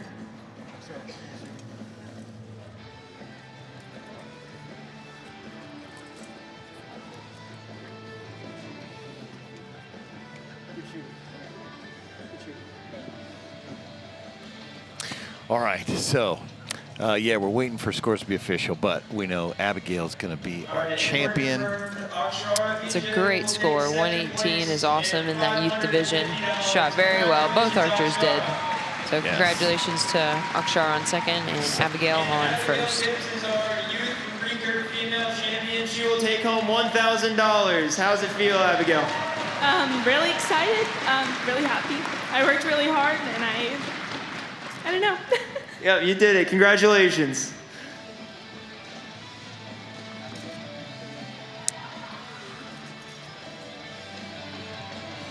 All right, congratulations to Abigail Kipps and Akshara Vijay, first and second. Abigail takes her first championship here at the Lancaster Archery Classic in Youth Female Recurve. Congratulations to her. Folks, Don't go anywhere. We are going to be back with Youth Female Open here at the 2025 Lancaster Archery Classic. We'll be right back.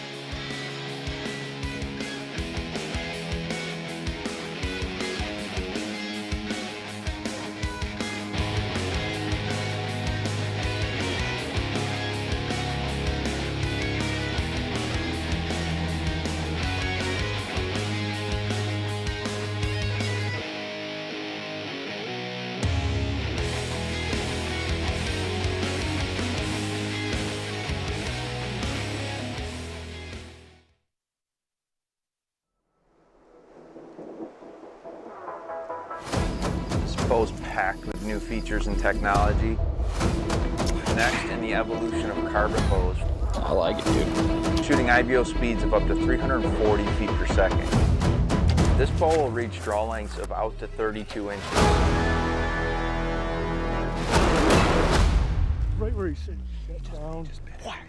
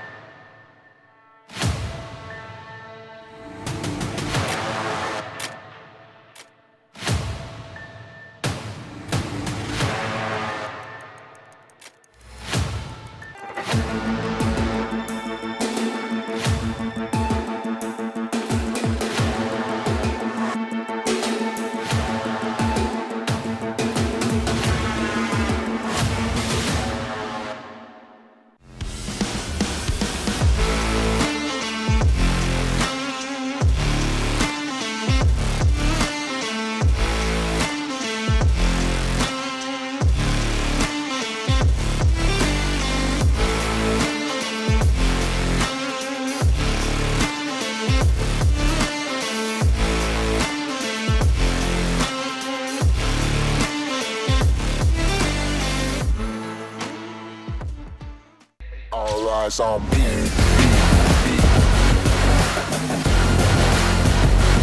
All eyes on me.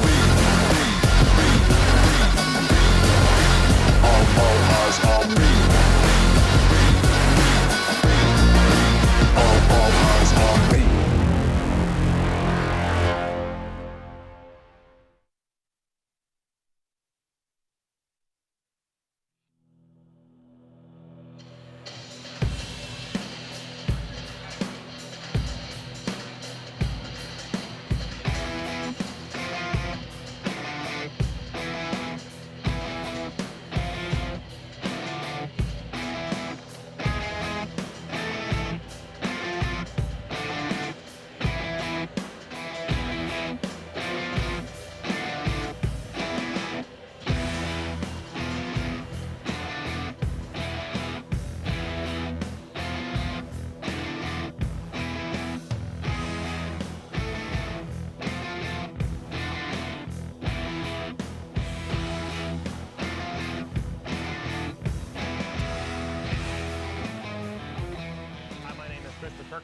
Hi, my name is Tanya Galantine. And you're watching the Lancaster Archery Classic. Favorite memory from previous years would have to be 2015 when I had actually won the Lancaster Classic. So that one certainly sticks with me. My best memory here is when I won last time, and the one before that was having my husband behind me and just supporting me and just my family at home watching. My favorite thing about the Lancaster Archery Classic is that here it gives it a chance to be more like 3D, where if you do miss, you have a chance to come back. So that's my favorite thing about it.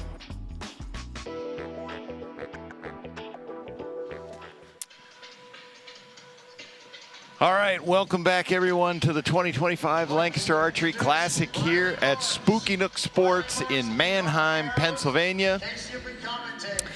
Here, welcome to the Lancaster Archery commentators booth. I'm PJ Riley, sitting alongside Connor Caulfield. Connor, we've had a lot of great action so far today. Yeah, there's been some great matches. A lot of good comebacks. We got our first shoot-off of the weekend, so there's been a lot of good stuff so far. We definitely, now that we're shifting to Youth Female Open, so I'm expecting maybe we might see a little more of that 12 ring come into play. Yeah, all these shooters in this class are great, and we're gonna see some action. All right, so Connor, let's run down our rules. Tell us what we're doing here. All right, so the top 4 qualify for this shoot up. They're ranked based on, their ranked ties are broken by 11s, and it's a bottom up format. So 4 against 3, 3 against, or the winner of that against 2, and the winner of that against 1. So we're gonna start off here with 4 on 3. We have a 12 ring here for this shoot up. It's a 1.5 centimeter white dot located in between the 7 and 8 ring, and it's means that a max match, it goes to 136 if you call all of them. You can call 1 per end. And here's our schedule, Connor. We've already run from Senior Open up to, we're at Youth Female Open right now. Next, after this, we're going to go to Women's Barebow, and then to our final event of the day is Barebow. Those two are always crazy, raucous. Love those events. They're coming up. But here we are at Youth Female Open. We're going to go out to Casey Koffel to bring them in. All right, folks, we have our next division coming in, Youth Female Open. Our 4th seed is Nora McCasters from Canfield, Ohio. Let's give her a big round of applause.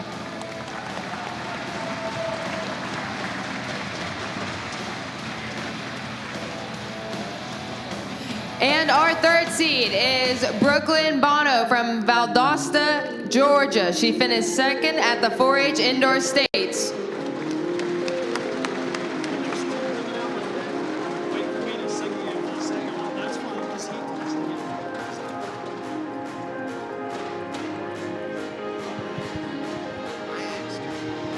All right, Connor, here we go. We've been talking to folks about how we got here. So every archer, including these 2 young ladies, shot 60 arrows for score. Then they went into elimination matches this morning, whittled down the field of however many there were in their division to the top 4, and every arrow they shot factored into their ranking. So the final 4 archers that are up here, they earn the right to be on this stage. Yeah, you can have a slow qualifying day as long as you make the cut, and if you shoot lights out during the elimination matches, it can have just as much value as the qualifying round, depending on how many matches you shoot. So it can all change based on qualifying, and we've seen that before with in previous years. Zach Ponce's 660 came in as the 7th seed because he won his matches, but just the score, he got passed by other people, and it can all change. All right, here we go. So Nora McMasters up first.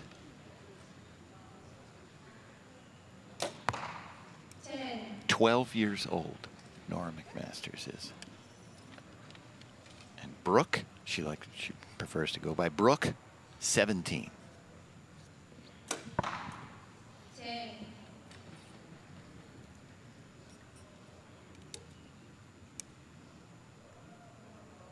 Connor, I'm watching them for young. I'm not seeing much shaking up there. No, they're steady. Brooke really bearing down. Usually you see a little quiver in the hand because this is their first end out here on the big stage. They seem like they're handling the nerves. Yeah, they seem to be collected. Yeah, not much shaking at all in the pin or in the release hand either. And that's a great shot there. Let's watch Brooke here. Oh, she's a lefty, so I can't see what kind of release she's shooting. But we're going to go out to Casey and we're going to meet our archers.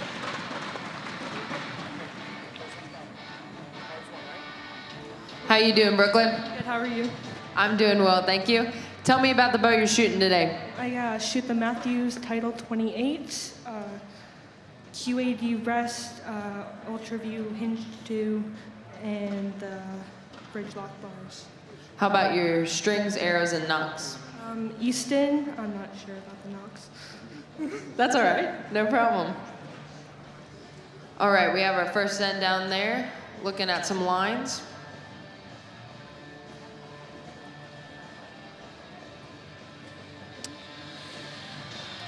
All right, so we got the first end out of the way there, and it looks like a 31-30 lead for Brooke. But that's one end. Got 3 to go, Connor, so anything can happen. A lot can happen.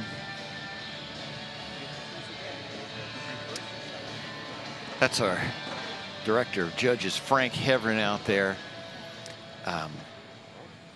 The archers can choose, the archer in the lead can choose whether to shoot first or second. What's the advantage there? Yeah, there's some strategy to it. Like early in a match, in classes like this where there tends to be some mistakes, it's good. It might be good to get out first and put some pressure on by putting good arrows out there. But when it comes down to it, there's something to be said about knowing what you need to shoot and going second. So we might see that later with compound classes, and we might see it here with the level of shooting that we have in this class. Yeah. Yeah, so Connor, we just got through 2 recurve classes, so folks who have been joining us. Now we've switched to compound bows, and so these sights, what they're looking at, they have magnification in their scopes. Yep, most have lights, so keeps your lighting consistent no matter what the conditions are, which is good for a stage like this where the lighting's a lot different than any other, you know, range you might have. Oh, so Connor, what happened there was the arrow runner had her arrows, and she didn't have them ready to go yet, so she was. We got a judge. Yeah, I wonder how they'll manage this. Yeah, so what happened was the shooting clock ran out. She didn't have her arrows to shoot. Hey.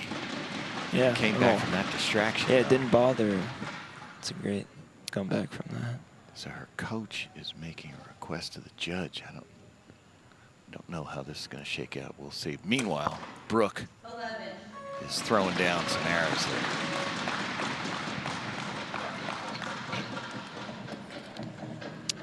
All right, Brooklyn, tell me a little bit about where do you shoot at home? Do you shoot at a club, at your house?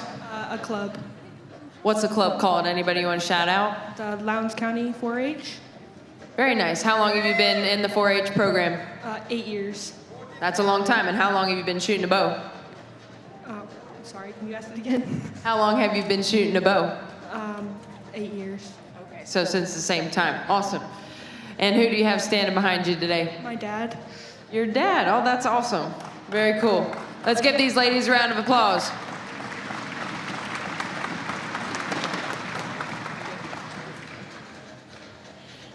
All right, we will go into the third end here. Nora, all right, 50, so and Brooklyn, 63. that is coming down as a miss or a 0. Yeah. Yeah, it does look like she has. It does look like she has more arrows in her quiver. So I'm not sure why. No. There was a delay of some sort. I'm not sure. Yeah, so she didn't get her arrow off in time. The clock ran out, and so it goes down as a 0. That's a shame.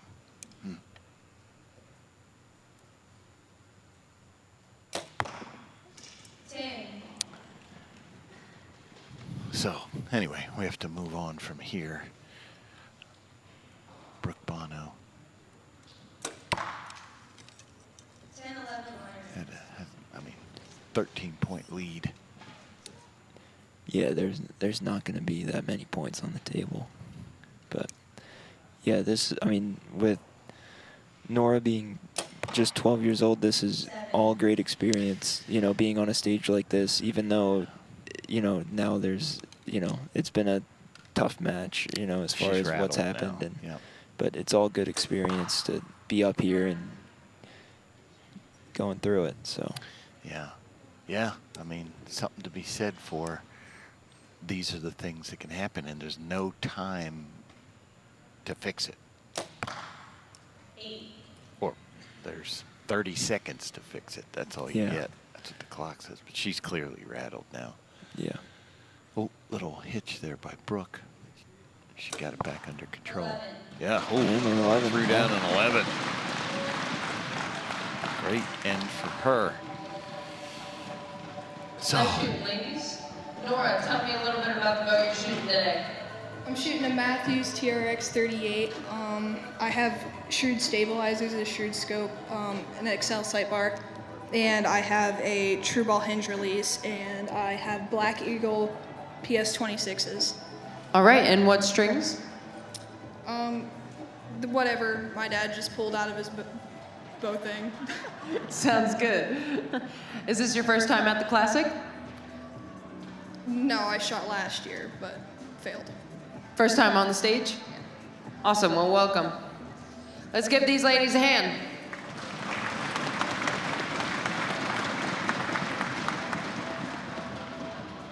All right, so yeah, I saw our judge, director of judges, Frank Heverin, showing some rules to her coach. What I'm thinking, Connor, is possibly that, because he's holding those arrows, you're required to come in with at least 6 arrows to the finals. Yeah, and he's holding those, so.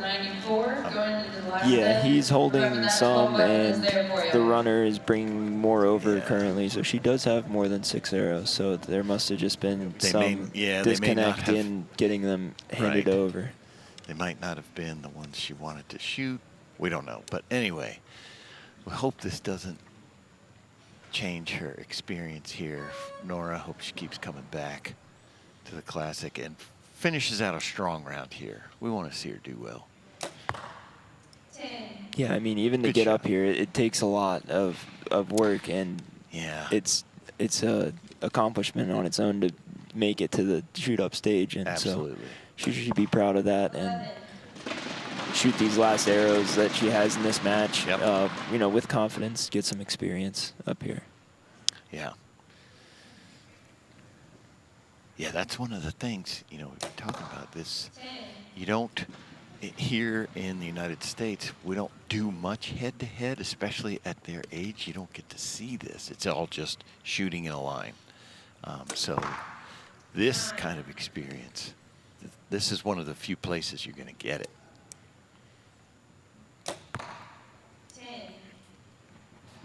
Good finish for Nora. 10, 10, 10.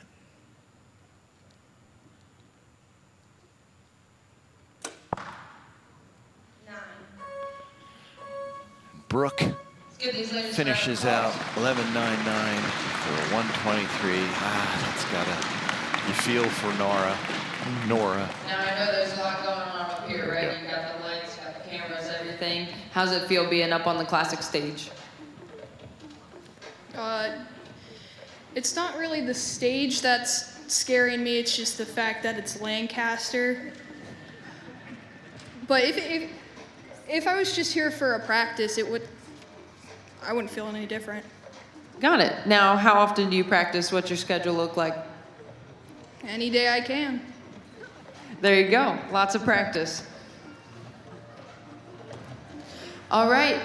It looks like Nora will be our 4th place finisher. And congratulations, Brooklyn will be moving on.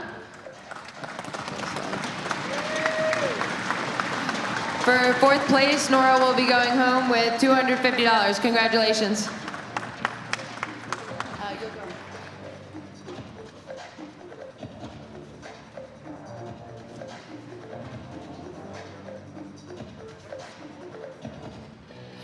All right, next up we have our 2nd seed coming out, JC Cipriano from Twin Falls, Idaho. She is on the U18 USAT team. Let's give her a big hand.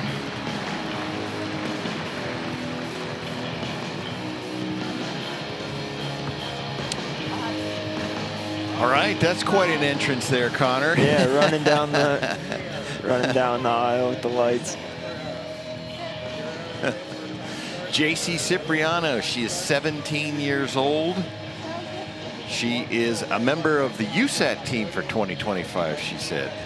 Explain what that is, Connor. Yeah, so there's a collection of outdoor tournaments, USATs, and they combine the results from those to form a point system that rewards the top 5 for that division, it would be, and they are given the honor of being the United States archery team. So she's made that for the U18 class. Yeah.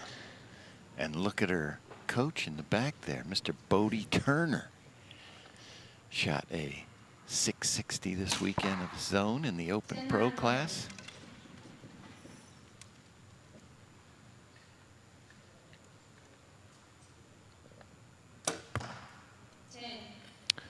So Brooke, they throw down matching 10s there. Looks like her shirt says Advantage Archery, Twin Falls, Idaho.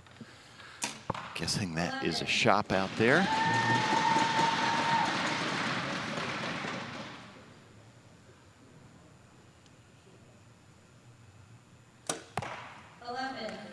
All right, Great. Connor. Throwing punches here, punch for punch. Yeah, great shooting so far. Yeah, I'm not seeing much movement there. She's steady. Center punch that. Yeah, I'm impressed. Both of these ladies, man. I'd be a lot more nervous than they look. Yeah. Casey's going to introduce us to JC. How are you doing, JC? I'm doing good. How are you? I'm doing well, thank you. Tell me about the bow you're shooting here today. I'm shooting the Hoyt Stratus with some Apex strings, some Conquest bars. I'm shooting Black Eagle arrows and a stand clicker release. And what sight and rest? The Hamsky rest and a Shrewd or an Excel housing. It's a good looking bow, I like it. All right, that was our first end. Judges are getting our scores finalized. All right, we have a 1-point lead for JC with 32 and Brooklyn with 31. All right, Connor, we got a 1-point game here. JC threw down a 32, comes out of the right out back. of the gates, runs out onto the stage and shoots a 32. 11, 11, 10. That's a good way to start. Yeah, that'll work.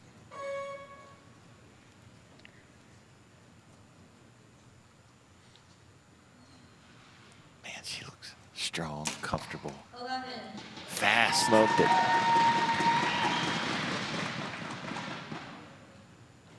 And now Brooke, you know, has been out here. This is her second match. 11. Yeah. Yeah, starting to settle in. She's shooting great as well. It's like JC is shooting a thumb button release. There's a trigger behind her thumb. And I remember Brooke saying she's shooting a hinge. There is no trigger. She's just pulling, and that release in her hand rotates until it fires. There's two different styles Yeah, there. so you're settling the thumb on and squeezing. Great shot. That one's close. They might have to give that one a look. It's tough to tell with these shadows.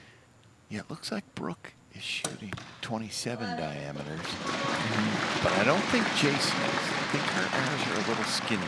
I could be wrong, but it didn't look quite 27. How are you feeling up there? I'm good. So, how old are you? 17. So you're still in high school? Yes. What are your plans after you graduate? I don't know. Hopefully keep shooting a bow, right? Yes. You should, you're pretty darn good at it. Now, JC, I recognize the guy in your coach's box. Can you tell us all who that is? That's Bodie. Bodie, how you doing? Good. Had a successful weekend so far, haven't you? Kind of. It's been good. I mean, 660, that's pretty awesome, isn't it? Almost. You still did great. What advice do you have for your archer here? She's shooting good. She just needs to keep it up. All right, sounds good. After two ends, we have Brooklyn with 64 and JC with 63.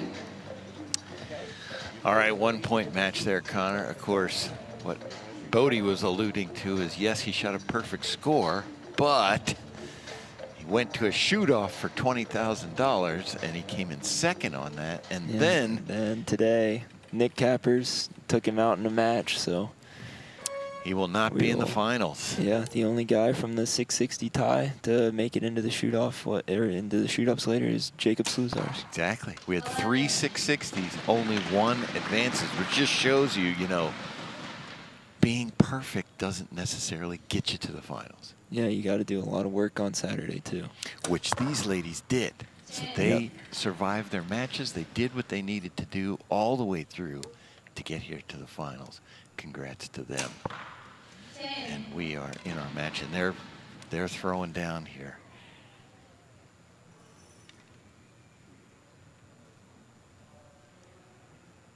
Good look at Brooke from the front there. See that stabilizer moving just a little bit, but not bad.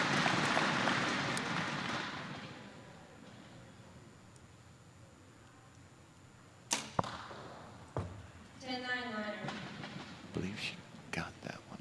I'm going to guess. It looked like it hit the 10. 11. 32. Yeah. To end there for Brooke. Not to end with one end to go. Yeah. I was mistaken. It's Tim Yesnick who had that match against Bodie. Nick Cappers was the one who took out the other guy in the 660. That was Matthias. I think I might be flipped around though. I don't know. There's so many good shooters in that class. Go and practice after work and shoot my bow. So what do you do for work? I'm a medical assistant. All right. So unofficially right now, we have a 3-point game, 3-point lead for I think Brooke. we'll upgrade that to a 10, but I think that is. Yeah, I mean, this is the class where you're going to need a 12. There's not a whole lot of points that come out on the table, and with a 2-point gap is what it looks like it'll be. It's going to be tough. You need your opponent to make a mistake, and that's a tough spot to be in because these girls are so good. There's not often a point left out. We saw Bodie giving her some advice there. Bodie was the king of hitting the 12 ring last year, so I'm sure he's telling her, hit that 12 ring if you need it. Yeah, there's so much strategy that goes into it now. So she's shooting first, so she'll get 2 arrows out of Brooke before she has to make a decision. Yeah, so Brooke is leading, so she elected to shoot second, so she knows what she needs to do by the end of it. Yeah, so JC can only apply the pressure with the last shot, but Brooke will have the last shot, so I would expect. And we see a few points left out here with the, by both. Yeah. And JC immediately presses the 12 button. She knows what she has to do. Yep. She would still need Brooke to make a mistake. 10. And Brooke. 12 has been called. Yep, we got a 12. Here it comes. Just high. Just a little high. Just over it. So Brooke Bono is going to get through this last shot with an 11. Cap it off well. Great round. Takes a 4-point victory. We do have 1 asterisk. Great shooting, ladies. What made you decide to go for the 12? I just felt like it. Have you tried it before in practice, or you decided to send it? Yeah, I did in practice. Well, very good. Sometimes you gotta be a little gutsy, so good to see it.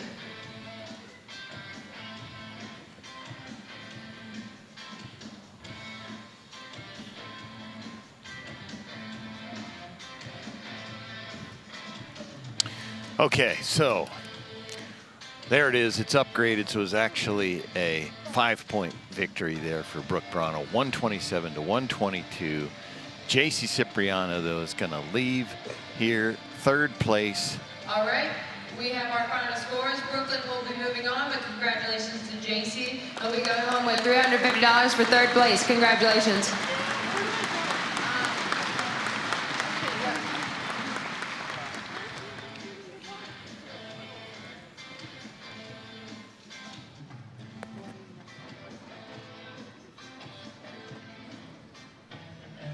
All right, folks, we have our #1 seed coming in. It is Chloe Nelson from West Bend, Wisconsin. She's a 3-time Vegas champ and a 3-time ASA Shooter of the Year.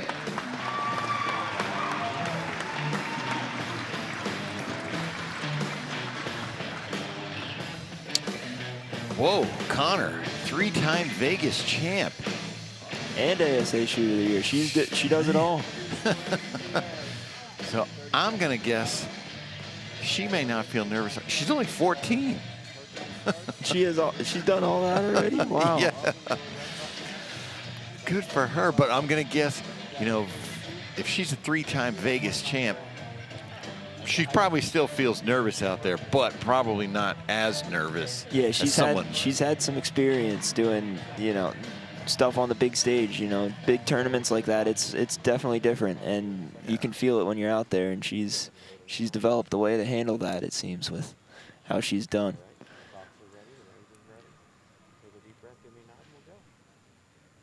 Just took a big deep breath there. She's up first. Chloe Nelson, West Bend, Wisconsin. She got into archery, Connor, because she watched the movie Brave and decided she wanted to try it. How many times have we heard that over at Lancaster Archery Supply? yeah, a couple times. Yeah, that and the Hunger Games did a lot. Yeah, definitely. And now, look at that. She watched a movie, and now here she is, 3-time Vegas champ, ASA Shooter of the Year, 3 times. Now she's on the Lancaster Archery Classic Finals. Worst she can do is 2nd place. 11. And Brooke Bono, she seems determined to make that as far as Chloe goes. 9. Yeah, a bit of room here for Brooke to take an early advantage. With that 9 going down, she can put a good gap to start here. 9. Doesn't quite take advantage, so it stays nice and close. All right, Casey's going to introduce us to Chloe. Chloe, welcome to the classic stage. How are you feeling? Nervous, but pretty good. Is this your first time on the classic stage? It's my second. Well, nice. Good to have you back. Tell me a little bit about your equipment. I have a Matthews Title 36. I shoot an Excel sight with a shoot scope, a Hampstead Trinity rest, Conquest bars, Black Eagle PS 26s, and a True Ball HBC. And how about your strings and knocks? I have match bowstrings and what are my knocks? Easton. There you go. And who do you have in your coach's box today? Yeah, Mandy, Dad. Awesome. Good to have your dad here, isn't it? Yes, definitely. Awesome. All right, after N1, we have a 1-point gap, Chloe with 30 and Brooklyn with 31. All right, we got Dad in the coaching box there, helping out Chloe. But in our match, we have a 1-point lead for Brooke Bono, 31-30. So Chloe mentioned this is her 2nd time on the LAS Classic stage. I don't remember her being out here before, but my memory's not that great anyway, Connor. Yeah, it's tough. There's so many matches that go on each year. It's tough to pick them apart and tell, you know, who made each one. But yeah, just to give some perspective here. So Chloe's qualification score was a 647 as compared to Brooke's qualification score was a 620. So 27-point difference. And here Brooke goes into the 2nd end with a 1-point lead. 11. yeah, Brooke's done a great job to shoot her way up, you know, through the matches earlier today and through these matches on the stage here, winning 2 of them and earning her way up to at least 2nd place, you know, and she's currently leading for the 1st place. So that's, you know, very impressive. That's what we talk about. A 27-point difference, yet here's Brooke fighting it out with a higher qualification score competitor for 1st place. Yeah. Love to see that. That's what we hear from folks, why they like the Classic. You don't have to be perfect. Just got to be better than the person next to you.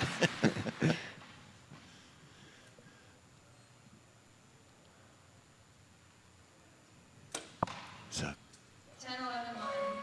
Chloe put down a 32 there. And we have a potential 31 for Brooke. You've been up here for a little while now. Do you feel like you're settling in? No. Well, you look cool as a cucumber. What's the secret? I don't know. You don't know. Just keep shooting, I guess, right? Coach Dad, how you doing? I'm doing really good. What words of advice are you giving Brooklyn? Have fun. That's the most important part, isn't it? It's a really good experience, right? So. For sure. Well, we're happy to have you both here. Y'all are shooting great.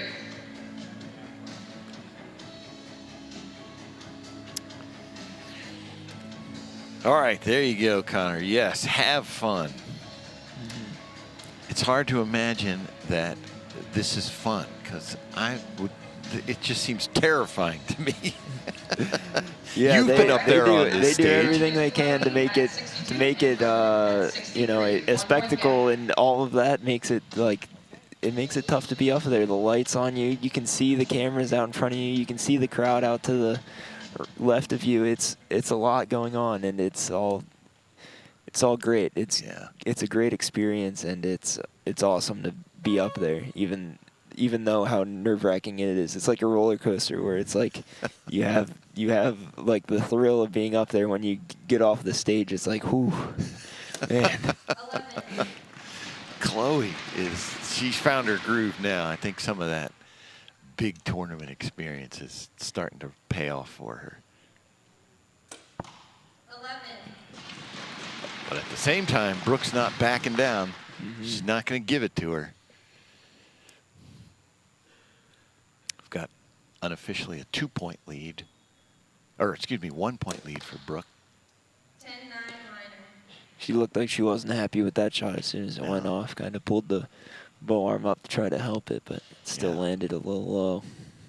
Bow-jitsu, we call that, Connor. Yeah. Or bow English. One or the one of my good friends, Sawyer Sullivan, is pretty famous for his mastering of bow-jitsu. Yes, he is. I don't know how the bow stays in his hand sometimes. Yeah. All right, Chloe. Can Brooke maintain that distance? 9. Oh. That third arrow. Yeah, that's twice now that she's had a bit of room to increase her lead or keep the foot on the pedal, and it's falling just out. And how'd you get started? I like the Disney movie Brave, so I wanted to be like the princess and started. Perfect, I love it. What do you love about it? What keeps you shooting? I like hanging out with friends, and I absolutely love competing. And where do you shoot, at home, out of a club or at your house? I have a club, Wicked Archery in Richfield, Wisconsin. Very nice. All right, yeah, Connor, we heard from Chloe. The second thing that she loves about archery, that's what always gets me, that you can go shoot your bow in your backyard and, you know, have fun. So I certainly love doing that. But there's people out there, competition, that's what they love.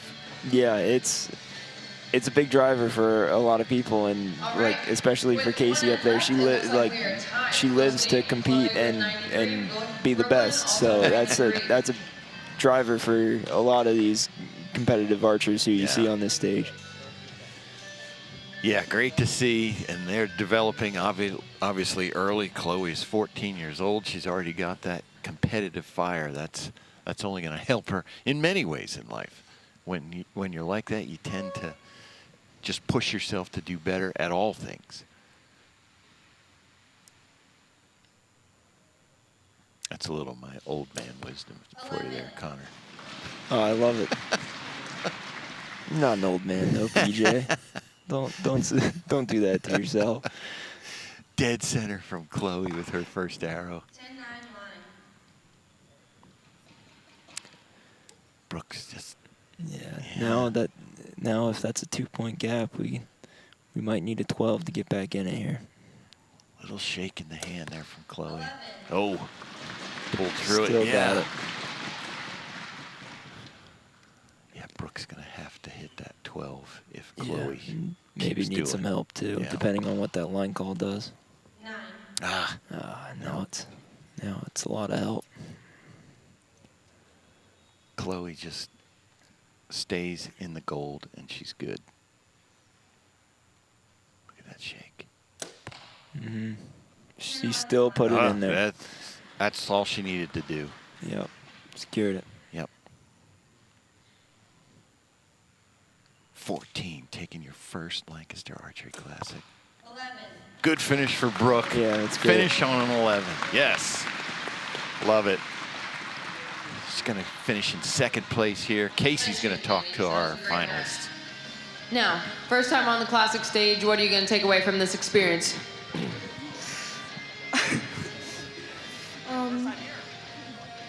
It's your first time here and you made the stage. Does it feel good? Yes.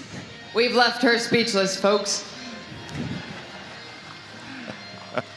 All right, verifying some scores, but it looks like Chloe will be the winner here. How are you feeling? I don't know. You shot so well and you stayed composed the whole time. What's the secret? What's going through your head at full draw? Have fun. There you go. You heard it here, folks. Just have fun with it.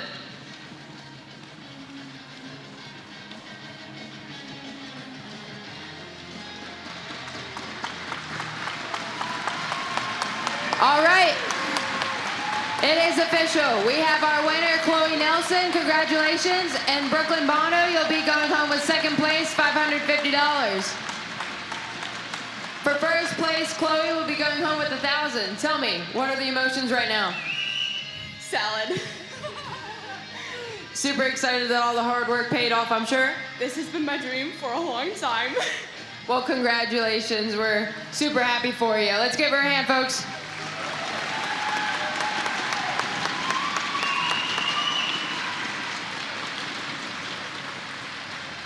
All right. Congratulations, Chloe and Brooke. Great final there in Youth Female Open. Love to see that emotion there. Folks, don't go anywhere after we finish out giving you a recap of our match, or our division we just saw finished. We're going to be back with women's barebow. Don't go anywhere here at the 2025 Lancaster Archery Classic. We'll be back in a bit.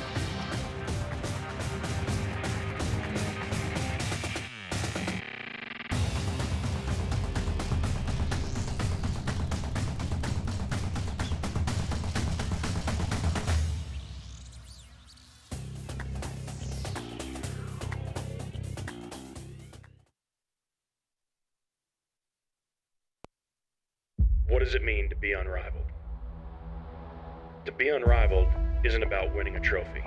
It's about putting in the hours that nobody else sees. To be unrivaled isn't just a choice, it's a lifestyle. It's to push yourself to be your best day in and day out.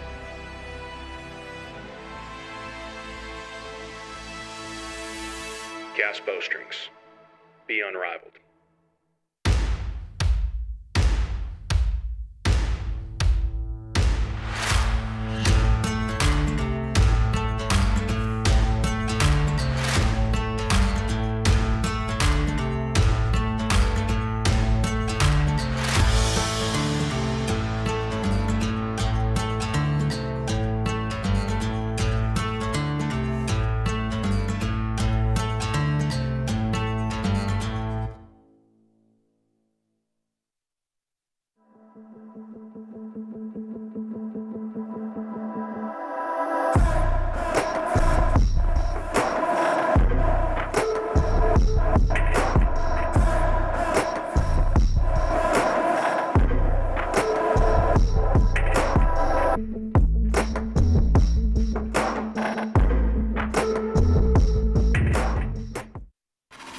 And our champion, Tanya Galantine.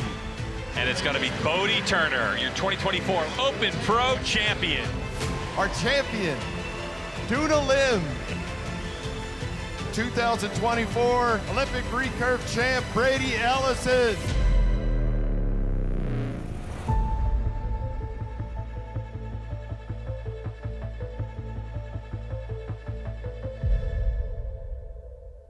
The The X10 is the most successful arrow in competitive archery history, accounting for far more medals than any other individual piece of sporting equipment in Olympic history. Easton introduces the latest innovation of the X10 lineup, the 4mm Parallel Pro. Parallel Pro offers legendary X10 precision for all forms of archery. Elevate your precision. Your journey to the podium begins with Easton X10.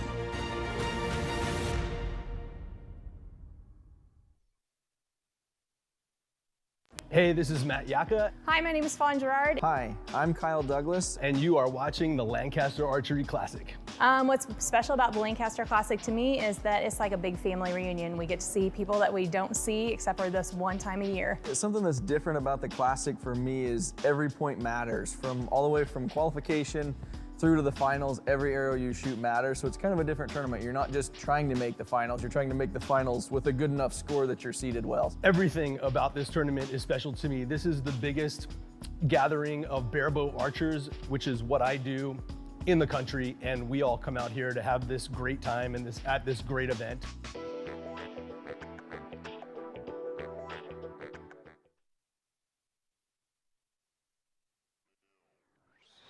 Remember, renumber your spots.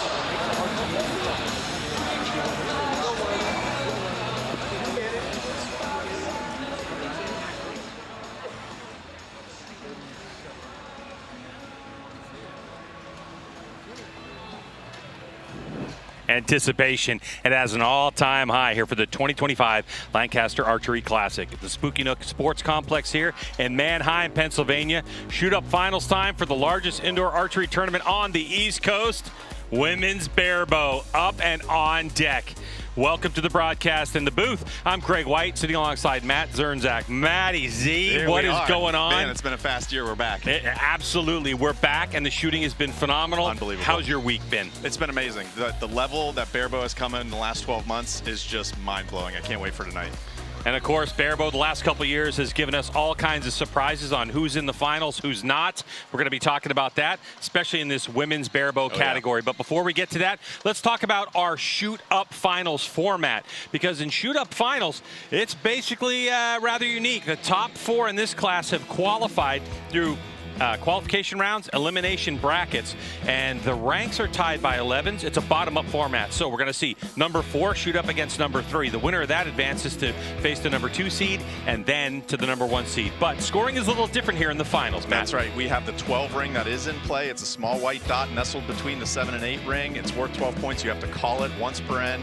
Maximum points for a head-to-head matchup is 136. You must call the 12 ring before you shoot that arrow. 1 call per end. Let's go. It's magic. And it's Barebow time. It's Barebow time.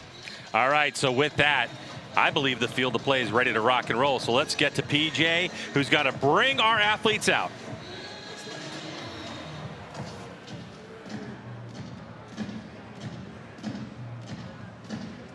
All right, here we go.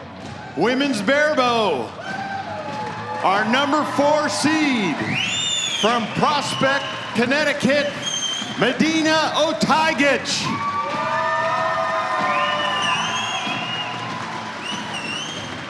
She's 15, and this is her first time in the shoot-ups.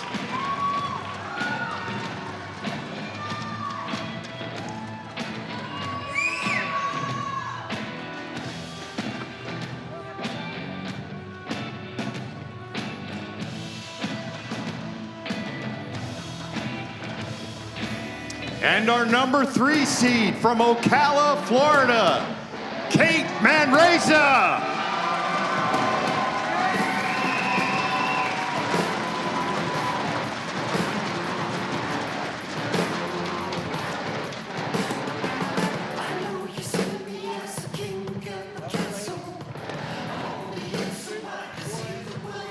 All right, so we're ready for our first match, the number 4 seed against the number 3 seed. It's 18 meters or just about 20 yards from where the archers stand to that target face. They're on an elevated platform. And the one thing they have is a new button that they can press, not step on like we have for the last couple of years. Nice. They're going to indicate when they want to, if they want to shoot the 12 ring, that 1.5 centimeter dot that's nestled there in the red.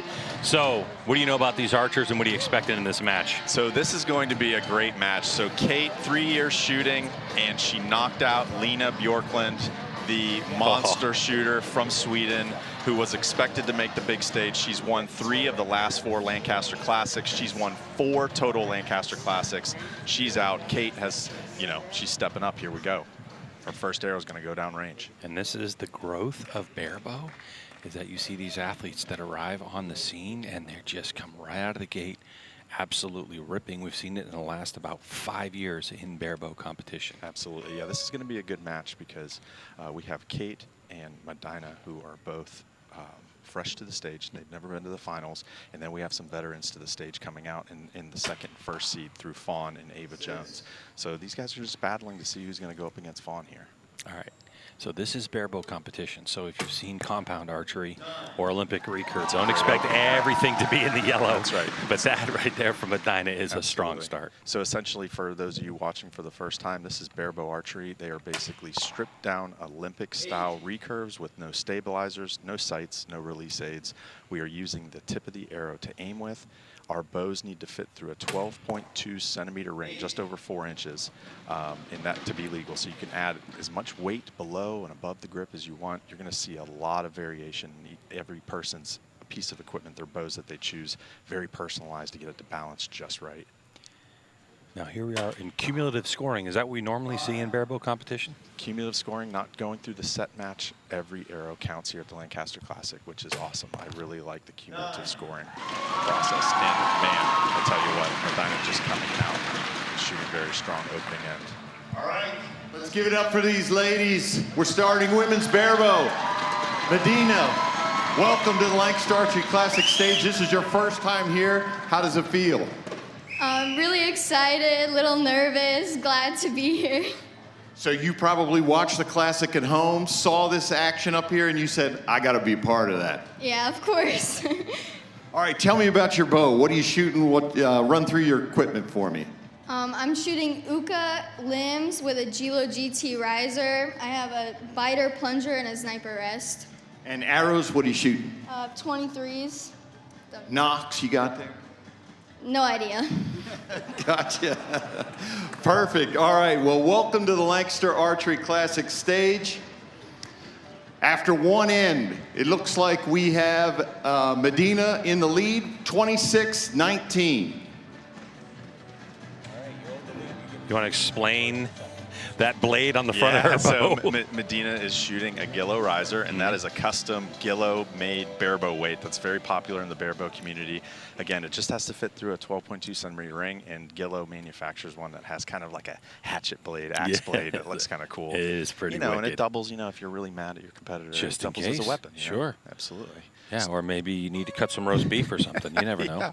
So Medina, we talked about Kate and her entrance onto the big stage by knocking out Lena, but Medina also did not have an easy path. She took out both Italian women that made it to the elimination rounds.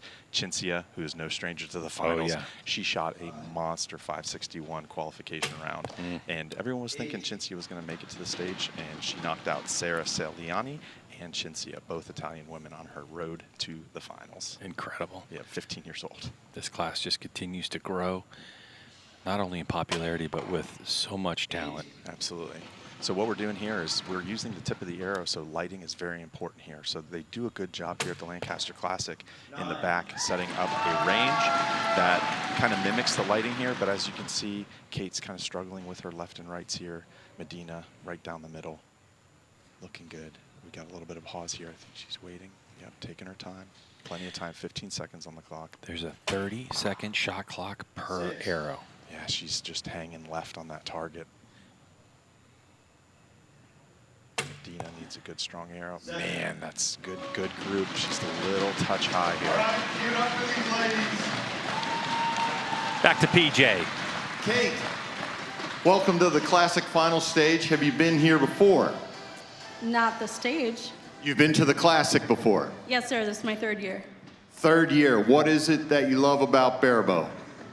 Ooh, the competition and the hard work. And the crazy people sitting over there. Right? Run through your equipment for me if you would. We have the CD riser with the Hori Axia foam limbs. We've got AAE, that thing, and Kaminsky, that thing too, and the Justin bowstring. And arrows, what do you got? We have the Super Drive Easton 23. All right, Super Drive 23. Looks like Easton Knox on the end there, I believe. Sure. All right, after 2 ends, we have Medina 50, Kate 38. Now let's talk quickly about arrows and how they've kind of evolved in terms of arrow choice over the last several years with Barebow. Yeah, so you'll see some shooters like to use a smaller diameter arrow, and you know we are using the tip of the arrow to aim. So we're doing a process called string walking, and you'll watch these archers before they set up and start putting tension on the string. They're going to make what's called a crawl. They're going to crawl down that string, and what they're doing is they're changing the launch angle of the arrow as it clears the bow. So they basically draw back to their anchor, put the tip of the arrow where they want the arrow to go at 20 yards, and then they're going to go ahead and fire. So you see here, Kate made that crawl. You can see her addressing the string about 1.5 inches below the nock. She's going to draw back and wink her left eye, aim with the tip of the arrow, and then run her shot process.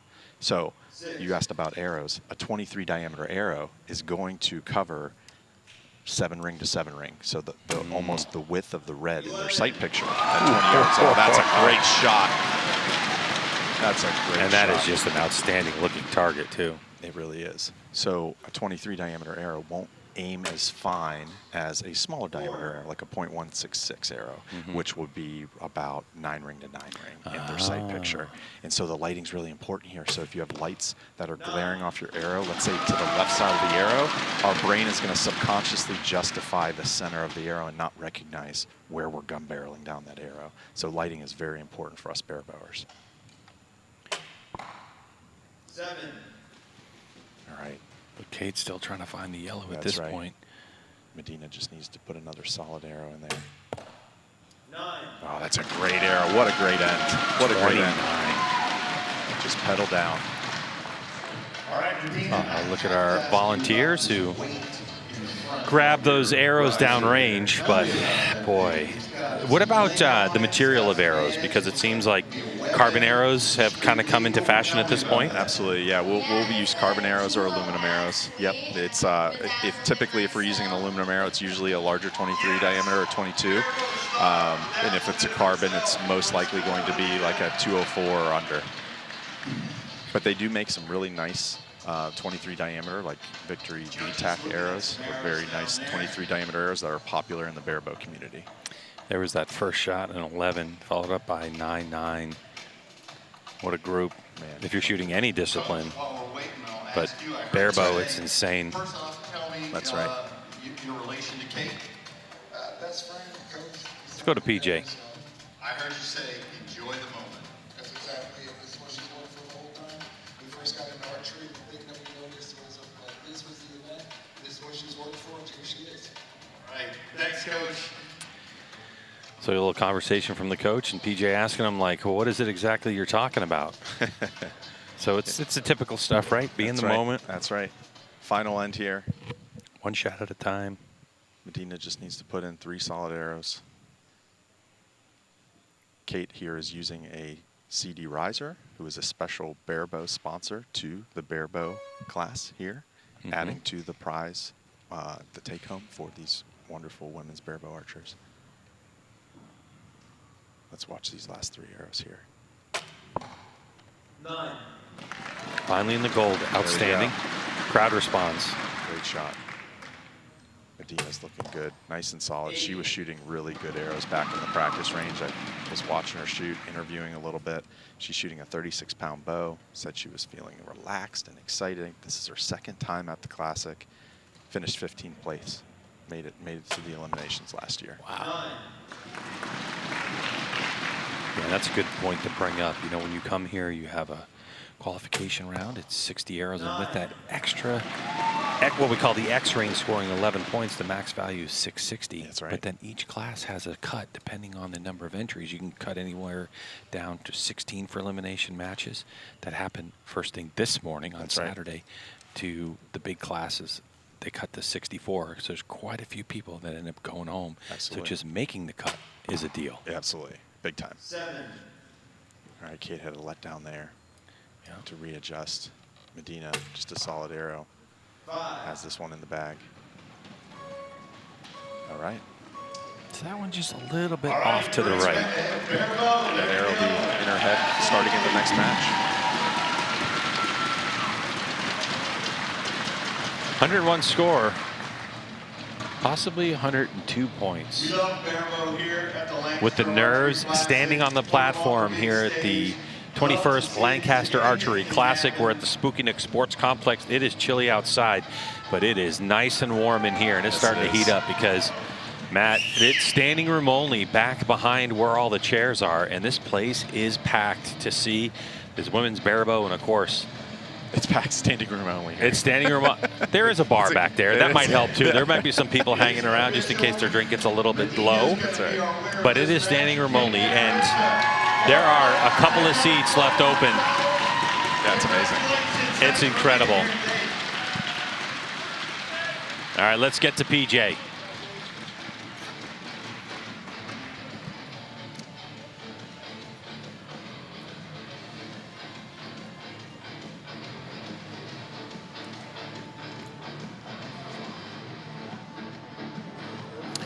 All right, let's make some noise. You know her well. Martinsville, Ohio, number 2 seed, Fawn Gerard.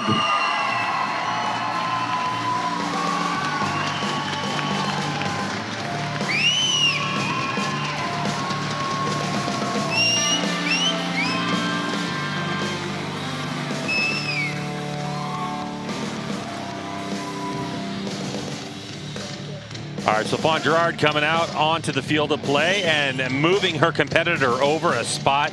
And Fawn not only brings the high score, she brings the energy to this category. Yep, veteran move, bumping, getting Medina off of her flow there a little bit. I think Medina, what she needs to do here is shoot a couple strong scout arrows with this new lighting on the right side stage. And, you know, this will be interesting because she shot really tight group, keeping it centered, right in the gold, if not just a touch high. In her last arrow, she ended on a far right 5. So she needs to get that out of her head coming into shooting against somebody with the resume of Fawn Gerard. Plus, the other unanswered question is, you had mentioned that lighting is so important. Yes. When you're moving from one spot to the other.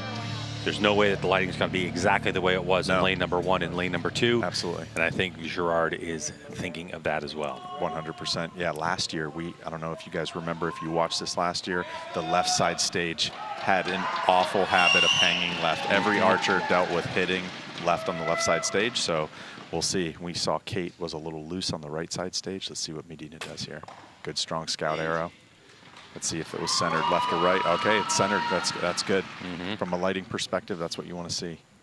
Now, lighting can affect the vertical as well, because we are using the tip of the arrow. So wherever we see, quote unquote, the tip of the arrow, is it an inch up from the tip, or is it the actual tip? Wherever the lighting is shining the brightest on our arrow tip, we can hit high or low. Medina just works it in right there. Yeah.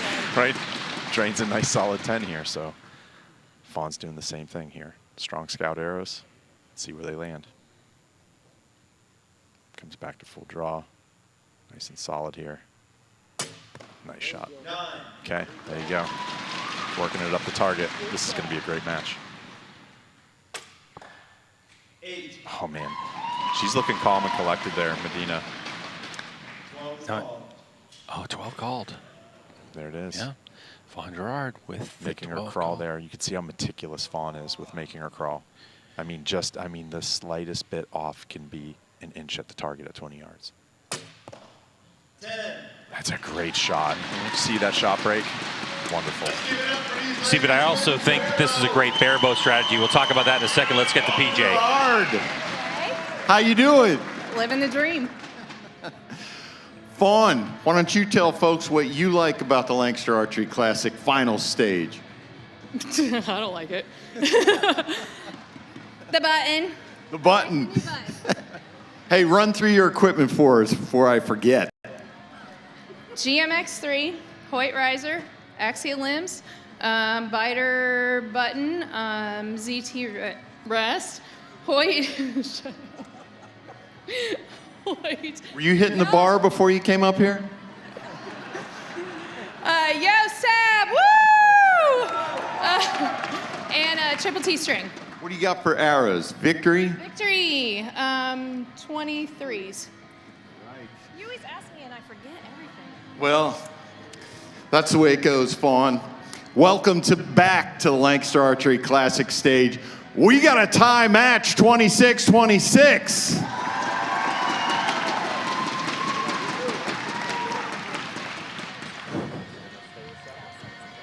Watch a few shots of Fawn here from our last end. Fawn also shooting 23s, and she's shooting the arrows I referenced earlier that are very popular in the barebow community, being the VTech 23s. As you can see, there is a 30-second shot clock from that buzzer. Plenty of time. At the moment of impact, then the other clock begins. There we go. That was a great shot of that. Great shot, low 9. That's solid. Keeping the gold here on this final stage with all the pressure.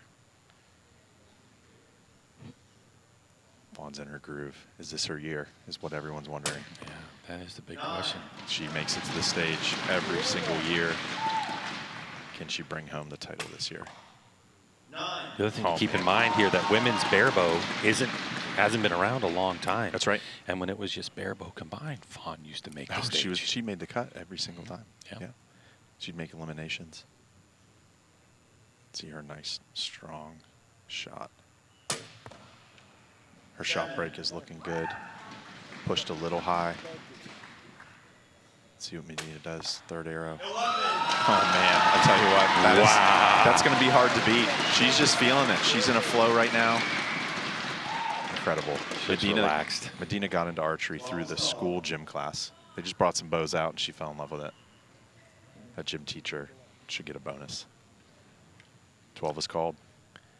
Yeah, for Fawn, this makes a lot of sense because if it she's drops not out gunning low, for it, that's if right. it drops into the 12. Ooh, there we Wow. go. I mean, that was definitely arrow contact. That's I don't know right. if you could hear it through, but it was You can see slapping. she's grouping left. Yeah. So how do you, if she's grouping left in barebow, how do you fix that? There's basically two ways to do that. If you don't think it's a form flaw, you can untwist your plunger a couple clicks to move it over to the right, or you can adjust your string blur, and we can talk about that in the next end. Okay, yeah, it makes a lot of sense because for Medina, you can see she's actually like almost every arrow, she's just going 1 click, 2 clicks, like she's definitely on that plunger. She's playing with the plunger, absolutely. Yeah, there's a lot of different theories with that. Some people want to kind of let your body adjust to the lighting and allow your subconscious to pick up, hey, I'm grouping left, it'll eventually bring it to the right. But the struggle here with this is you have 4 ends. So the top barebow competitors here, they will make an adjustment. If they feel their shot broke clean and with the form they want and they're hitting left, they don't want to change anything. If they know they can execute a good shot and get a good group, they'll worry about moving that group through the plunger or through string blur into the gold. And they're making an adjustment fast because you only have 12 arrows and it's cumulative, so every arrow counts. You can't sit around and wait for your subconscious to make the correction on its own. 12 arrows, 3 arrows per end, so that means that we are getting ready to blow by the halfway point of this match. It's the 21st Lancaster Archery Classic here from Spooky Nook. It's a shoot-up finals.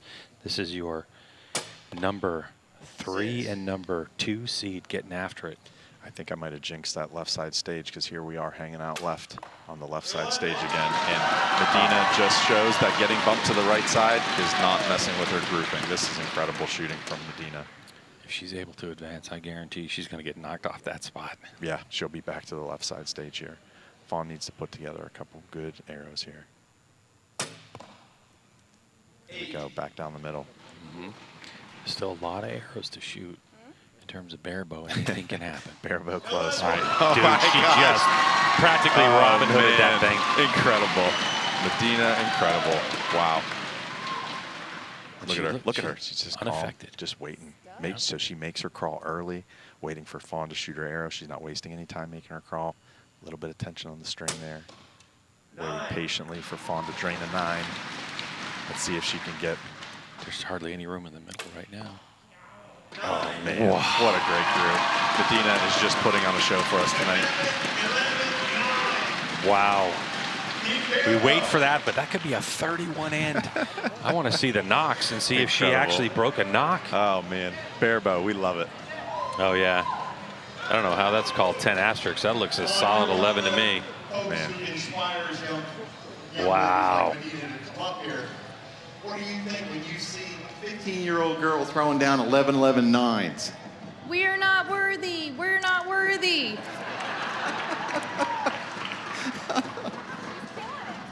She's killing it.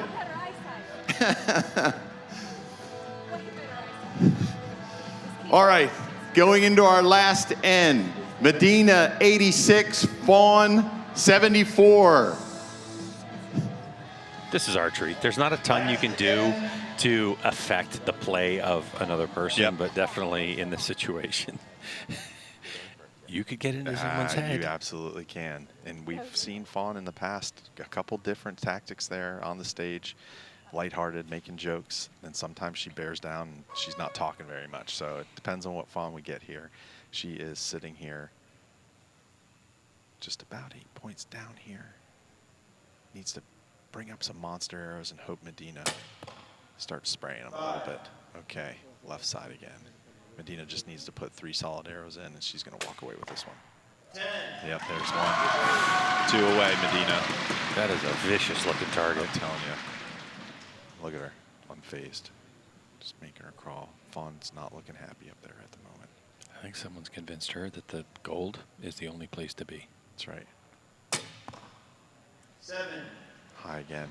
Fawn seems to go first arrow left, second arrow high centered, and then she'll bring it back down in. See if she calls the 12. Okay, she's going to have to call the 12 here. She's out of reach. Yeah, but just for the crowd, maybe? Give it to the crowd, Fawn. No. Hit that button. Okay. She didn't hit it. Okay. Little hiccup there in her process. Reset. Still 14 seconds. She's going to want to end on a really strong arrow here. 10. That's what she needs. She can walk out with her head high there. That's a great last arrow. Even if he doesn't shoot this, she won. 8. Just a great dominant match. Great job, Medina. Going to the finals. That was the first actually hiccup shot I've seen from her. I know, right? Just at the end, she just lifted the bow arm a little bit. That's right. The veteran to the 15-year-old. That's amazing. What a great moment. Advice. Great moment. And Fawn's going to take home $1,000 for her effort, finishing 3rd. Fawn Gerard, the crowd favorite, always brings the energy, always brings the competition 100%. to PJ.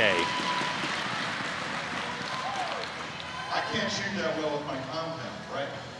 That is true.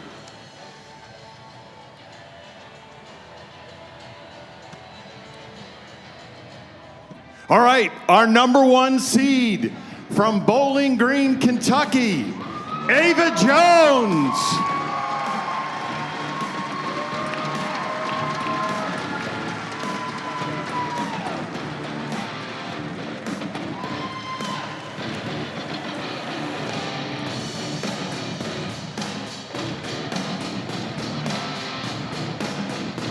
All right, tell us a little bit about Ava Jones. Ava Jones, ASA Shooter of the Year 2024. She is a monster on the 3D game. I tell you what, when you see her walk onto a 3D course, watch out. She just drops those 10s and 11 rings like crazy. Made the transition to come indoors, and she made it to the final stage last year. And she came in 3rd place at the Classic in 2024. So she's no stranger to the big stage here. This is her 2nd time here. And she's just putting together some really good arrows. I was watching her shoot in the back. And yeah, she's feeling calm. I asked her how she's feeling. She's going, I'm feeling good this year. I'm feeling calm. So let's go. Let's see what she can do. Boy, she's been hearing the crowd cheer, too, from back in the area to warm up. But Medina's going to kick us off. All right. And she did the right thing, though.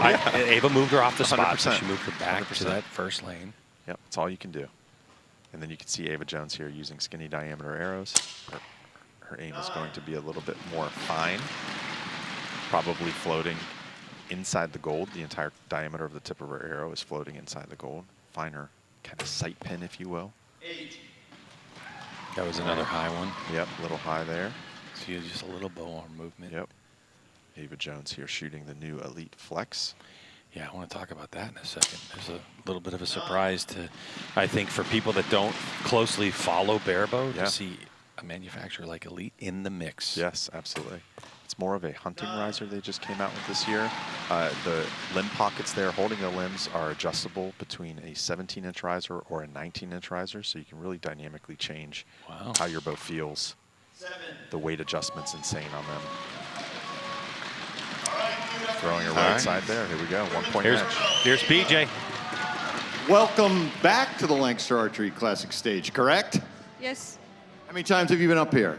twice. Well, this is my second time. This is your second time. All right. Hey, I want you to tell us about your equipment here because this is a bow setup we don't see too much, but you're shooting it very well. Run through it for us. I have a Flex Elite, Yoast weight and tab, Whiffler plunger. Gas bowstring. Gas bowstring, Bowling Green, Kentucky. You better mention that. Your arrows, tell us what you got there. I'm shooting Easton Advance. Right.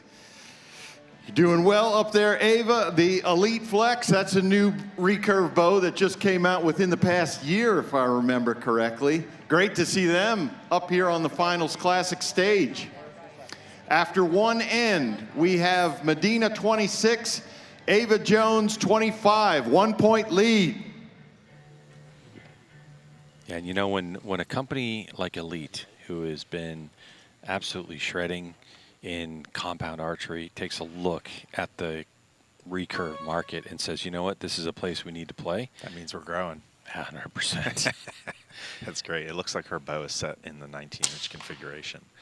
So just making that riser as long as possible. And it's kind of cool to see Ava coming out here with a hunting riser setup for Barebow. And clearly going out first seed, it's doing just fine. So Ava needs to tighten up here a little bit. There we go. Great shot. She's hanging right side here. She's hanging right side. 8. All right. Just a little bit of a bow arm pop happening, like you pointed out last end. And all those go high, just high in the 8. You know, you wonder if the stress or the arrow count here. You know, she shot a lot of arrows today, getting ready for this moment. 10. Oh, there's the arrow she needed to close out this end. Man, keeping a 2-point advantage coming into the third end. And the thing to keep in mind, too, is Medina came in here in fourth position, and we talked about how every point matters in this tournament. And so after qualification and the amount of points you score in eliminations, she had a total of 744 points. Ava Jones, 751. So you're really talking about a 7-point difference between the fourth and number one. Number 1, number 2, and number 3, which was Jones, Gerard, and, of course, Kate Mensria. Only 2 points, 3 points difference. That's amazing. Like, that spread is incredible. nothing. Yeah, it's nothing. And you think about how many arrows were shot. You talk about the 60 plus all the elimination arrows. That's how tight this class is. That's up amazing. top. That is amazing. And truly. with the names we all know and recognize, not in this Final Four. Pretty incredible. Unbelievable. So we are going to have a first-time women's Barebow champion today. Let's go. And we're at the halfway point, so here we go. Ava Jones. 6 arrows each to decide the champ. 2 points down. 7. Oh, man. She's going to need a little bit tighter groups here. Let's see what Medina does. 8. Hanging a little high on that left stage here on this match. Still great shooting. Ava's making her crawl. She has a longer crawl than Medina. If you take a look at it on this next arrow, we'll get a better view here. She has about a 2-inch crawl. 8. Dropping in low. No one's hitting the 12. Not yet. This match, right? A little bit more nerves here. 8. Oh, hanging high, Medina on that left stage again. Yeah, the only one to call 12 so far in Barebow is Fawn. Fawn, yeah. Okay, let's look at Ava's crawl here. See, it's about 2 inches down the string here. Knock against her nose. pulls through that shot. Was not happy with that execution. Very quick. Very quick. Medina needs to put a good arrow in here. All right. Okay, holds the lead. 4 points. 5 points. Medina continues just constantly working that plunger. Yeah. Just a click here and a click there. That's right. Do you like that, or would you rather see an archer like kind of settle into their equipment? Yeah, you know, on the compound side, I would say like you're chasing your clicks. Absolutely, yeah, and it's the same thing, and that just might be a mental thing, because if your bow is tuned really, really well, a single click or two is really not going to make a huge difference at 20 yards. However, full revolutions, when you see somebody cranking on that biter plunger or whatnot, a full revolution, that's whenever you know they're starting to get aggressive with their changes. But you know, this just might be a nervous tick. One click here, one confidence click there. click. That's Confidence it. click. That's Just like, yeah, it's like, all right, whatever. Absolutely, 100%. 5 points, final end. We're gonna have a new women's barebow champion. Not a slam dunk in barebow. No, it's not. This is still very much barebow close. A couple errant arrows and a couple good solid groups. Man, let's see what we got here. Ava Jones is gonna lead us off. Her and her explosive shot. Yep. With this bow, she gets after it. Pulling through. Yes, that's what we're talking about. If she needs the time for a few 11s, it's right now. Oh, that's a great response from Medina. So 2 point swing, now we're down to 3. The advantage. See if we get another one from Jones. Yep. Big strong shot here. Hey, that was right down the middle, man. Yep. That looked great.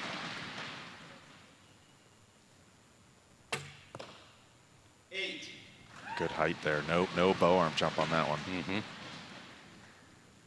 2 points. Last arrow. Let's go. Full draw.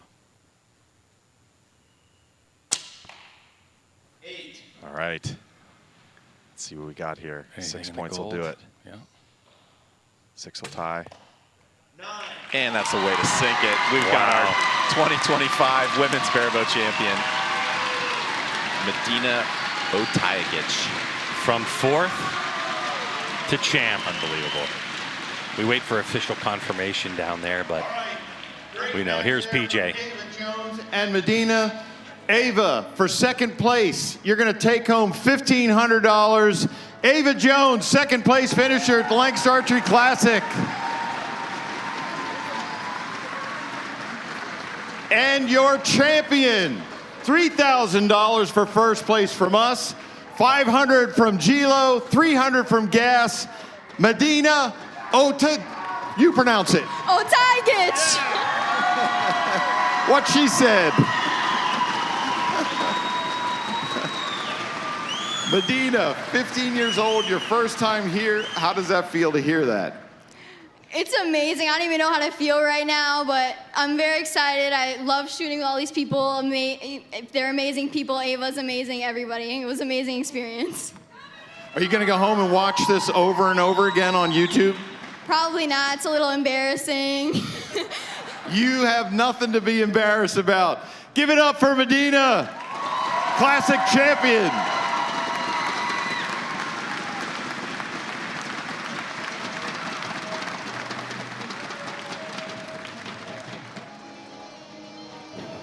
Just an awesome, awesome shoot up for the 2025 Lancaster Archery Classic. 15 years old and a few $1,000s richer, and the experience that you can never replace. We're gonna step away for a moment. When we come back, we're gonna have the coveted class Barebow. 8 matches on deck to decide who's gonna be the 2025 Lancaster Archery Classic champ. Stay with us.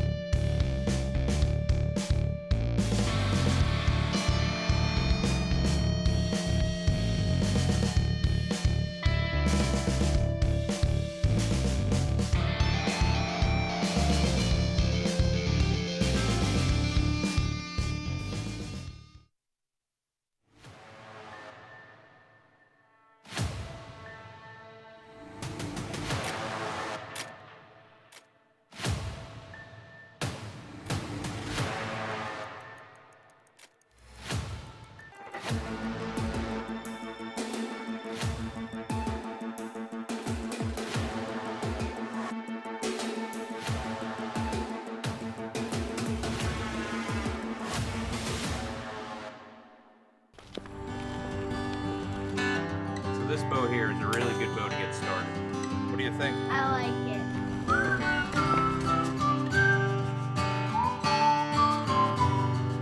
Three fingers underneath, and you're gonna draw to your aim. Great job. This limb would be a good step up from what you had. It's gonna be a little bit higher throwing. Hey, nice shot. Thanks.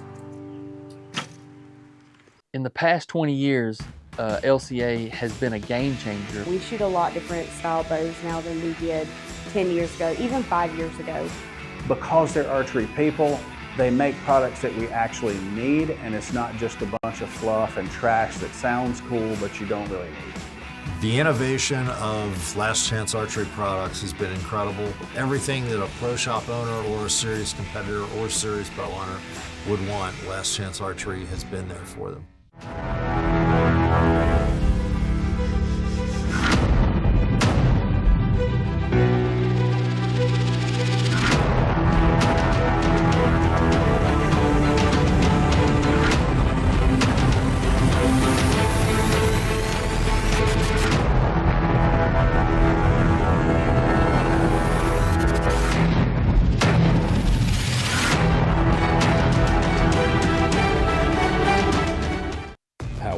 Penetration and higher velocity combine to make the new Easton 5.0, an ultra-lightweight, micro-diameter hunting shaft, perfect for bow hunters, engineered on a brand new 5mm AccuCarbon platform. It can be configured to offer maximum speed, or can be built with weight up front for extreme accuracy. Each 5.0 is guaranteed to have virtually perfect consistency. Punch your tag with the industry's most versatile arrow. Experience the all-new Easton 5.0 today.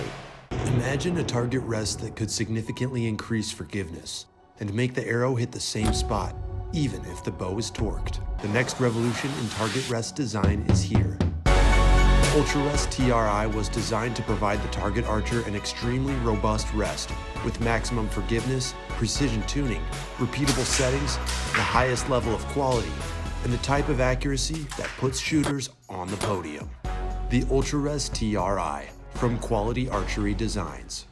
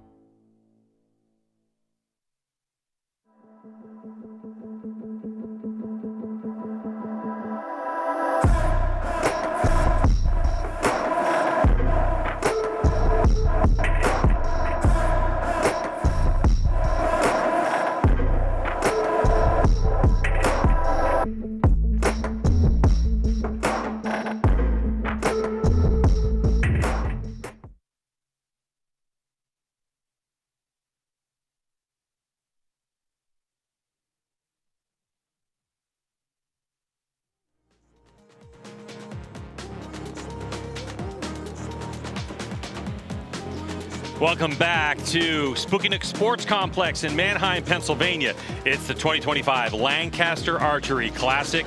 Shoot-up finals are here at the largest indoor archery tournament on the East Coast. And it's Barebow time. Hi, everybody. I'm Greg White, sitting alongside Matty Z, Matt Zernzak. Here we go. It is Barebow time, Matt. Tell us about it. Man, I can't wait. Stripped down Olympic recurves, no sights, no stabilizers, no release aids. We're using the tip of the arrow to aim. Anything could happen. Men's Barebows here, baby. And this is one of the largest classes we have here. So you may have been watching what's happened so far, and there's been 4 people in this particular class. But in this one, the top 8 qualify, and it's a bottom-up format. So number 8's going to shoot against number 7. Whoever wins goes and shoots against number 6. Whoever wins that continues to climb the ladder. Number 8 could work their way all the way up to shoot against the number 1. But talk about our scoring. Scoring here, we have a 12 ring in play that's nestled between the 7 and the 8 ring. Max points for a head-to-head matchup is 136 points. You must call the 12 ring for it to count. You can only call it once per end. It's going to be exciting. It's going to be fast and furious and unpredictable. So let's get PJ to get our athletes here so we can start shooting. All right, here we go. Main event. Barebow our number 8 seed from Falls Church, Virginia, Kelly Miller.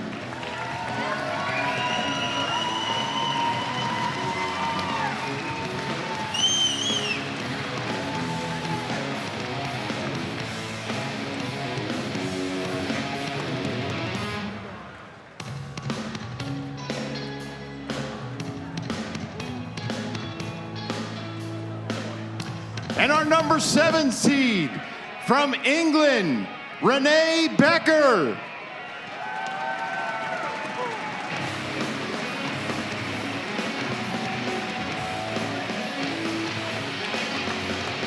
Okay, so if you're in the barebow community, you may know some of these archers. If you're new to barebow, Matty Z, tell us a little bit about these archers. So these guys are new to the Classic final stage for here, and honestly, I don't know much about these guys. I learned a lot about them here today. I was standing at the practice range, watching them shoot shots, getting to talk to them a little bit. This is going to be a really exciting match.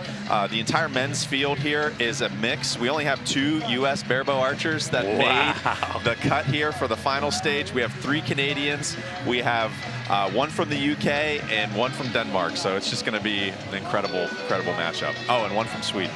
Yeah, and 1 from Sweden. That's and right. Some of the biggest names you know in barebow didn't make it. Yes. That's how competitive this class is getting. Absolutely. Give you a little idea of the field of play. The archers are standing on basically a risen platform. They have a button. There's an option, like you talked about, to hit that 12 once per end. There's 4 ends. This is cumulative scoring. The target face is 18 meters, just a little shy of 20 yards downrange.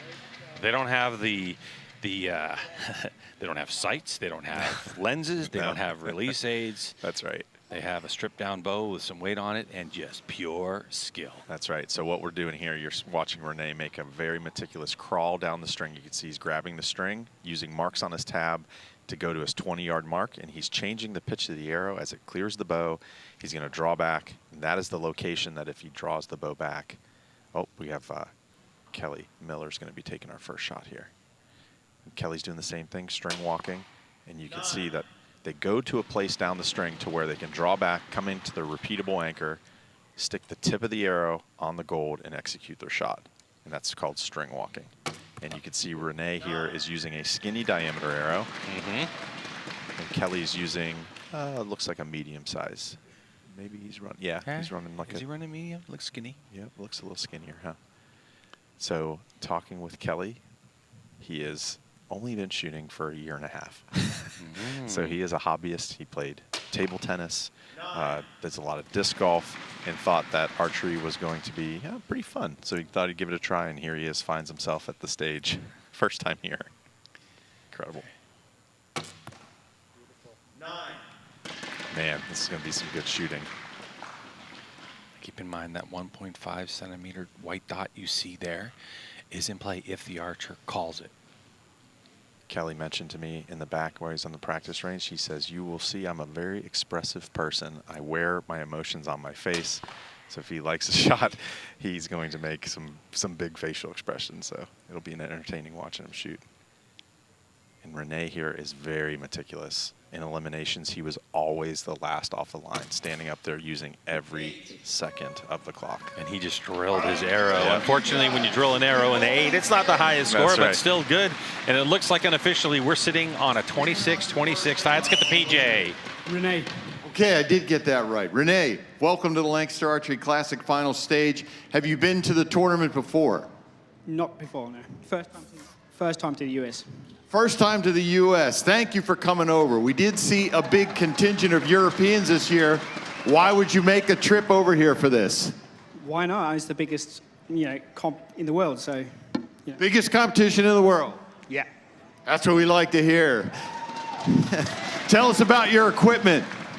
I'm using the Win-Win CXT 27 riser, Uka UX 100s, mediums, 40-pound, 36 on the fingers, AC arrows, Spigarelli tab, my own weights, my own rest, my own plunger. Made it yourself. Yeah. True barebow style. Yep. Your nocks there? Yeah, these are the Biter 5.2 Overknocks. All right, great looking rig. Renee, thank you for coming over here to the Classic. After one end, we are tied, 26 all. I think that he might have some demand for that front weight of his. That's pretty cool. Captain America Yeah, there. absolutely. That thing looks pretty awesome. His rig was the talk of the show here at the tournament this weekend. During elimination, somebody pointed it out to me and says, look at all those weights and those custom tiller bolts and the custom rest and custom plunger. He designs and makes all that stuff. He's a very smart engineer. Loves to tinker. All right, but back to it we go. And number 2 of 4. Kelly Miller here. He says he is very streaky, so you'll see him shoot 30, 30, 24, 30, 30, 30, 24. So he says he's hoping to string together a bunch of those 30s here on the final stage. He has a very nice explosive shot break. He's not happy with that. You can tell he is very capable of hitting 10s. He's not happy with 9s right now. Renee smokes a 10, meticulous. I love watching these guys. And you see how carefully they're making their crawls, making sure. Kelly Miller here. Full draw, aligning a string blur, looking down that arrow.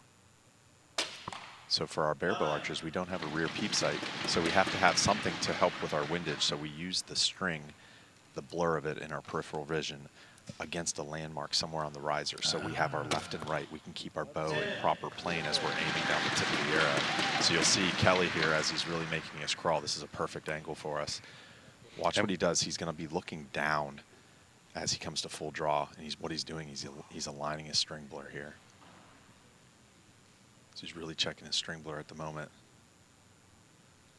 Then goes to the aim, and then goes to execution. Man, he's shooting well. It's a good group. Let's see if Renee can sink another one in here. See, he's using a glove. Keep that grip nice and steady in his bow hand. Wow. I thought there was a little bit of a flinch on the release hand. He did this all morning at eliminations. Unbelievable. This is great. 3-point match coming into the third end. Just his style, right? An interesting 3 points made up by 3 arrows. Right. Let's get the PJ. That's crazy, man. I did not think I would be up here, but... Tell the folks out there who you had to beat in your last match to get here. Whew. The right man in the wrong place makes all the difference in the world. Awesome. Well, Kelly, can you tell us about your equipment? You had to beat John Demmer III to get here, folks. But Kelly, tell us about your equipment. I have an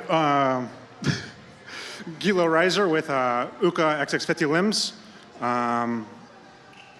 biter plunger, and then strings myself, and then Easton Super Drive micro shafts.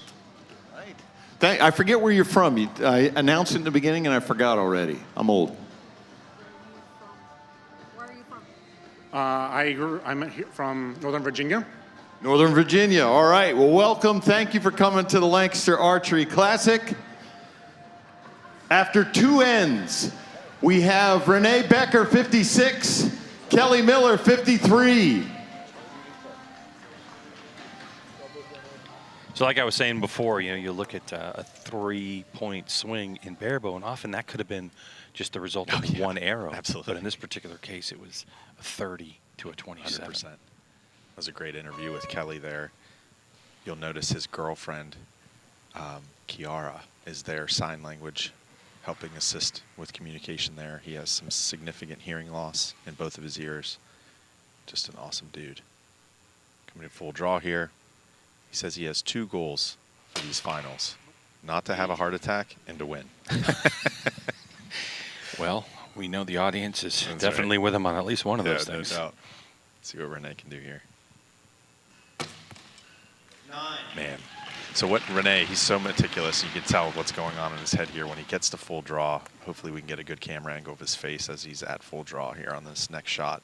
But you can see him winking and switching from eye to eye. He's checking that string blur. He's making sure everything's aligned before he moves on with his execution phase of the process. You can see Kelly's doing the same thing, looking down, making sure everything's aligned with a landmark on his bow. Then he transitions to the aim and then executes. You know, people just looking at that target. Yeah, I know there's nothing yet inside of the 11 or 10 ring, but getting them all right there grouped around the gold is impressive. Oop! Oh, got hung up a little low there on that one. Little bow kwando. That's right, little bow kwando to get that up as close to the gold as you can after that shot broke. Kelly here, coming to full draw. Needs to put one down the middle, man. It's quiet in here. Yeah, it certainly is. Nobody's called for the 12 yet. 7. All right, dropping in low. Not a good time for that. Renee just needs to put the pedal down here. Drain another one in the gold. Expand that lead a little bit. 10. Oh, that's great. It's a clutch arrow right there. What a clutch arrow. Unbelievable. Ladies and gentlemen, I have a classic Barebow story for you here. Renee came to us early in the competition and explained that his bow was stuck on the plane and it would not arrive in time for the classification. Did we have a bow that we could loan to him? We loaned him a bow, arrows, everything. The only thing he had was his finger tab. He qualified and is here on the stage with equipment that he borrowed from Liz and Brian and Heather from our academy. Let's give him a hand. Way to get it done. And there's a lesson in there. Always travel with your finger tab. Never, ever put your finger tab in with the rest of your luggage, because every barebow archer will tell you they want to lose their limbs, they want to lose their bow, they want to lose their arrows. They do not ever want to lose their tab. The tab is so precious to us. Oh, yeah. It is our most Olympic important piece recurvers, of, too. Yep. I mean, like, absolutely. Especially, I know some athletes can spend months just getting the thing That's right. exactly where they want it. Exactly. I never travel without my tab in my personal carry-on luggage. That's how it always goes. But that is an absolute true story here. Renee traveled over here. His luggage didn't arrive in time. He went to the Lancaster Classic for the qualification round and shot his qualification round with borrowed equipment. And then his luggage arrived. He went and picked it up, set it back up, and this bow that he's currently shooting right now is his, with all his custom geometry and custom weights that he designed and everything. As he mentioned, yeah. Yep, absolutely. And that's why he showed up to eliminations this morning, and people were like, whoa. Exactly. He's here to play now. But that just goes to show you, if you have good form, good shot processes here, it's like shooting a bow on a Hooter shooter. It's going to group well, right? It's going to group. Just like a Hooter shooter. That's right. Also shows you the strength of the community. That's right. So barebow here, we haven't mentioned this in the men's division yet, but a barebow rig needs to fit through a 12.2 centimeter ring for inspection. So the guys are in the back at the practice range inspecting all of these guys' bows before they come out. We can add weight above and below the grip and barebow to get it balanced just right. You can see Renee's bow is custom with weights, and you can snake that 4-inch, little over 4-inch ring around the bow. As long as it fits through it, it's a legal barebow. Final end here. Final arrow. 8. All right. A little loose there. So now it looks like, what, a 2 to win? Yeah, 2 to tie. 2 to tie, 3 to win. I think Renee has this one in the bag. Just a strong shot. 10. He's got a great shot process, man. What a high value arrow there. What great control. Amazing. So, Renee. Yeah, so unofficially it looks like a 111 to 103. Let's go to PJ. Tell us about that experience. Who doesn't watch it? Who doesn't watch it?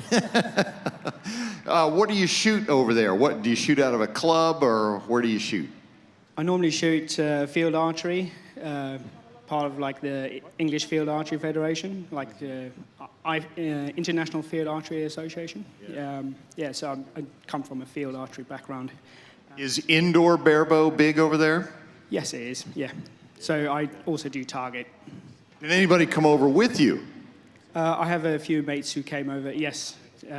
You're going to bring some more next year when they see you up here, right? Definitely. All right, let's give it up for these guys. Kelly Miller is going to finish in 8th place here at the Classic. He's going to take home $400. Renee Becker is our winner. He's going to move on to the next match.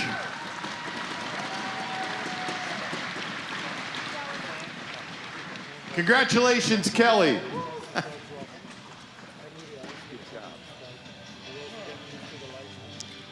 And Kelly with a big sigh of relief, just kind of that whole, like you were saying, wearing emotions on his sleeve. And after every shot, you could see the facial expression, and what an experience to get to this top 8. Incredible. Give it up for Kelly.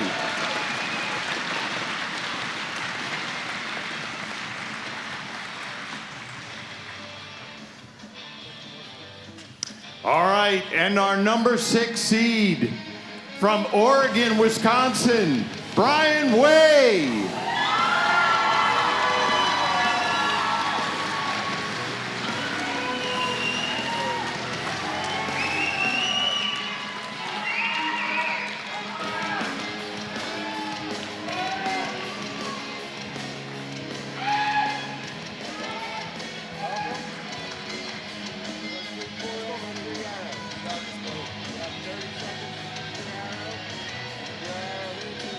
All right, so Way makes the move and moves Renee to a different spot.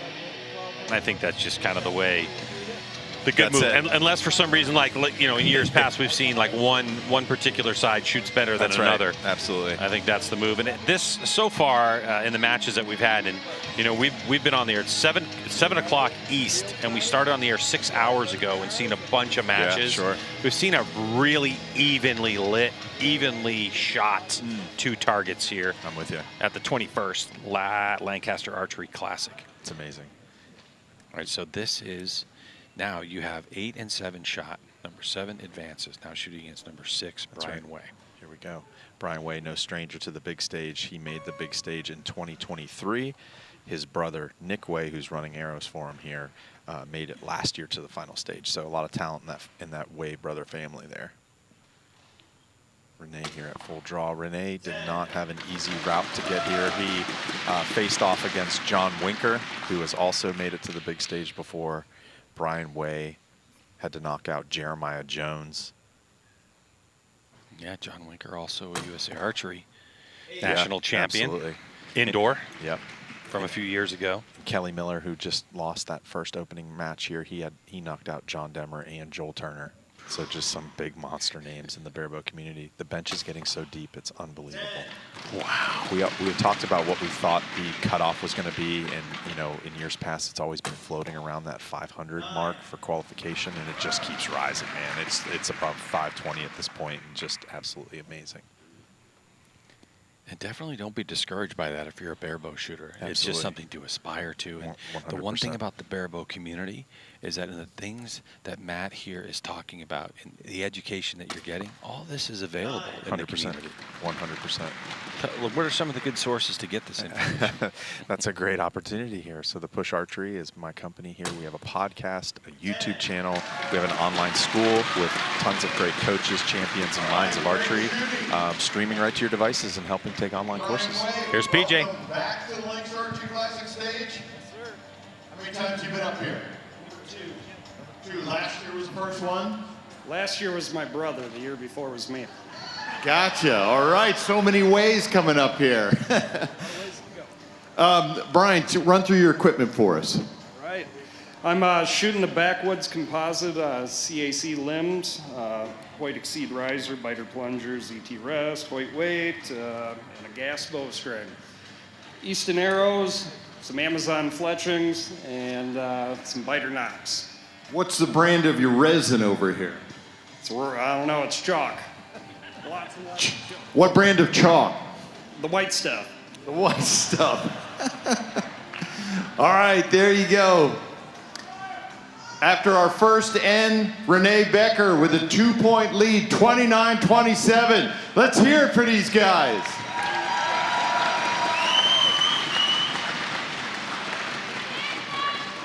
This crowd is getting fired up as we get closer and closer to the top of the pile.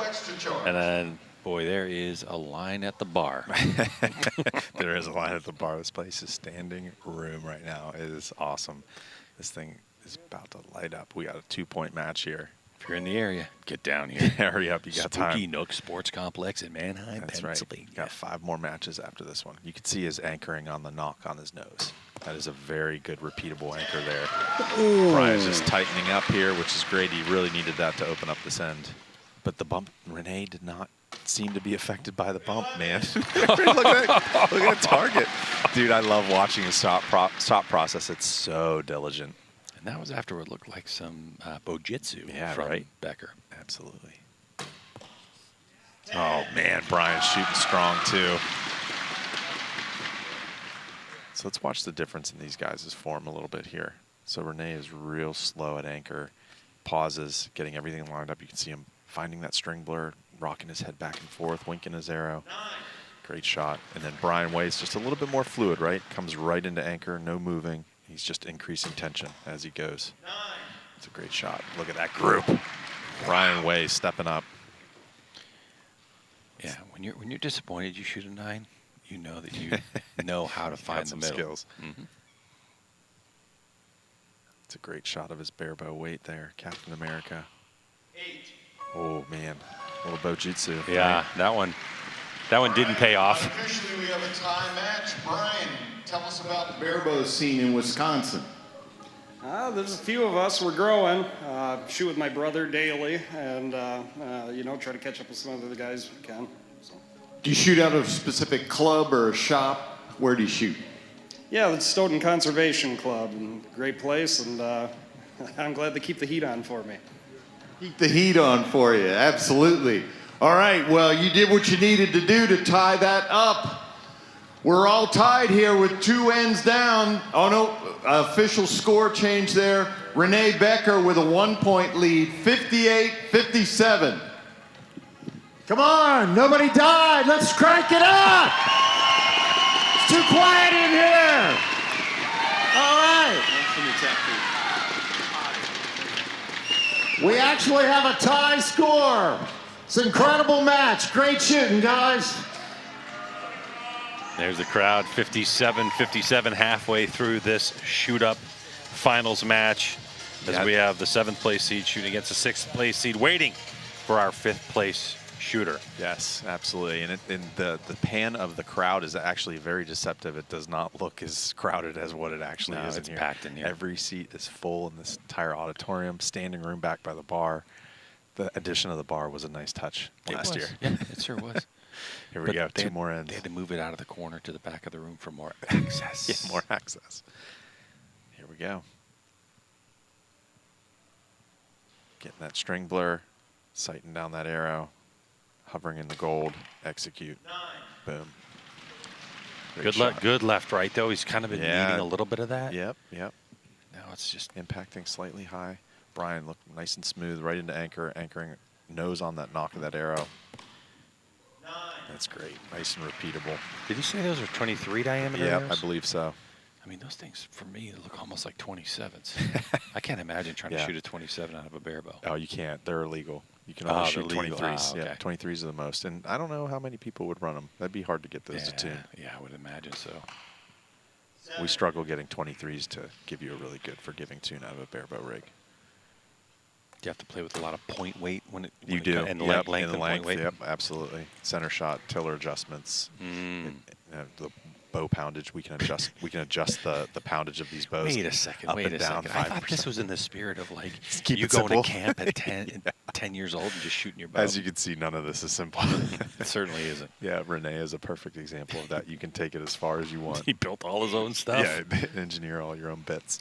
All right, starting to loosen up the groups a little bit. Yes, he is. Leaving the door open for Brian here. He needed that. That's great. Takes over the lead. 2 points coming into the final end.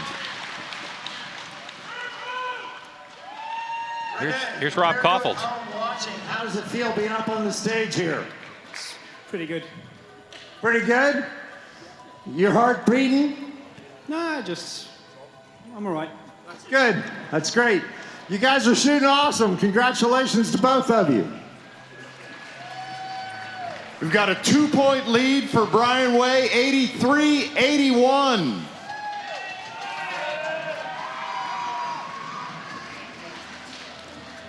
What do you think is going on in the coach's box right now? Yeah, I don't know. I mean, I think Jared Mullis back there, top-tier barebow archer, and Brian Way's coaching box is just telling Brian to keep the pedal down, keep doing what he's doing. His groups are tightening with every end, which is great. And in Renee's coaching box, I think he's going to tell him, you know, hey, just shoot your shot, run your shot, do what got you here. You know, don't change anything up, and hopefully his groups get back to what we saw here in this first match and early on in this round. 2-point lead from Brian. Looks like he's leading off. He's going to take, which is a very interesting discussion point that we had here on a recent podcast we did, where we talked about coming into the final stage. Do you want to choose to shoot first in the last end? Because you're not really going to use the 12 or need to use the 12, potentially. You don't know if you're going to need to use it. So if you go first, you're probably going to be aiming at the 10 ring every single time. So coming into that last end, if it's a nail biter, you might want to go second. So if you need the 12, you'll shoot at the 12. And if you don't need to shoot at the 12, then you won't have to. Yeah, that's a good point. It's a really interesting approach there. And that is a very strong opening 2 arrows for Brian coming into this last end. Perhaps Brian felt like he had enough of an advantage and he's shooting tight enough groups that the 12 didn't even enter his mind. That's right. Absolutely. Sure seems that way. 9. All right. Keeps the game in. This is barebow close. 3, 4 points here. Ooh, quick release. He did not like that. No. That one seemed to go off relatively quickly. A little bit to the right. He's going to hit the 12. 30-second shot clock. There's still 19 seconds left on the clock. Not going for the 12. It's going to be out of reach then. This is the coach's job here. 10. The coach's job should have let him know, hey, you need to hit that 12, right? It's all or nothing. 12. All or nothing. It was a great match. Yep.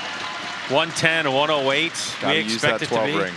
But yeah, that's an opportunity missed when you have that 12 ring available. But again, this is experience. Sure. At this, he might go back and say, oh dang no, it, I had the 12. I think so. Like I should have just picked it anyway. Because Yes. especially with barebow, just like send it in the middle, and if it drops in there, awesome. We saw it last year. We saw someone call it 12 and hit it 12. Eric Johnson there at the finals. Incredible. So that's going to be the finals for that match. So Great Britain will take a seat. Yep. Great showing from Renee. I bet his home country is very proud of his performance here, showing up without a bow, shooting qualifications with a borrowed bow, and just putting on an absolute clinic here for the first 2 matches. We really appreciate him making the trip over here. Okay. That is Outstanding. Brian Way is going to be our winner. Renee. So now for Brian Way, who is our number 6th qualifier after adding all the points that you accumulate over the entire course of the weekend. The 60 arrow elimination match, or the 60 arrow qualification match, and all of your elimination arrows. Now back to PJ. All right, our number 5 seed, all the way from Saskatoon, Canada, Chris Kent Rodgman.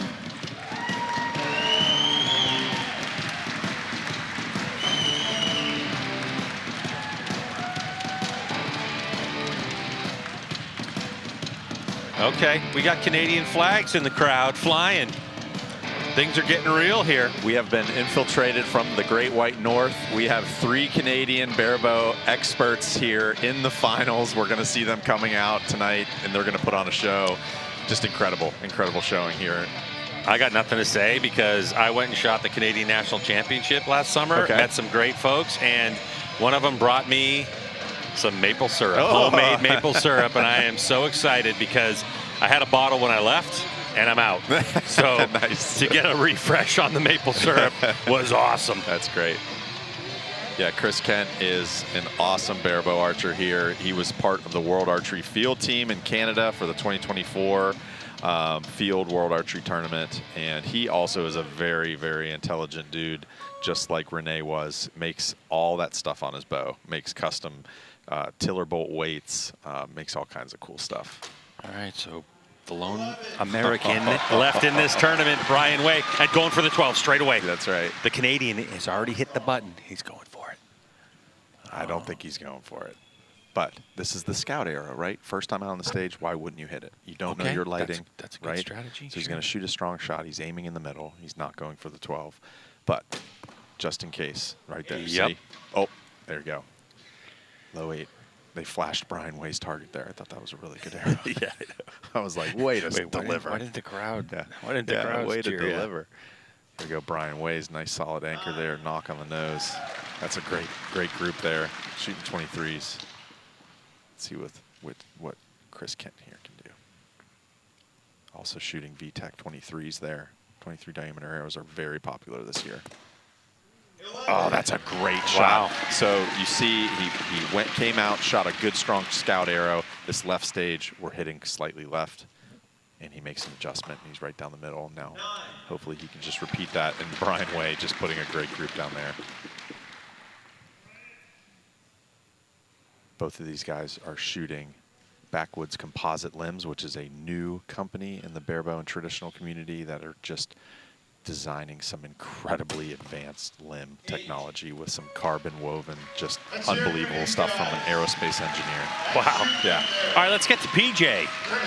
Welcome to Lancaster Archery Classic stage. Have you been to the tournament before? First time. First time. What made you come down? Raymond won it last year, and I couldn't just let him have it. You just thought Raymond did it? Hey, any Canadian can come down here and do it. If he can do it, we can all come do it. Chris, run through your equipment for me here. I found this in the parking lot, and worked pretty good for qualifications, so I stuck with it. That's a smart move there. What do you got for victory arrows? Yeah, the VTAC 23s, but the real balance factor is the push quiver, the Alpha Pack. Balance was you. Yeah. Ballast is important, yeah. All right, Chris, it's working for you. That parking lot bow's working for you. After our first end, we've got Brian. Oh, judges are checking. Hold on.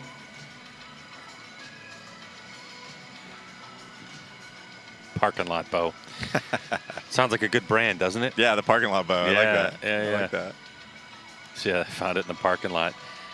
There's snow in the parking lot, so I'm not really sure. I'm not buying it. Yeah, snow and ice. It's great. It's been cold. I mean, I haven't been outside since Wednesday, so it's just a rumor Yeah, right. for me.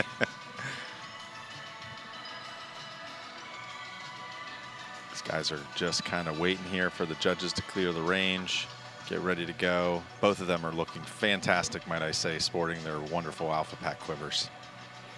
The old Saskatoon. This is the 2025 Lancaster Archery Classic here at the Spooky Nook Sports Complex. I'm Greg, that's Matt, and we're at the shoot-up finals. 29-27. Here we go. And we're continue to shoot up from 8. All right, looks like Brian's stepping up. He's taking first here. He's going to be shooting first. Looks like is he shooting 4 Fletch arrows? I can't tell, but I think you're right. I think he is shooting 4 Fletch. And you'll see a lot of guys out here, you know, in indoor. The U.S. archers are typically very heavy on using feathers. And a lot of European archers are using more like spin wings. Anybody got any good stories? I don't know what we're waiting on. Sing in here? I can't sing. Jared Mullis, you gotta have. Looks like we have a little, okay, so we have monitors that are downrange. Yeah. And the monitors downrange right now, there's been a little bit of a hiccup. So for the archers themselves, it looks like they're being reset. That's all the information that they're going to get. There's score there. There is the shot clock on there. And so at this point, there's just a little bit of a hiccup after end number 1. Little technical difficulty. Yeah. So I think our entire team here at the Lancaster Archery Classic, including the folks at INCO, are working on the reboot. You want to follow all these scores, INCO.net has all of your information. All right, let's talk a little bit more, since we have this opportunity, about about what you have going on with Push. Okay, oh, perfect. So the Push Archery, we were established in 2016, and we started off with our YouTube channel, and that moved from instructional-based content of how you can help you hit a little bit more accurately, a little bit more precisely with traditional bows.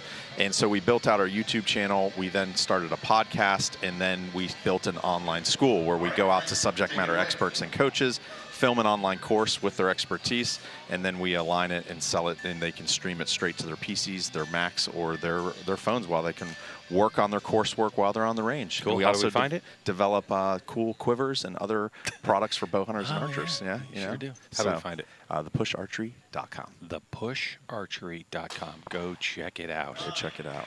But we were talking about arrows, talking about feathers. Yes, so it seems like a lot of the U.S.-based barebow archers are very heavy in using feathers in 4-fletch, 3-cut fletch configurations. And then when you do see some spin wings or some veins on the arrows, a lot of times the Europeans are using those types of arrows because these guys in Europe are shooting a lot of field archery, or outdoor, which is requiring like a more technologically advanced feather or vein on the back end of the arrow for those longer distance shots, and so they just carry that over into their indoor, and it's not messing with them whatsoever. And the other thing to note too is that that one goes out right. But the other thing to note too is that in general, what we find if you do travel quite a bit, that feathers aren't as durable. No, they are not. And that's why we're not dealing with, rain or windy conditions. So those are not good for feathers, especially for outdoor, maybe World Archery Getting in and out of your bow case and your Yeah, it's a rainy day on the 3D range. You're in trouble if you have feathers. 100%, right? Here we go. Okay, All right, so 25-25 here. Still a 2-point game coming into the third end. Great shoot, guys. Chris, the folks at home do want to know what your Parking lot bow is, because none of us recognize it. Well, the most important part is the backwoods composites, CAC 2.5 limbs. I've got Win-Win ATF DX, custom weights, custom grip that I make myself, biter plunger, a free flight, and that's pretty much it. All right, custom weights there. That was the other question we had. All right, good looking rig there, Chris, and things look to be tightening up. Unofficially, we have a 1-point lead. Matt, when you're shooting out in for Brian the wind, Way. right? Obviously, we're inside. It's 20 yards distant. We're shooting out in the wind. Can those weights that are on the front of that riser catch some wind and affect your shot? No. Or is it such a compact package you don't find it that much? You do. In extreme wind conditions, you will get blown off target like any other bow. But, we don't have long stabilizers catching wind. We don't have to worry about those aerodynamics. So we're not as affected by high crosswinds with holding the bow steady. All right, 53-54. And you'll see Chris's bow is quite heavy. Those custom weights up there are pretty heavy. They're like a pound each, it feels like, so maybe a pound and a half each. So typically barebow archers keep their bows in somewhere between that 5 to 8 pound range from a mass weight standpoint, which is a pretty heavy bow. You'll see somebody come out later on in the stage with an extremely heavy bow. It's pushing 10 pounds, but we'll talk about that when he comes out. And Chris 10 pounds on a barebow. Just smoking a nice solid 10 there to open up this third end. 9. All right, he responds with another gold here, hanging just slightly low. Chris making looks like about a 2-inch crawl down that string. Let's watch his form here. Quite open stance, getting into his alignment. Now he's going to start executing. Yeah, beautiful. He has a great shot. He's breaking all of his shots under tension, as is Brian. You'll see what happens with his shot reaction, coming straight back. Brian's really searching for those 10s here on this end. Let's see if Chris can put another solid arrow in the middle. Take a deep breath there. Coach looking for any kind of form tweaks, form issues. 9-8 liner. Yeah, looks like that line. Caught that line. 12 is called. He's hitting low. I wonder if he's going to go for it here. This crowd will go crazy if he hits it. Be surprised if he's aiming at it. 7. Oh, man, I think he looks aimed like at it. He sure did aim at that. He went for it. He went all or nothing there. Now that's really interesting for him to make that decision to go for the 12 now. I knew he was, I knew he was down by a few points coming into this, but it was only 3. That's barebow close, right? Yeah. But if this score holds, it looks like it's 81-79 at this point. Yeah, 50%. 50%. All right, that's pretty good. So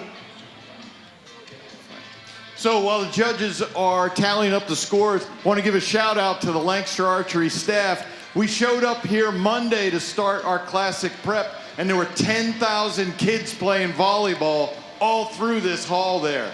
That set us back a little bit. In 2 days, everything you saw this weekend, our staff did it. 116 of us. Give it up for those folks.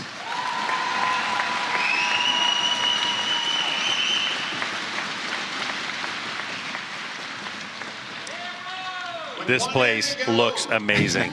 It really does. I mean, it does. When you look at the graphics and the look and feel of the 2025 tournament, all the merch that is for sale here, that's great. the charities you can donate to, and of course there's tons of vendors here. So like you could go talk to the people that are here from Elite. You could talk to the people that are here from Hoyt, from Easton, from, you know, if you're compound shooter, from the different releases and sites and all that stuff. And then you could turn right around and go to Lancaster Trailer and buy it, or you can get on a bus and head off to the Lancaster they have shuttles. store. It's awesome.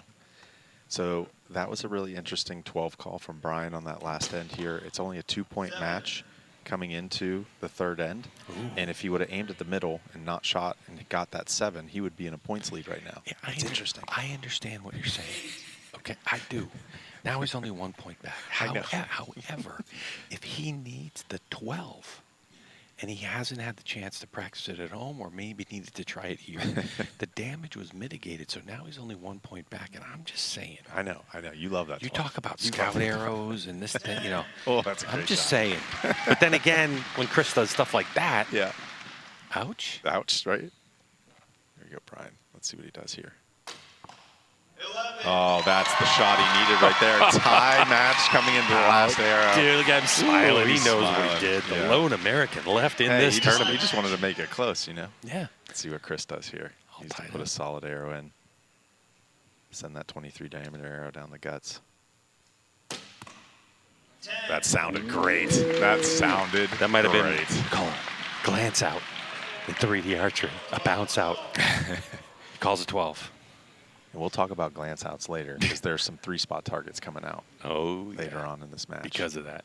Last arrow. He calls the 12. Going for it. No. Oh, there it is. Chris Kent takes it.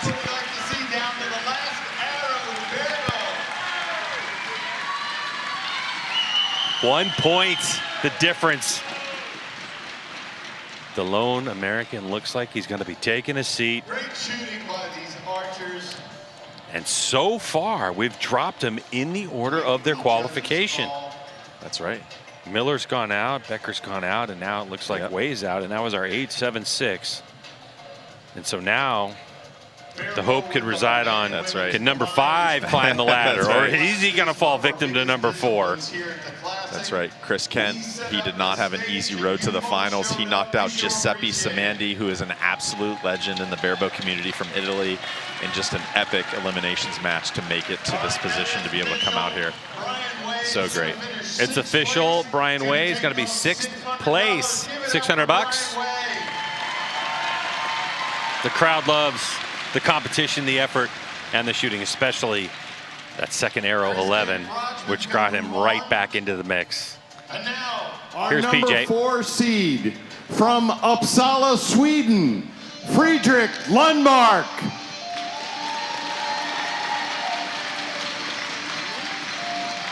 Oh, Matt Z, what do you got for us? Oh man, Fredrik Lundmark is an absolute legend in the Barebow community from Sweden.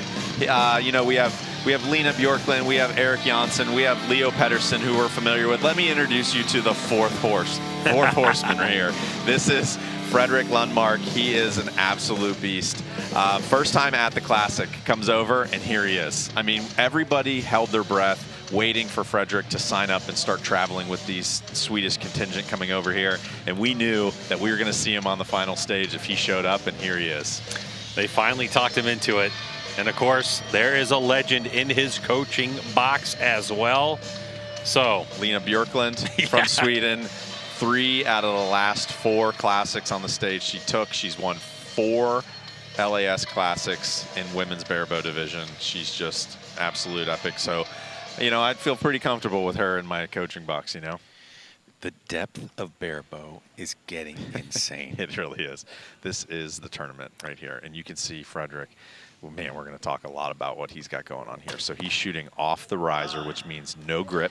So he's pushing against that. He likes a really low grip, and you can see he's got some shoe grew, some JB Weld action going on up there to make it a little bit softer on his hands from the sharp metal edges of the grip, because he doesn't like using a grip. And he kind of just mashed it up there with putty and started sanding it down till it's right. And he's just a monster of a man. He's 6'4". Wow, look at the draw. And his draw length is huge. Super long and he draw. starts low. Starts and he brings low. it up. And you can see he's using dragon flight veins. Very short arrows, so you can see the arrow comes way back past the front of his riser. You can see Chris Kent here. He has about 3 or 4 inches of arrow hanging out the front of his bow because he wants a longer arrow, reduces your crawls. You don't have to crawl down the string as much. Frederick here, he's using a higher anchor point. You can see he's kind of tilting. See how he's tilting his eye down to get right behind the arrow?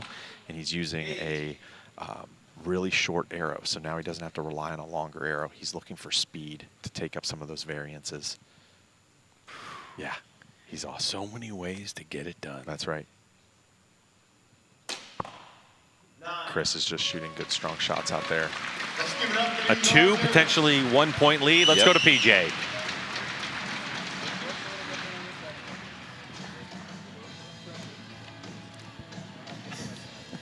Frederick, welcome to the Lancaster Archery Classic stage. Have you been here before? No, my first time. First time to the tournament, first time on stage, both? Yeah, both. All right. First thing I want you to do is tell us about this 122-inch bow you're shooting here. Yeah, it's a yellow GT 31-inch and the new limbs, the C77. 31-inch riser. Yep, yes. You got to be like 7 feet tall to shoot that. Yeah. Tell me about your arrows, too. Some old Victory I found in the yeah. And Beyond Dragonflights on them. Shooting a Yoast tab, biter plunger. You got some cool looking weights there too. Yeah, the hammer weights. Gilo, hammer weights. All right, welcome to the Lancaster Archery Classic stage, Frederick. After one end, Chris Kent Rodgman with a 1-point lead, 26-25. All right, so let's talk about Frederick's bow here. So he is shooting a 31-inch riser. We started seeing this trend here with a couple other manufacturers, Gillo being one of them, C&D, one of our special sponsors here in the barebow competition here. They also started creeping their length of the risers longer. And typically in Olympic archery, 25 and 27-inch risers are normal. Then we started seeing a 29-inch riser come out on the market, then a 31-inch riser through Gillo here that Frederick is shooting. So he is shooting an extremely long bow here. He's a big dude. It can handle it. And you can see, look at that, how far back that arrow tip is past his riser. I mean, like if he was allowed to have a clicker, it would work on his bow. It would work on his bow. Without having to have an extender on the clicker. That's right. And so what Frederick has going on with those weights, he mentioned those hammer weights. So Gillo, knowing the rules of barebow and designing equipment specifically for us barebow archers, it is a 12.2 centimeter, a little over 4-inch metal ring cut out of 1/8-inch thick aluminum plate stock, and you have to fish that thing up through the bow. So that hammer weight, you can kind of offset them, one going forward, one going backwards, and kind of play this game of operation as you're snaking that ring around. To the front of the riser, to the back of the riser, back and forth. Yep, as long as it makes it the whole way through. So we're just doing everything we can to get these bows balancing exactly how we want them. It's a very technical sport. Here's Frederick here shooting his 3rd arrow, 2nd end. Feel like it's time to get it in the gold. That's right, coming up on that target and then moving into execution. 8. All right. A little loose here. 4-point advantage to Chris Kent. I should mention we had over 3,500 folks watching at home. They're not getting the show you folks are getting right here. We appreciate you. Chris, you're finding your groove. Yeah, these lights are hot. Lights are hot. I'm not from a warm place, so this is really hot. You are not from a warm place. I've been there. So tell us about the Barebow scene in Saskatoon. It's pretty small in Saskatoon. Jay and I live in the same kind of almost like state province. So we shoot together lots, but... it's just you two guys. Basically. There's a couple other ones, but yeah, Canada's scene's pretty small. Most of us are up here tonight. So. Well, we had over 100 people come down from Canada this weekend. We sure appreciate all you folks coming down here. Doing well at the Classic. You're holding a 3-point lead going into the third end, 54-51. Well, it sounds like this tournament just kind of drained Canada of all the barebow shooters. Absolutely. So if you're home in Canada watching this, you were left behind. Yep, absolutely. So you better think about coming down for the 22nd for sure annual LAC. Yeah, he mentioned Jay, his coach there, who is a fantastic barebow archer, made it to the eliminations as well, got knocked out on the road to the big stage. And so the Canadians sticking together, showing their support, hanging in the coaching box. They get to shoot together. And man, Chris is just putting together a really nice target. Look at that thing. Yeah, he's pouring it on right now. Just incredible. Really impressed with how the Canadians are showing, because we have 2 more Canadians coming out after Chris. 9. There we go. We got starting to bring it a little bit elevation down. You can see Frederick's target. He's been hanging high. Looks like he's figuring it out. Chris just needs to keep doing what he's doing here. Third end. 8. All right, a little low. That was almost close to the button there. Absolutely.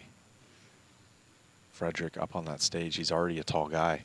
He doesn't need to be standing on that platform. He looks like a giant out there. Yeah. He certainly does. Yes. Here we go, Chris. Third arrow. Drain it down the gold. You can see the twitching, the nerves. High value arrows. Oh, it just executes the mental fortitude to do what he's doing right now is just incredible. I'm so impressed. Frederick here needs a big arrow. Keep the gap as close as possible. All right, it's a pretty good arrow. All right. I'm just curious, you know, when we look at Olympic recurve archers, on a day of training, they can train anywhere from somewhere between 300 and 500 arrows a day. When we talk about barebow competitors here, are they kind of shooting the same volume of arrows because they can shoot really so quickly? A lot of us barebow archers aren't professional archers, right? The class isn't large enough to sustain a full living competing in barebow. So we're trying to work in our practice when we can, before work, after work, between kids and sporting events and whatnot. So, you know, to shoot 300 arrows, you got to be at it for 3 hours, 4 hours of shoot time. We don't have that much time. We have maybe 1 or 2 nights at a weekly club for 2 to 3 hours, and those are probably high volume arrow days, 200 to 250 arrows. But on a normal day-to-day basis, if we're shooting 5 days a week, we're getting about 100 to 150 arrows in under our belt. Shoot 2 60 arrow games and call it a day.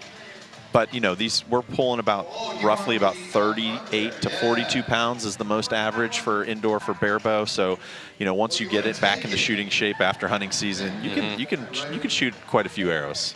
Yeah, I mean, think about it this way. If you're not an archer, just kind of have a dumbbell that's on the ground and just bend over at the waist and just pull it straight up to your chest from the ground. 40 pounds, just doing that 100, 120 times a day. That's a lot of reps. Yeah, that's a lot of reps. That's a lot of reps.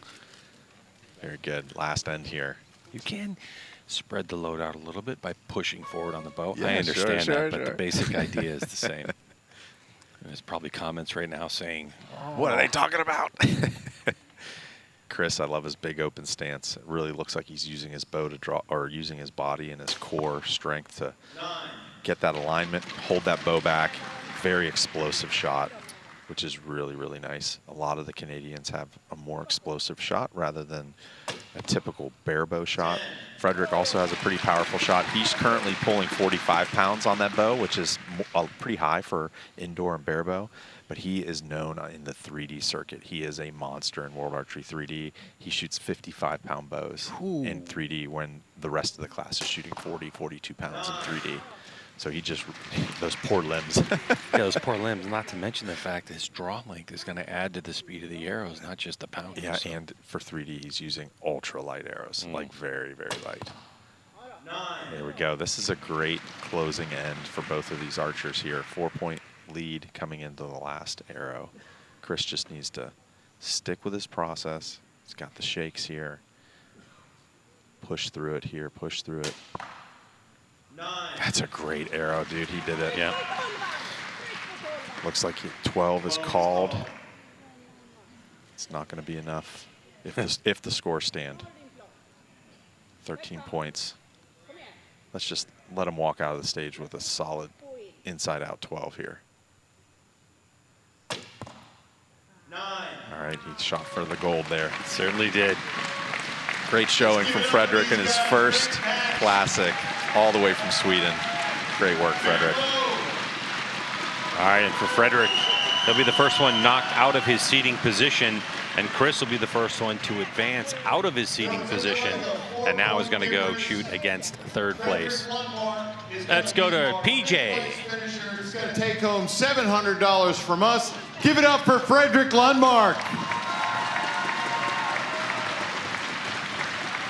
Chris Kent Rodgman survives another round.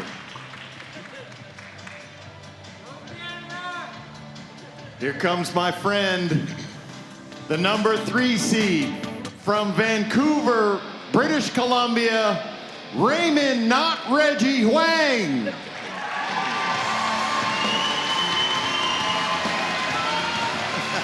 Oh boy. He's here. He's in the house. He is in the house. Reggie.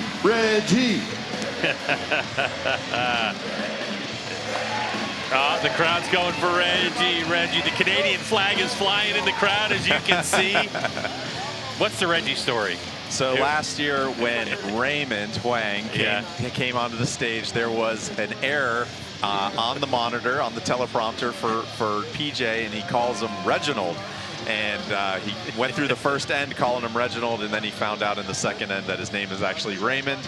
And I don't know if we can get a shot of his hat, but it says Raymond scratched off Reggie. Outstanding. And that's all embroidered. Isn't that cool? Is it really? Yeah. The hello, my name is. Isn't that awesome? That is fantastic. Yeah, he's a beast. He is such a fun guy to hang out with, too. So Raymond is known around the community as being an indoor specialist. He is just an absolute monster in the sport. So really love his shot process. Has a very explosive shot break, very diligent on his crawls as well. You can see he has a pretty long crawl, about a 2.5-inch crawl. He's going to anchor with a string on the front of his nose. Very Olympic archery style kind of look, kind of similar to Brian Way. And that shot broke a little bit faster than what his normal shot cadence is. And you'll notice that Raymond is shooting a 3-spot target. And he was one of the first ones to do this last finals. And it opened up a giant conversation in the barebow community, because we know barebow, we can get loose with these. You know, one little clutchy shot and that arrow is flying out to the 5-ring. But on a 3-spot target, there is no 5-ring. Right here, this is a perfect example. He did this last year against Eric Janssen. In his first end, he threw one wide into the 6-ring, and that is just a centimeter away from being a 0, where if you're using a single spot target, you'll still get credit for that 5 if you hit where the or 5 4 ring or would be, 3 or 2 or 1. Exactly. Yeah. Yep. So we got 2 9s in there for Chris, which is great. The bump to the left stage did not phase him. 9. Okay, so Raymond hanging right. Yeah, he's hanging right. He'll see that. Yes, he'll absolutely see that. He'll make an adjustment as well. Chris just needs to put another solid gold arrow in here. Open stance. Great shot. That's a great shot. Arrow contact on that one as well. All right, let's go to PJ. Welcome back. Hold your hat steady so this camera can get a shot of that hat he's got right there. Zoom in there. Look at that. How you doing? Welcome back. Thanks. Pretty awesome being here again. You're up there on the big banner, out front on the smaller banner. How's that feel to come in and see yourself plastered all over the place? I mean, last time I didn't even notice the screen above the target, so I don't know. It's still pretty cool, though. Absolutely. Run through your equipment for us, Raymond. Running the Hoyt XD? Yeah. The Hoyt Formularizer with the Axia foam limbs. Double stacking the Hoyt Barebow weights. A couple biter V-boxes with tungsten weights at the end of it. Wujack Revo plunger. AE Micro Elite RX 7s, 23 diameter, and I'm running a sniper tab. What nocks you shooting? Biter nocks. Biter nocks, that's what we wanted to hear. Raymond, does that thing weigh like 470 pounds, that bow you got there with all those weights? 460, there you he go. said 460. All right, after one end. Did you think that Chris Raymond was going to get nervous talking to a microphone? I'm telling you what, I'm shocked. that surprised me. You know, he kind of stumbled over his equipment, but let me tell you, I just want to make sure your perception coming away from that first initial interview, this dude is highly technical on his equipment. He is an equipment junkie and nerd, and he is the one that I referenced earlier about a 10-pound bow. His bow is 10 pounds, just under it. And that's crazy. You could see all the weights he has. When we get another shot of him drawing his bow, he has weights hanging off of every surface of this bow. To put that in perspective for some compound shooters, generally a target bow is going to be 4.5, maybe 5 pounds. So that means twice. It's twice the weight. These aren't. Yeah. So the amount of weight he's had to add is incredible. Yeah, absolutely. Chris here, opening up with a solid 10. I love his open stance. Really drawing that bow back, getting into alignment. He's looking really solid. Yeah, it looks so good. Raymond here. 11. Oh, there it is. Okay. Raymond has made the adjustments, and now he's going to start pounding here. That's what he needs to do, at least. Here we go. Pushing through. Keep that tension in that shot. And he lost tension at the last second. He did, but this is exactly what we were talking about. If he was shooting a single spot, he would have missed the target. That would have been a 0. I mean, sorry, if he was shooting a 3-spot, he's shooting a single spot. If he was shooting a 3-spot, he would have missed the target. That's exactly right. So Chris just kind of lost that little bit of a lead he had. Raymond taking a 1-point lead. This is Barebow right here, man. Barebow swing. That's right. That's what we talk about when we say Barebow close. All right, let's go back to PJ. Olympic recurve without the cheating. That was his explanation of Barebow. Absolutely. That's you want to comment on that, Matty? Hey, man. I'm a fan of every form of archery, and but that is very Chris Kent, I tell you that much. That's outstanding. That's a great comment. The Canadian sense of humor. Big fan. Saskatoon. Sassy Saskatoon. That's right. Love it. Halfway through this match. Getting arrows knocked up, ready to go. The range is clearing, as you can see in the background. Nice aerial view of our two contestants. Just want to also note that what's at stake here is the winner of this match is guaranteed a podium finish. That's right. Here at the 2025 Lancaster Archery Classic. 4th place to whoever doesn't come out victorious. Like, I'm so against saying loser. Like, yeah. I'm trying to find 50 ways to say you're not going to win. That's right. Here we go. Raymond's leading off. After throwing a 6 on his second arrow. 7. Oops. All right. A little fast on that one here. Let's see if Chris can throw a good, solid arrow. This is a very important arrow for him. Yep. That sounded good. You didn't even need to see that target. Yeah. We know the center of that target's soft. That's great. There's the crew there working diligently on this production. 10. Huge thanks to the Lancaster staff here doing what they do to bring this into your homes as you're watching this incredible matchup here. Men's Barebow 2025. And we still have a full day tomorrow of competition to come. That sounded good too. You knew that. That's right. Hey, get a little contact there, Chris. Kent, baby. He's cranking. Next up for Chris, Raymond. 3-spot. 8. All right. Raymond's definitely shooting loose. This is not characteristic of him. Usually on the practice ranges, man, he was pounding earlier today. Maybe feeling a little bit of the pressure. Chris here, 3rd arrow. Let's see a 30 out of this dude, huh? Yeah, that would be quite the commanding lead. Still Barebow close. Wow, there it is. Nice. There it is. Thank you, Chris Kent. My man. Raymond, I have to ask you about your coach back here. Well, last year, Brian was with me, and I knew I'd forget her name. Lori. Lori asked if she could be my coach. I told her, you know what, I can't. Brian's here with me. But next year, if I'm back and I make it on the stage again, she would be my coach. I'm a man of my word, so here she is. Lori Shackelford works for us at Lancaster Archery. Lori, what advice are you giving to him? Go with his gut. And he told me what to say. You got it written down? I'm not going to forget. It's got it written on her head. Lori Shackelford works for us in our shipping department. We appreciate everything she does. Yeah, you know what? It also shows you the depth of the love of archery at Lancaster Archery Supply. This isn't just a company that people show up to work and they're just like, it's just a job in shipping. Yeah, you have an employee of Lancaster Archery from the shipping and receiving department volunteering for this men's barebow final to be a coach. Like, that's incredible. Yeah, like, that's archery through your blood, you know, in your veins. Okay. Last end here, 3-point lead. 9. Right side 9. Good opening arrow. Let's see what Raymond can do. 9. Another 9, he matches it. Right side 9 to right side 9. 3 points still. Man, it's quiet in here. It is quiet in here. The closer and closer we get to the top, just the tension. You can cut it with a knife in this room. And there's so many people here for it to be this quiet. I mean, there's hundreds of people. That is a killer arrow.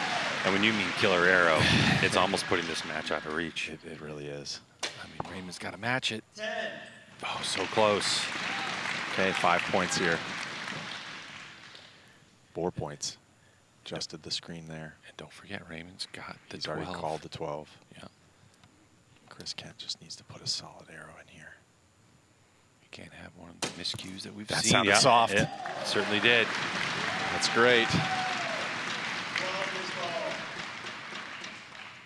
Looks like it's going to be out of reach. But you got to go for it anyway. Got to go for it. Let's walk off. Head held high. Give us a 12 here, Raymond. This is the remember my name shot. He got it. My man. Fist in the air, crowd going bonkers. That's on awesome. the way out the door, he does it in style. What a beast. Raymond, Reggie Huang. Canadian to Canadian there. So one Canadian down, another one coming out here next. It had to be like that. Amazing. Somebody was going to fall. You know, Raymond knocked out Dwayne Martin, an absolute titan of barebow. Wow. Let's get the PJ. Let's get our final score here. Hang on 1 second, Raymond, just to make sure. Oh, was it that close? I 1 promise point? you, I was actually aiming for the 12. We believe you. I saw you bearing down on that.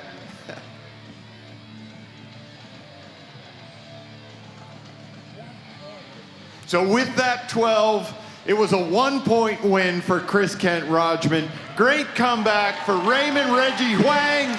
He's going to finish in 4th place, take home $800 from us. Give it up for Raymond Huang. Now I probably won't get to see Raymond for another year.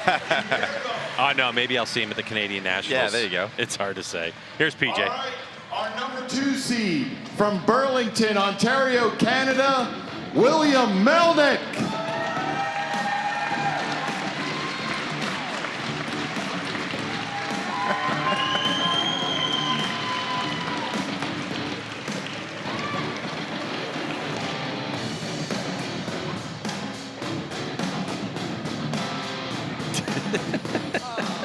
He hit his 12. He buzzed him off. He's like, get off my spot. That's great. Oh, no. What do we have on his shirt? This is a picture of his wife, Lauren Melnick. Excellent. He's putting his chest guard. I was actually going to say he always wears this leather chest guard, and he didn't have it on the walk out. I think he wanted to give a good view of his wife there. There she is. There's Lauren. That's awesome. Alex Melnick. They'll call him William out there, but he goes by Alex. Okay. Incredible, incredible barebow archer. Just can't wait to introduce him. Very close personal friend of mine. Looks like he's getting the lowdown here. Well, he's got that kind of William Tell Robin Hood look, Oh, doesn't he? he very much does. Very classic. Yep, he's a goofball, but he is dangerous on the competitive scene when he gets on the line. Also from Canada, we've got Raymond Huang, who just got knocked out. Chris Kent. Did they just say I love you to each other? Yeah, they probably did. They're roommates. They stayed in the same Airbnb down here. I think he turned to him and said, I love you, and he goes, I love you. They actually shoot very, very often together. They're from the same area. Oh, we got a righty versus a lefty. That's right. Alex Melnick here shoots a very strong follow-through shot. And this gives us an opportunity to look at the opposite side of the bow as well. Okay, so he's just basically right now, he is shooting a strong scout arrow, trying to figure out why that hit so far right side. And now he's making an adjustment. See, just touched his plunger there. Chris has been out here for going on 3 matches now, so he's feeling comfortable out here. Alex is just trying to figure this out. Can the lane read differently from right-handed to left-handed because of lighting 100%. with Barebow? Yeah, absolutely. So if you had like a harsh light coming from the left side, that might be blocked a little bit with his riser, with the side plate of his riser here. So he's shooting far right side at the moment. I noticed he just did a little shuffle too to position himself a little bit differently. Oh, and he went for the 12, but he didn't quite get it. He hit it. 12 is called. There we go. 12. Yeah, We're okay. giving him the 12. PJ just walked over there and helped out. Alex is trying to get this figured out here. Connor Crawford's there calling arrows, and he heard him say 12 as well. There you go. Okay, got it fixed out. Yeah, now he needs to figure out what he's doing. So it'd be interesting if Alex actually made a large plunger adjustment, or he's starting to use lighting or whatnot. 10. He's loading up another arrow. As if he's shooting. Hold. Is it, wait, there's not 6? There's only 3. Wait, I can't shoot 4. We shoot 4 arrows up in Canada. He's excited. He's excited to He shoot just wants to archery. keep shooting, man. Yeah, let's get to PJ. I don't stop, man. It's okay. It's all good. William, welcome to the Lancaster Archery Classic stage. First time here? No, 4th time. 4th time on the stage here. No, first time here. First time here. Yeah. The rest were way worse than this. How does it feel? Like everything I've ever hoped for. Good to be here. I feel very lucky. So you're from the east side of Canada. He's from the west side. Is there any kind of animosity you got to get out on this stage? Just love. Just love. Hey, run through your gear for us, William. I got Border Tempest, backwards composites limbs, string I made, tab I threw together, and Border Plunger, and AE rest. What arrows you shooting? Victory, 23s. And Knox? Fighters. All right. Good rig there. William, we have an 8-point lead, 29-21.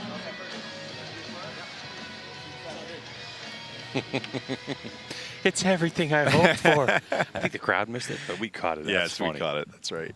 He's a goofball. So Alex Melnick, also known as William. That's right, also known as William. Alex spends a lot of time on our podcast. He comes on. He's actually my personal archery coach. Oh. We spend a lot of time FaceTiming and reviewing my form and helping me through this journey of Barebow, which is amazing. That is a great shot by Chris. Maybe some of this just love will turn into a little bit of rivalry here on stage. Let's see if Alex's final adjustment on that first end carries through. He can still hit down the middle. Looks like he fixed it. That lighting must have been very harsh for him. It's a great arrow. Chris, to win this thing, he just needs to keep the pedal down, keep them all in the gold, keep shooting strong shots, just like that. It seems every time I say something like that, Chris just delivers, doesn't he? Yeah. Let's see what Alex does here. High-ish anchor.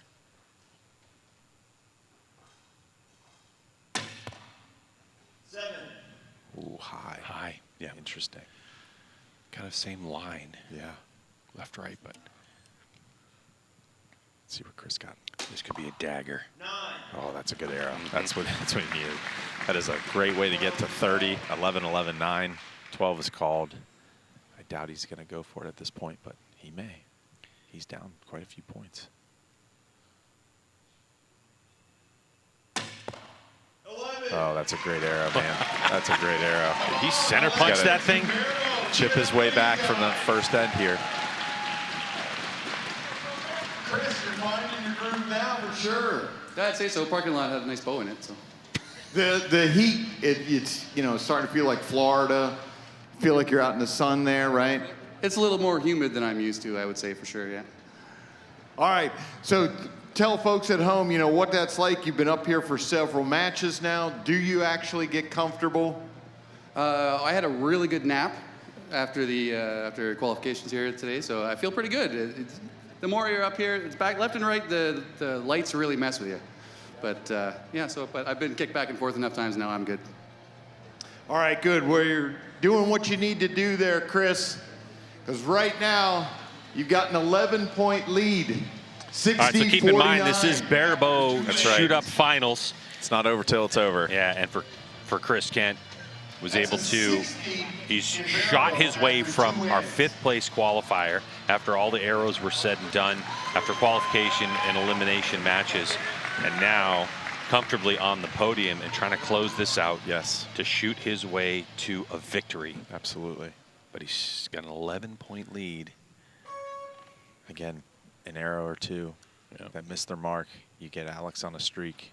He can go. Alex has it in him. He is the World Archery 3D champion in 2022. Just an extremely accomplished archer. Tons of medals from the Canadian provinces. And there's the it first is. hiccup. And there's the first hiccup. So this is the door that Alex needs to walk through now. He needs to drain these arrows. Let's see if he can capitalize. Saw the flinch. Oh, coming in high. He looks like a little confused of why that's hitting high. He's feeling like those are good shots. Let's see if Chris can bring it back in the middle here. 7. Oh, man. This was the end for Alex to capitalize, but he needs to put some arrows down the middle. You'll see a good shot of his back tension here. Alex shoots a very strong shot, just like Chris. 7. Throwing right side. This is very uncharacteristic of Alex. Let's see here, Chris needs to just get back on track here. Third arrow. 8. Right side, both of these guys opening up here. Maybe feeling a little bit of the pressure. You can see the 12 has been called. He might go for it here. Pretty much has to at this point. Get any points he can get. 9. Okay, still in it for the middle. And Chris Kent having a conversation with his coach too, Yep. saying, am I collapsing? Am Yeah, I collapsing my yeah. shot? So we right go. now, the way we're looking at it, it's still, huge points Absolutely. difference. But you can see that target. Chris Kent really started off strong. Relaxed. Relax, just like shooting at home, yeah. It's exactly the same. I have this in my basement. What's the Barebow scene like in Ontario? Cold. Cold. That's pretty simple. Are there a lot of you folks up there that shoot Barebow? Quite a few. There's a lot of people from Hamilton. I'm not sure if they're in there. There we go. Those guys. They're from my hometown. And yeah, a couple of us. Me and Chris and Jay over there. That's pretty much it. Oh, Raymond too. Yeah. And Raymond too, yes. All right, well, thank you for coming out, William. We're currently heading into the last end. Chris Kent Rodgman holds a 9-point lead, 81-72. All right, so the final end, but Kent Rodgman has had one or two wild ones. So 9 points is it's Barebow close. It That's doesn't right. feel like Barebow close, but it's Barebow close. Yep. If Chris can just put together the same type of arrows that got him here, right? I mean, he's been shooting such great targets. And if he can just do that, he's going to walk away with this one. 9 points is a pretty big road to come if you're shooting like Chris is shooting. And there he goes, keeping in the goal. This is all he needs to do to take this one home.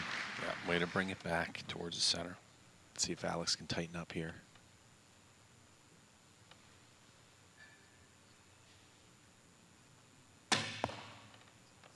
A little bit longish hold. Seems as he's holding just a fraction longer than his normal tempo. They're flying out high. Here we go. Nice shot of Chris. That looks like You'd only have to hear that one. Yeah. You knew that was in the gold, right? Yeah.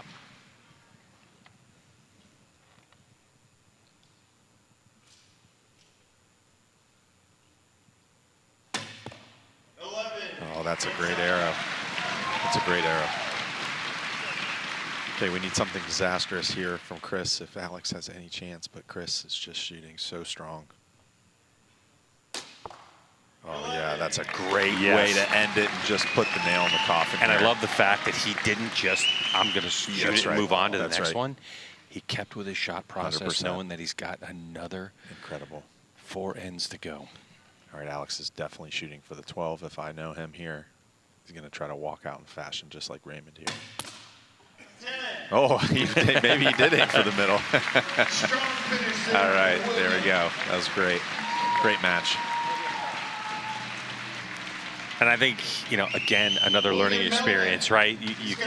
You can't duplicate, replicate the pressure, the excitement, everything that goes on 100%. in this center stage. All right, let's get to PJ. All right.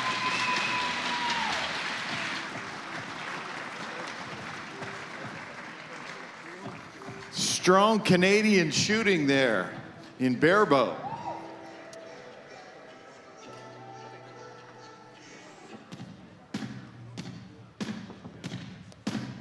All right, and our #1 seed from Copenhagen, Denmark, Oliver Akenholt.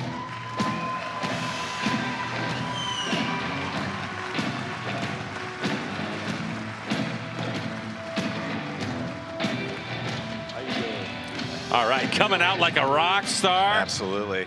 Oliver is a beast, man. Alex, who just left the stage here, actually called that Oliver was going to win this whole thing weeks ago. So we once we heard Oliver was coming over, we knew that we were going to be in for a show. He is just an extremely talented archer, just an awesome, awesome dude. So in the seeding for this tournament, 554 points, 9th place out of a total of 660. And then the elimination rounds, 115, 117, 111 to win. And that's a total of 897 points. Absolutely. Melnick was second, 15 points back. So the amount of points accumulated by Oliver from Denmark was massive compared to the rest of the field. But all that is erased right now. That's right. And now you're looking at the 5th place seed, Chris Kent, who is warm. He's been moved side to side. He knows what it takes. I think the only thing really is if there's any fatigue involved at this point from all the nerves, all the challenges he's had. You still see he's got the shakes going, the adrenaline's still running. Shot a little high there. Let's see what Oliver's doing. Strong scout arrow here, shooting skinnier diameter arrows, sighting down onto that gold, and really great opening arrow here. That's what he needed. Man, it's quiet in here. Gold medal match. Who's walking away with the money? And the promise to get their name up on the banner for next year. And their face. And their face. Oh, Chris. Chris isn't letting it go. He is not rolling over without a fight here. Oliver has a really awesome shot process. Oh, boy. Here we go. This is the match we want to see. This is a gold medal match, man. Greg, here we are. And he just gave us the straight stare and the head nod like, yeah, I got it. That's so great. That sounded good, too. It sounded soft in that target. We knew it was in the gold. Oliver here. Ollie, as he's known. Yep. You heard it slap arrows. You just wondered if it was the 10 or the 9 one. Did he break that knot? No, I'm not. No, it looked like the top vein. All right, let's go to PJ. Oliver, welcome to the stage. Thank you, PJ. How's it feel to be up there? It's a dream coming true right now. How many times have you been to the Classic? It's my first time here. This is your first time and on the stage. Give it up for Oliver. Way to show up. Another gigantic bow. Tell us what you got here. This thing's huge. I have my Gilo GF27 with the Gilo C88 limbs. Shooting it with a bited plunger and an arc system rest. Of course, my custom pinstring bowstrings here. Yeah. Arrows also, yeah. I'm shooting my Eastern Procons and the Biden Ox. White or Knox. All right, Oliver, welcome to the stage. Your first trip here certainly has been good so far. You want to keep it going? Right now, Oliver holds a 3-point lead, 30-27. That's a great way to open a round here at the Classic Barebow Finals. And Oliver looks like he's got a bit of an explosive shot. Is that the way you would analyze Absolutely, yeah. He's a very strong shooter here.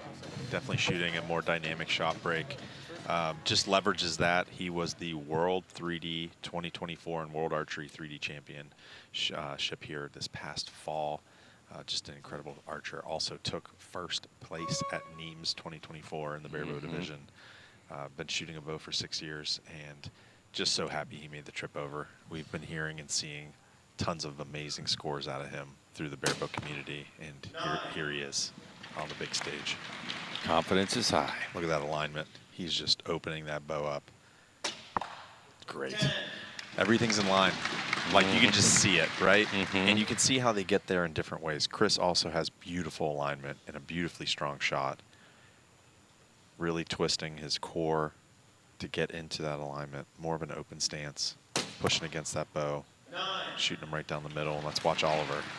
Feet are closer together. And look at that alignment through his shoulders. Just a great shot. It's almost as if Oliver, with his form and the way he achieves that beautiful holding position, it's like, how can it go anywhere down the middle? You know, all the forces are in line. That bow is just jumping beautifully straight out of his hand. And I can tell you what, we knew that one was, we knew that was down the middle. You could hear it when they hit the 10. That target is much softer there. 10. Oh, this is it. Oh, I'm jacked up. Here we go. Let's go.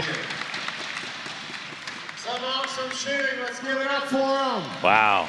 Amazing. So we wait on that 8 asterisk, if that's going to advance up to a 9. I think it will be. Yeah, I think it's that. Easily going to be upgraded to a 9. So still, we're going to go 55-59 at the halfway point of this final of Barebow 2025 of this Lancaster Archery Classic. The shoot-up finals. The number 5th seed trying to knock off the number 1 qualifier. Absolutely. So we're going to go back to what Rob just mentioned here out on the competition field. So this year, the Lancaster Classic, in years past, we always had the longbow outlaws. It was a rogue crew of longbow archers that would show up and compete in Barebow, and they just kept showing up in numbers and kept lobbying to Lancaster to give them their own class. And this year, at 2025 Classic, was the first time we had an official longbow class following World Archery rules. It's wood arrows, 1 or 2-piece longbows. It's just a really, really cool class. No string walking. It's very traditional, if you will. And they didn't get the big stage this year, but they got, it's a money shoot. So we actually had a true money class, which was a great step in the right direction. And Rob just announced here that next year we're going to have longbow World Archery style on the big stage next year, and it's going to be amazing. That is outstanding. Can't wait to see that for 2026. 100%. All right, we are in the 3rd end here. Solid 9. Here's Oliver. I love his form. Look at that. Just pushing those forces. Oh, man. Beautiful, dude. You just, it's almost like it can't go anywhere other than the 10, man. He is an absolute machine. The contrast in styles, too. It's so fun to Chris watch. with the open stance and giving himself more of a platform, Absolutely. activating the core. Oliver, more upright stance, but 100%. still managing everything so nice. Oh, a little bit of a flyer. You cannot afford to have an 8 going against up this against guy. Oliver. Look at this. That's a glance out. That's That so thing. good. That thing. Well, It's so it good. might have just It does got a look little like contact. that glanced Yeah, out, I heard it smack Absolutely. for sure. Here we go, Chris. Carbon on carbon. Carbon on carbon. Could be a good sound or a bad sound sometimes. 11. And that's Nice. That's nice there. And that's one of the arguments against shooting a single spot target is potentially you do lose points by glance outs that are going to the 11. If you already have a few in that 10 ring, you might get a glance out. So some people are starting to start shooting those 3-spot targets. Yeah. 4-point match. 28 each and 2 different ways to get to that 28 score. But still, it looks like it's got to be 4 points, the difference. And this is it. This is it. This is it. We got Last 3 end. arrows left to decide who's going to be the champ of the 2025 Lancaster Archery Classic. We've had 8 in this shoot-up. some fresh faces we've never seen before. Quite a few archers that are here in Lancaster, in Manheim, Pennsylvania for the first time and end up in the top 8 for the shoot up. Can number 5, your 5th place seed, Chris Kent Rodgman, make this massive comeback deficit of 5 points against one of the world's best? They updated the scores there. Yep. 5 points. Man, with the way Ollie's been keeping them down the middle, man, that's a large mountain to climb. Chris has just put on an epic performance here. I love his form. Maybe requesting to the film crew if we could just see back-to-back shots here of their entire stance. That would be amazing.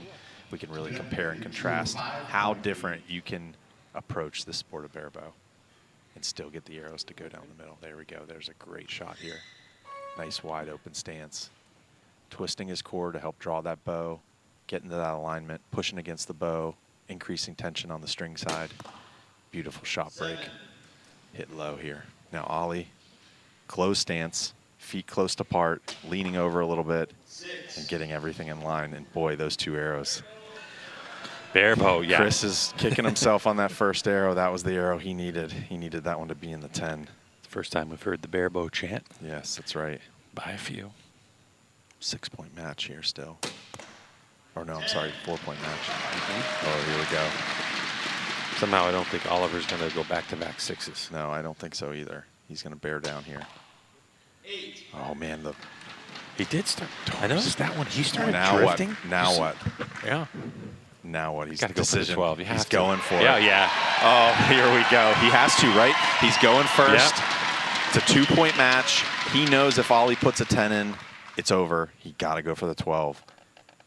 What's he doing? Is he aiming for the 12 or is he going gold? He went for the gold. That's okay. Here we go. Oliver needs a strong shot here. He got it. That did it. That was enough. That did it. Is that going to be? It's an 8-9 liner, so we're going to have to wait for a judge right now. They're calling it 8-9 liner. Currently, we're tied. Are we going to see a shoot off? Wait a second. Let's see, whose target is this? That's 8-7. That's Chris's. That's Chris.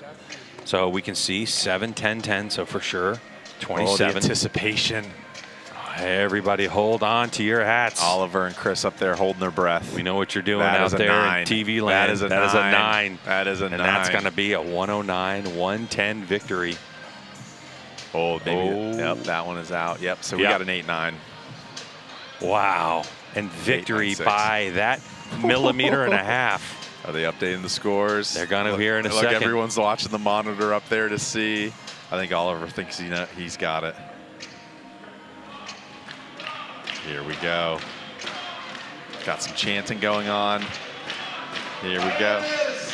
Official, Oliver Aukenholt. Aukenholt, your champion in Barebow for the 2025 Lancaster Archery Classic Shoot-Up Finals. Your 5th place qualifier gave him a run for his money, but all it takes is 1 point for victory in the largest indoor archery tournament on the East Coast. Here's PJ. 25, $8,000 from us, $800 from Gilo. Oliver, the Great Dane Aukenholt. Oliver, how's that feel? Come on down here. You're like 10 feet taller than me now. Well, that was quite an ending. You could definitely feel the nerves in here. It's tense, and yeah, I don't know. It's just so crazy. It's a dream coming true, man. When you came over here, did you think this would be what would happen? Well, I definitely hoped it would be, but I've never dared to dream about it. I know. It's crazy. Thank you for everybody for this great event. It's extraordinary for the Barebow community. It's everything for us. It is. Thank you. All right, Oliver, your name will live in history. Give it up one more time for Oliver Aukenholt. Just outstanding shooting, and wow, as close as you like it for the victory, narrowly escaping a one-arrow shoot-off. Hey, we're back at it in less than 12 hours, folks. 8 a.m. Eastern time. We're going to open things up with Masters Open Pro. We're going to have Bow Hunter, Women's Recurve, Olympic Recurve, and then we're going to have Youth Open, followed by the Open category, then Women's Open Pro. Open Pro, those are the three biggest categories we have here at the Lancaster Archery Classic. That is not Barebow.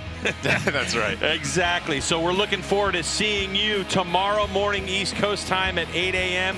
We'll get things cracking and set the stage for our final day here at the 21st Lancaster Archery Classic from Spooky Nook Sports Complex in Manheim, Pennsylvania. For our entire crew and Matty Z, thanks for joining us. We'll see you early tomorrow morning.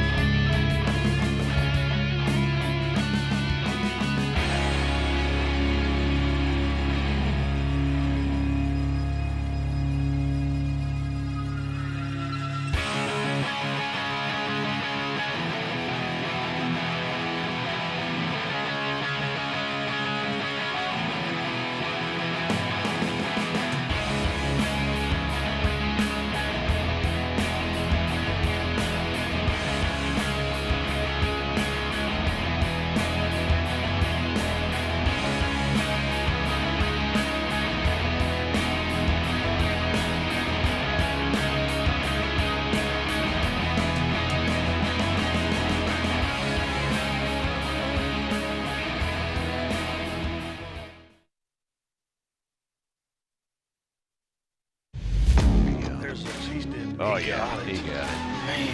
Oh, yeah. 466. Wow.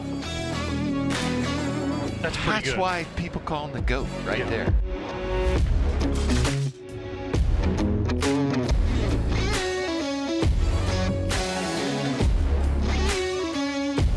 I really feel like this is where I need to be.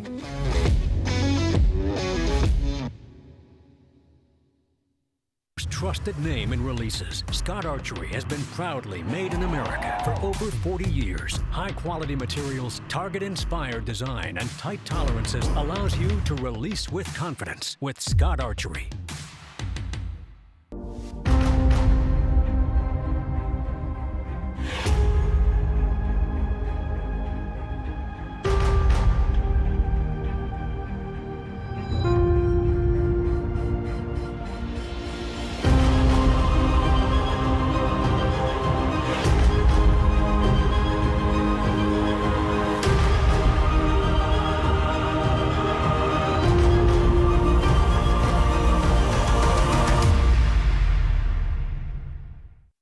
The X10 is the most successful arrow in competitive archery history, accounting for far more medals than any other individual piece of sporting equipment in Olympic history. Easton introduces the latest innovation of the X10 lineup, the 4mm Parallel Pro. Parallel Pro offers legendary X10 precision for all forms of archery. Elevate your precision. Your journey to the podium begins with Easton X10.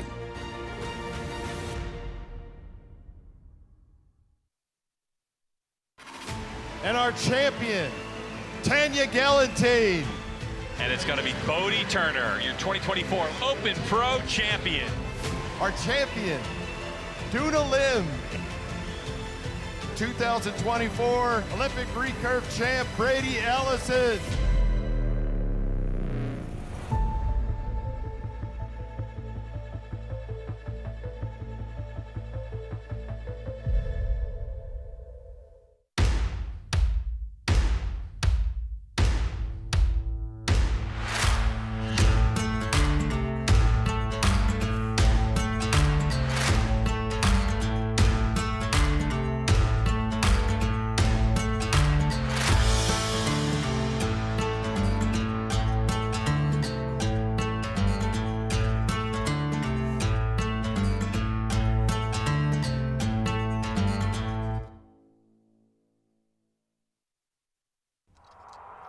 You're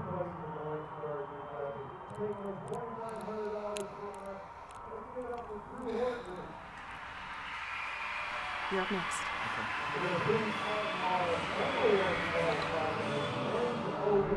Go from rags to riches. If you would only say you care. And though my pocket may be empty, I'd be a millionaire. It's everything.